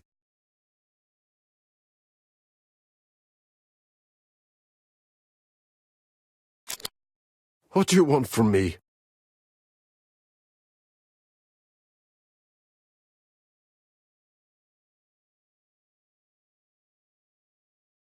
Good day, ABC. Do you know who I am? Someone who's got it in for me. I am Hercule Poirot, and I want nothing other than the truth. Ah, you're the detective.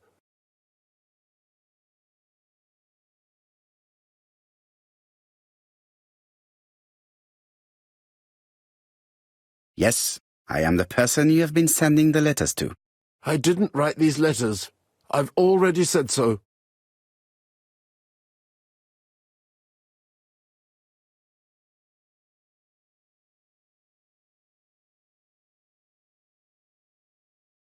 Très bien. You did not hide these letters. But the question remains, who did? Probably one of my enemies.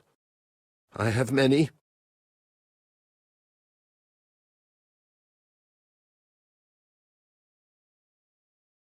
Are you capable of murder, Mr. Cust? All these questions are giving me a headache.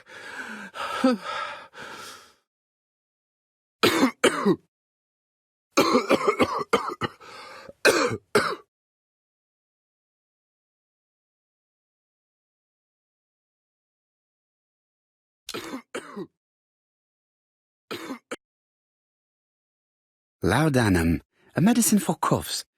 It is what Dr. Clark prescribed for Mrs. Asher.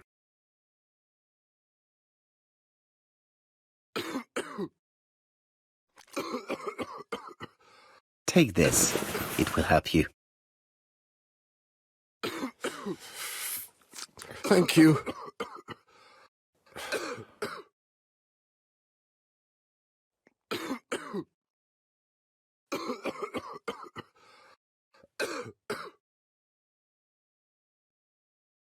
Oh, good God, my shirt is covered in blood again. Bon. I now know where the bloodstains Mrs. Marbury saw came from. Are you well enough to speak? Yes, I feel much better.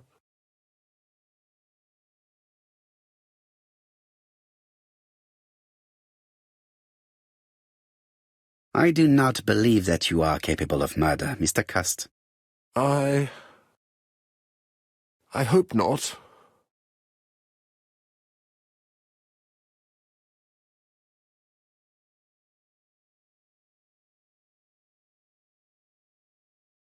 You suffered during the war. It's true. I was wounded. I suffered. But the army was the only place I didn't feel inferior. No questions. Just orders to follow. But ever since you were wounded, you have absences, bouts of amnesia. And headaches. Professor Clark treated you. Yes, a few years ago he really helped me with my burned throat.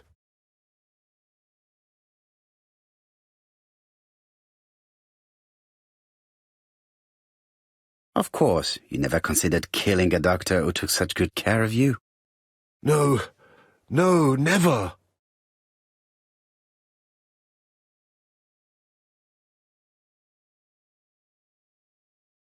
Do you deny being at the scene of the crimes? So? There was no harm in being there. It was only for my work. You were seen at all the crime scenes. Yes, I was. I travel a lot, but not for pleasure. I am terribly unwell in trains. But I had to respect my engagements. My employer gave me very precise written instructions about the towns I had to visit. Let's see. The company you claim to work for, Silky Legs, has never heard of you. And as for these letters they sent you, they were written on your own typewriter. The company sent me the typewriter when I started working for them. Yes, but the letters were received afterwards.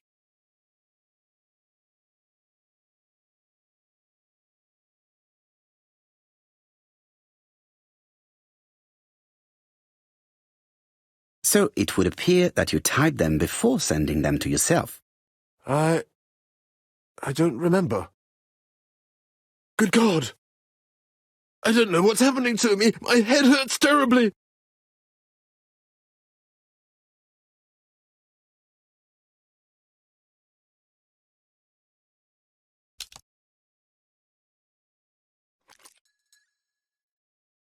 Take this. It will help you.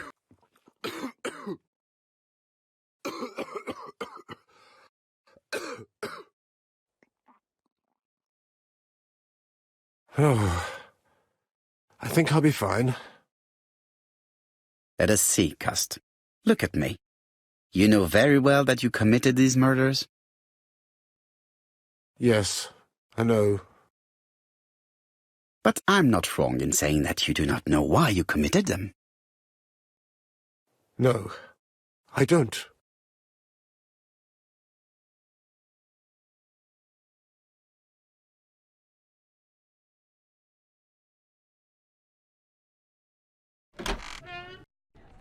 And what conclusions have you drawn? Plenty. It might help us to understand him a little better. Let us now try and get our brain cells to work.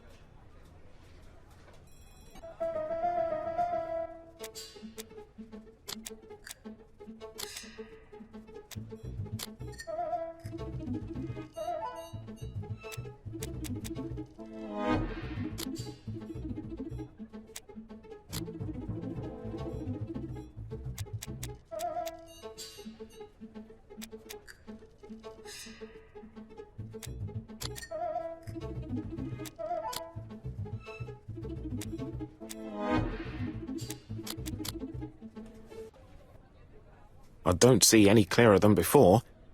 This is worse. There is one point to highlight. C'est curieux. Cust admits that he killed, but he does not know why.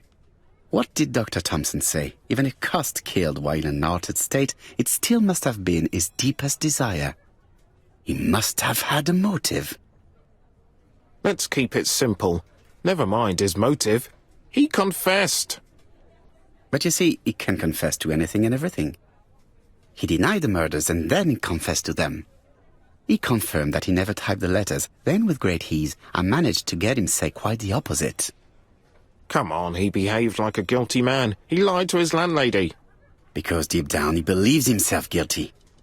From the papers, he noticed that he had always been at the scene of the crimes. He must think that he killed and then simply forgot what he had done. How can you be so sure?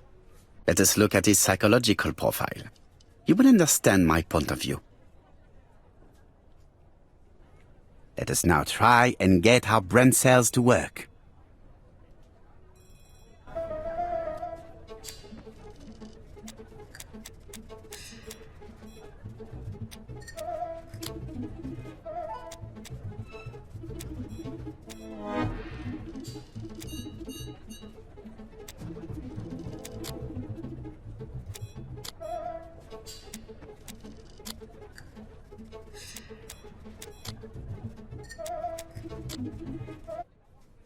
You see, Cust's character is quite the opposite of the murderer's.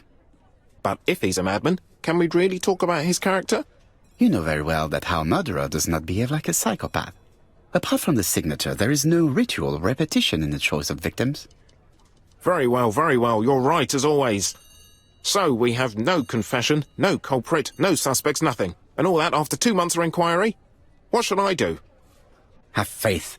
Just give me 24 hours.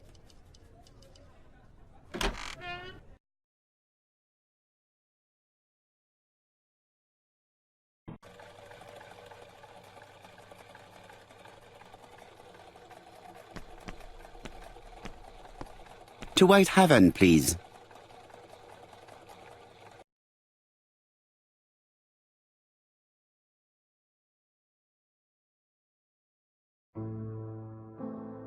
Cust's arrest is a great success for you, Poirot.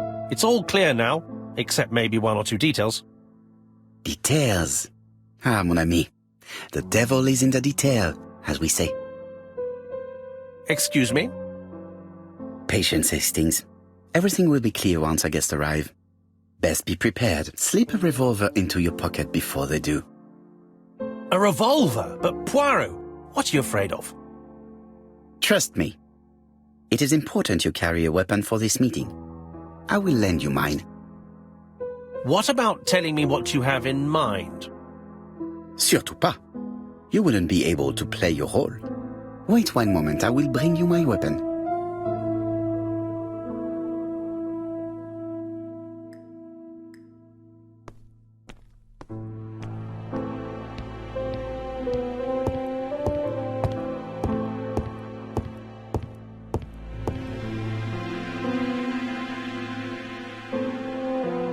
Daily Flicker, September the 11th, 1935. ABC affair, Terminus Doncaster, Japp and Poirot arrest the killer. A.B. Cust is the name of the alphabet murderer. The police have arrested him in a hotel in Doncaster. He was preparing to kill his 4th victim, Mr. Dick Dudley Dunbar, the establishment manager. Mr. Dunbar owes his life to the miraculous intervention of Inspector Chap of Scotland Yard and Detective Hercule Poirot. The Lancet, September 11th, 1935. General Medical Journal. The alphabet murderer is not psychotic, according to Professor Thompson. In an early issue, we claimed that the alphabet murderer was not psychotic. Our assertion has just been confirmed by Professor Thompson, a Scotland Yard expert, who has spoken to the prisoner at great length. Not all obsessional killers are psychotic, he explained. It is true that Kirst has a disturbed personality and memory disorders. But his amnesia, whether real or pretended, does not alter the fact that he was perfectly lucid at the time of his acts. Therefore, he will not escape punishment.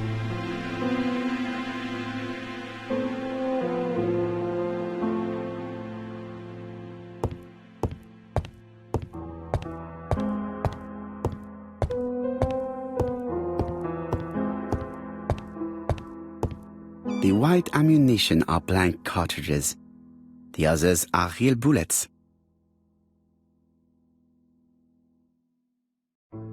The revolver is loaded with real bullets. I still have time to choose blanks. The revolver is loaded with blanks. I still have time to choose real bullets.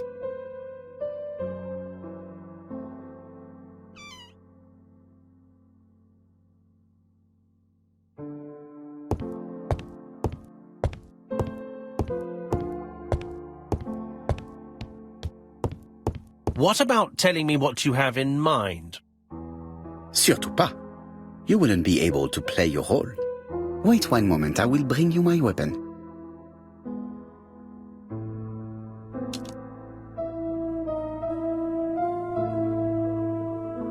My revolver is loaded. I now have to give it to Hastings.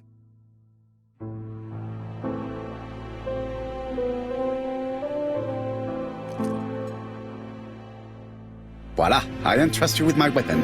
It has hardly been used, it is almost new.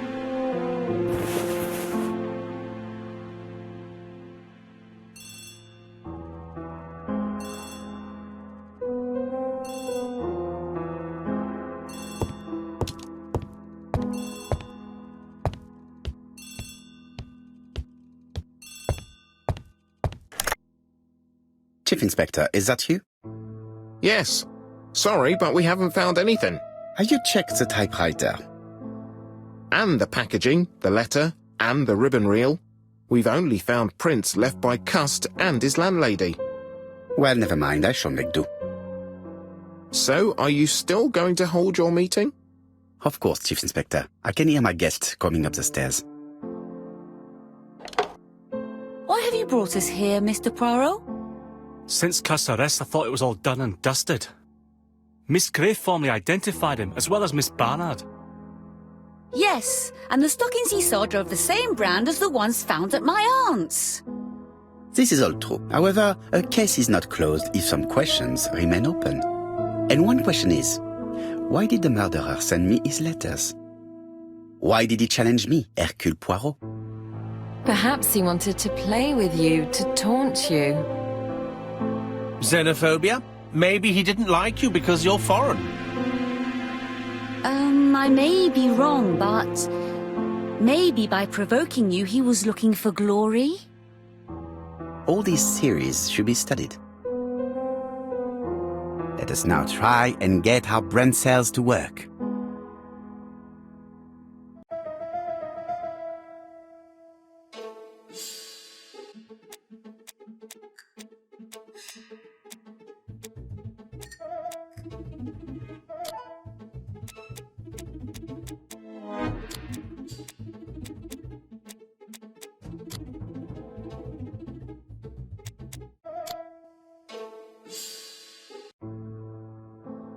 Is everything clear now? You might like to explain your reasoning again. Of course.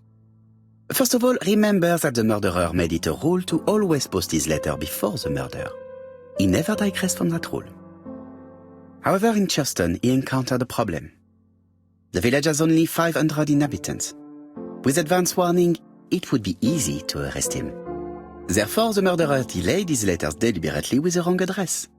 The plan wouldn't have worked if he'd sent it to Scotland Yard or the papers because everybody knows their addresses. The mistake would have been corrected and the letter would have been on time. That is why the murderer chose me as the recipient. Because for his plan to succeed, it was necessary for at least one of the letters to have a wrong address and get lost. It was very cunning. Absolument. It is a very subtle plan.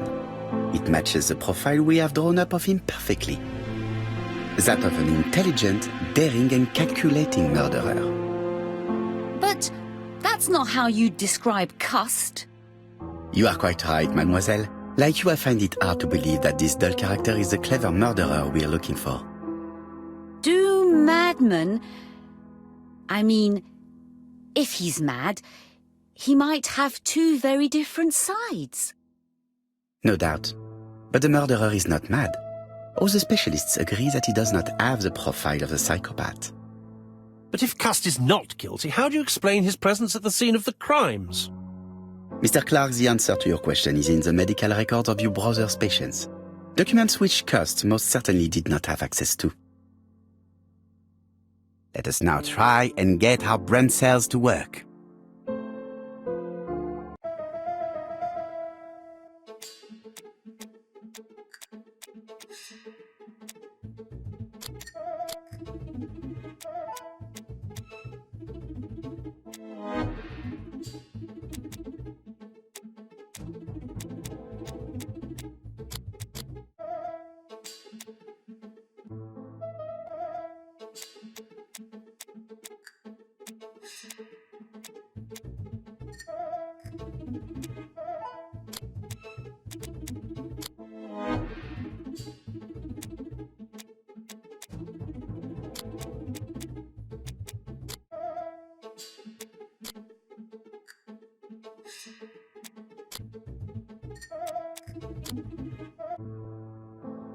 Dr. Clark's patients' records provided a very useful list of potential victims, sorted by alphabetical order. The killer definitely used it, explaining the fact that all the victims were former patients of the doctor. It is this fact that clears Cust once and for all, because he never had access to these records. So how did he happen to be at the scene of the crimes? Either the murderer sent him there, or Cust was following him closely. Cust's highly suggestible nature leads us to the second hypothesis. The murderer was manipulating him. He systematically sent Cust to the towns where he was going to strike, so that the suspicion would land on the poor man's shoulder. That's evil. What sort of killer could have such a plan? And what would he gain from 3 completely different murders? Indeed, it seems unlikely that the same murderer committed all the crimes. What should we take from that?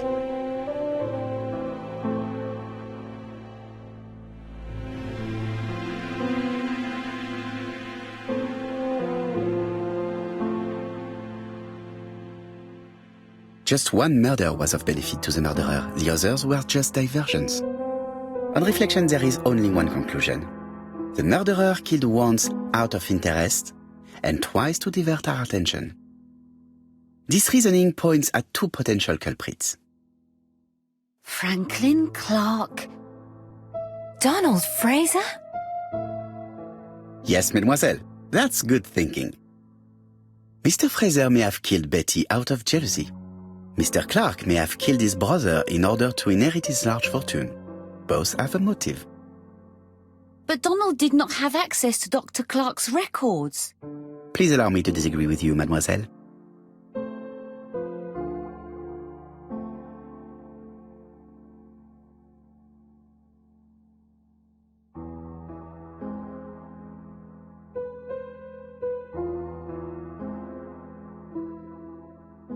Donald, too, has been treated by the doctor. You're quite wrong, Mr. Poirot, and it shouldn't be difficult to prove. Oui, please excuse me. It was a slip of the tongue. This is what I wanted to say. Donald, Sir Carmichael was one of your firm's customers. We found a surveyor's report among his papers that proves it. It doesn't prove that I went to Comeside. You could have done it. And you may have used the opportunity to take a look at Sir Carmichael's records. Do you think I'm guilty? You or Mr. Franklin Clark? That's ridiculous.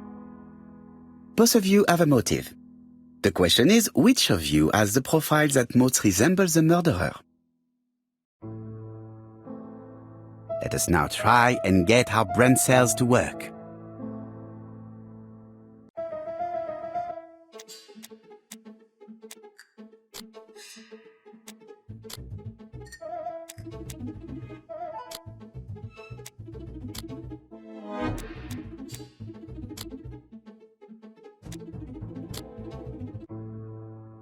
Ladies and gentlemen, Donald may share many character traits with the murderer, but he does not have his cold indifference. He has a temper.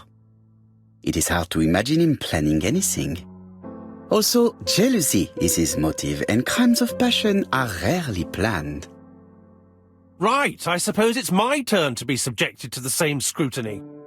Absolument, Mr. Clark. Let us now try and get our brain cells to work.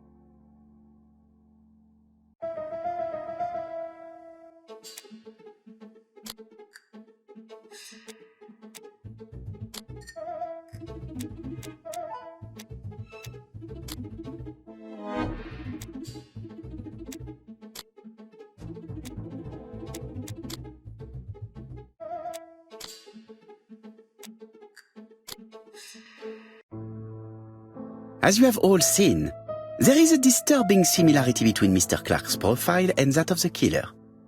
In actual fact, it is exactly the same. Mr. Poirot, your psychological studies are interesting, but your conclusions do not add up. Why would I have wished my brother's death? The inheritance is lawfully mine. I just have to wait. No, you had to act quickly.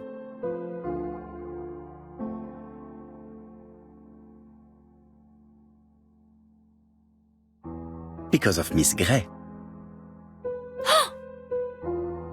Mademoiselle, although you haven't been telling the truth, there is no doubt in my mind that you would have found a way to marry Sir Carmichael after Lady Clark's death. For you, Mr. Clark, it was a disaster. If Miss Grey had children by your brother, you would not have inherited a thing. You realized the danger after reading several letters from Comside, especially one in which your brother opened his heart to you. So you hurried home from China, and you took action. In truth, Cust was no more than a puppet manipulated by the real culprit. You, Mr. Clark. Such an imagination, Mr. Poirot. In fact, nobody manipulated Cust. The famous instructions he received by post. He wrote them on the typewriter. We know that for sure. Oh no. You know perfectly well. That is not true. Eh bien voilà, light has now been shed on the ABC murders. Your theories are ingenious, but you haven't any proof. One point to him. For the moment, I have no material proof. Either I admit to it, or I bluff.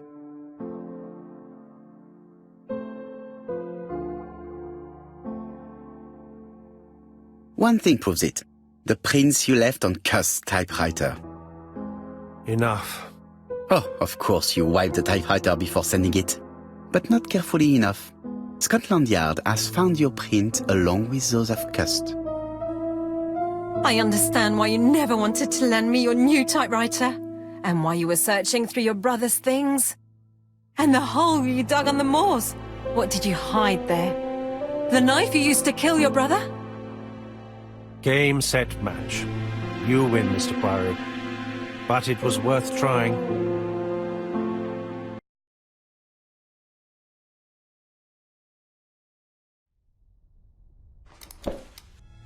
Don't come near me! I'll never let you take me, Mr. Poirot!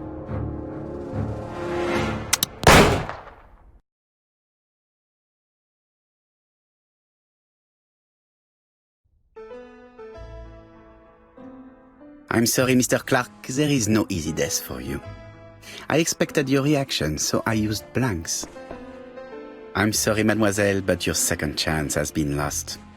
Franklin Clark will never inherit his brother's fortune.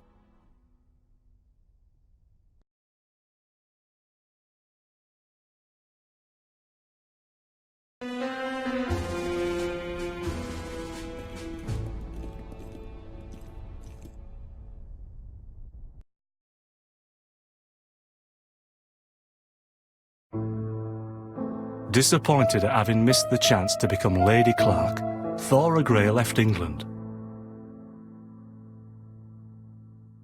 Donald Fraser and Megan Barnard married.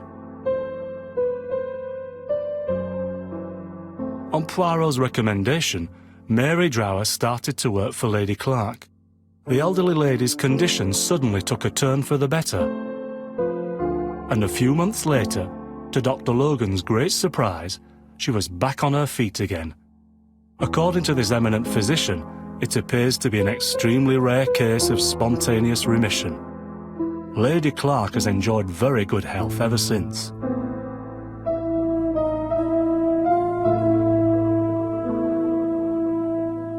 Journal of an Innocent, the incredible story of ABC. As for A.B. Cust, after being advised by Poirot, he made a great deal of money by selling his story to the press. And as for me, and with business booming, the Black Swan has become the #1 tourist attraction in the whole of Yorkshire, even more popular than York Minster.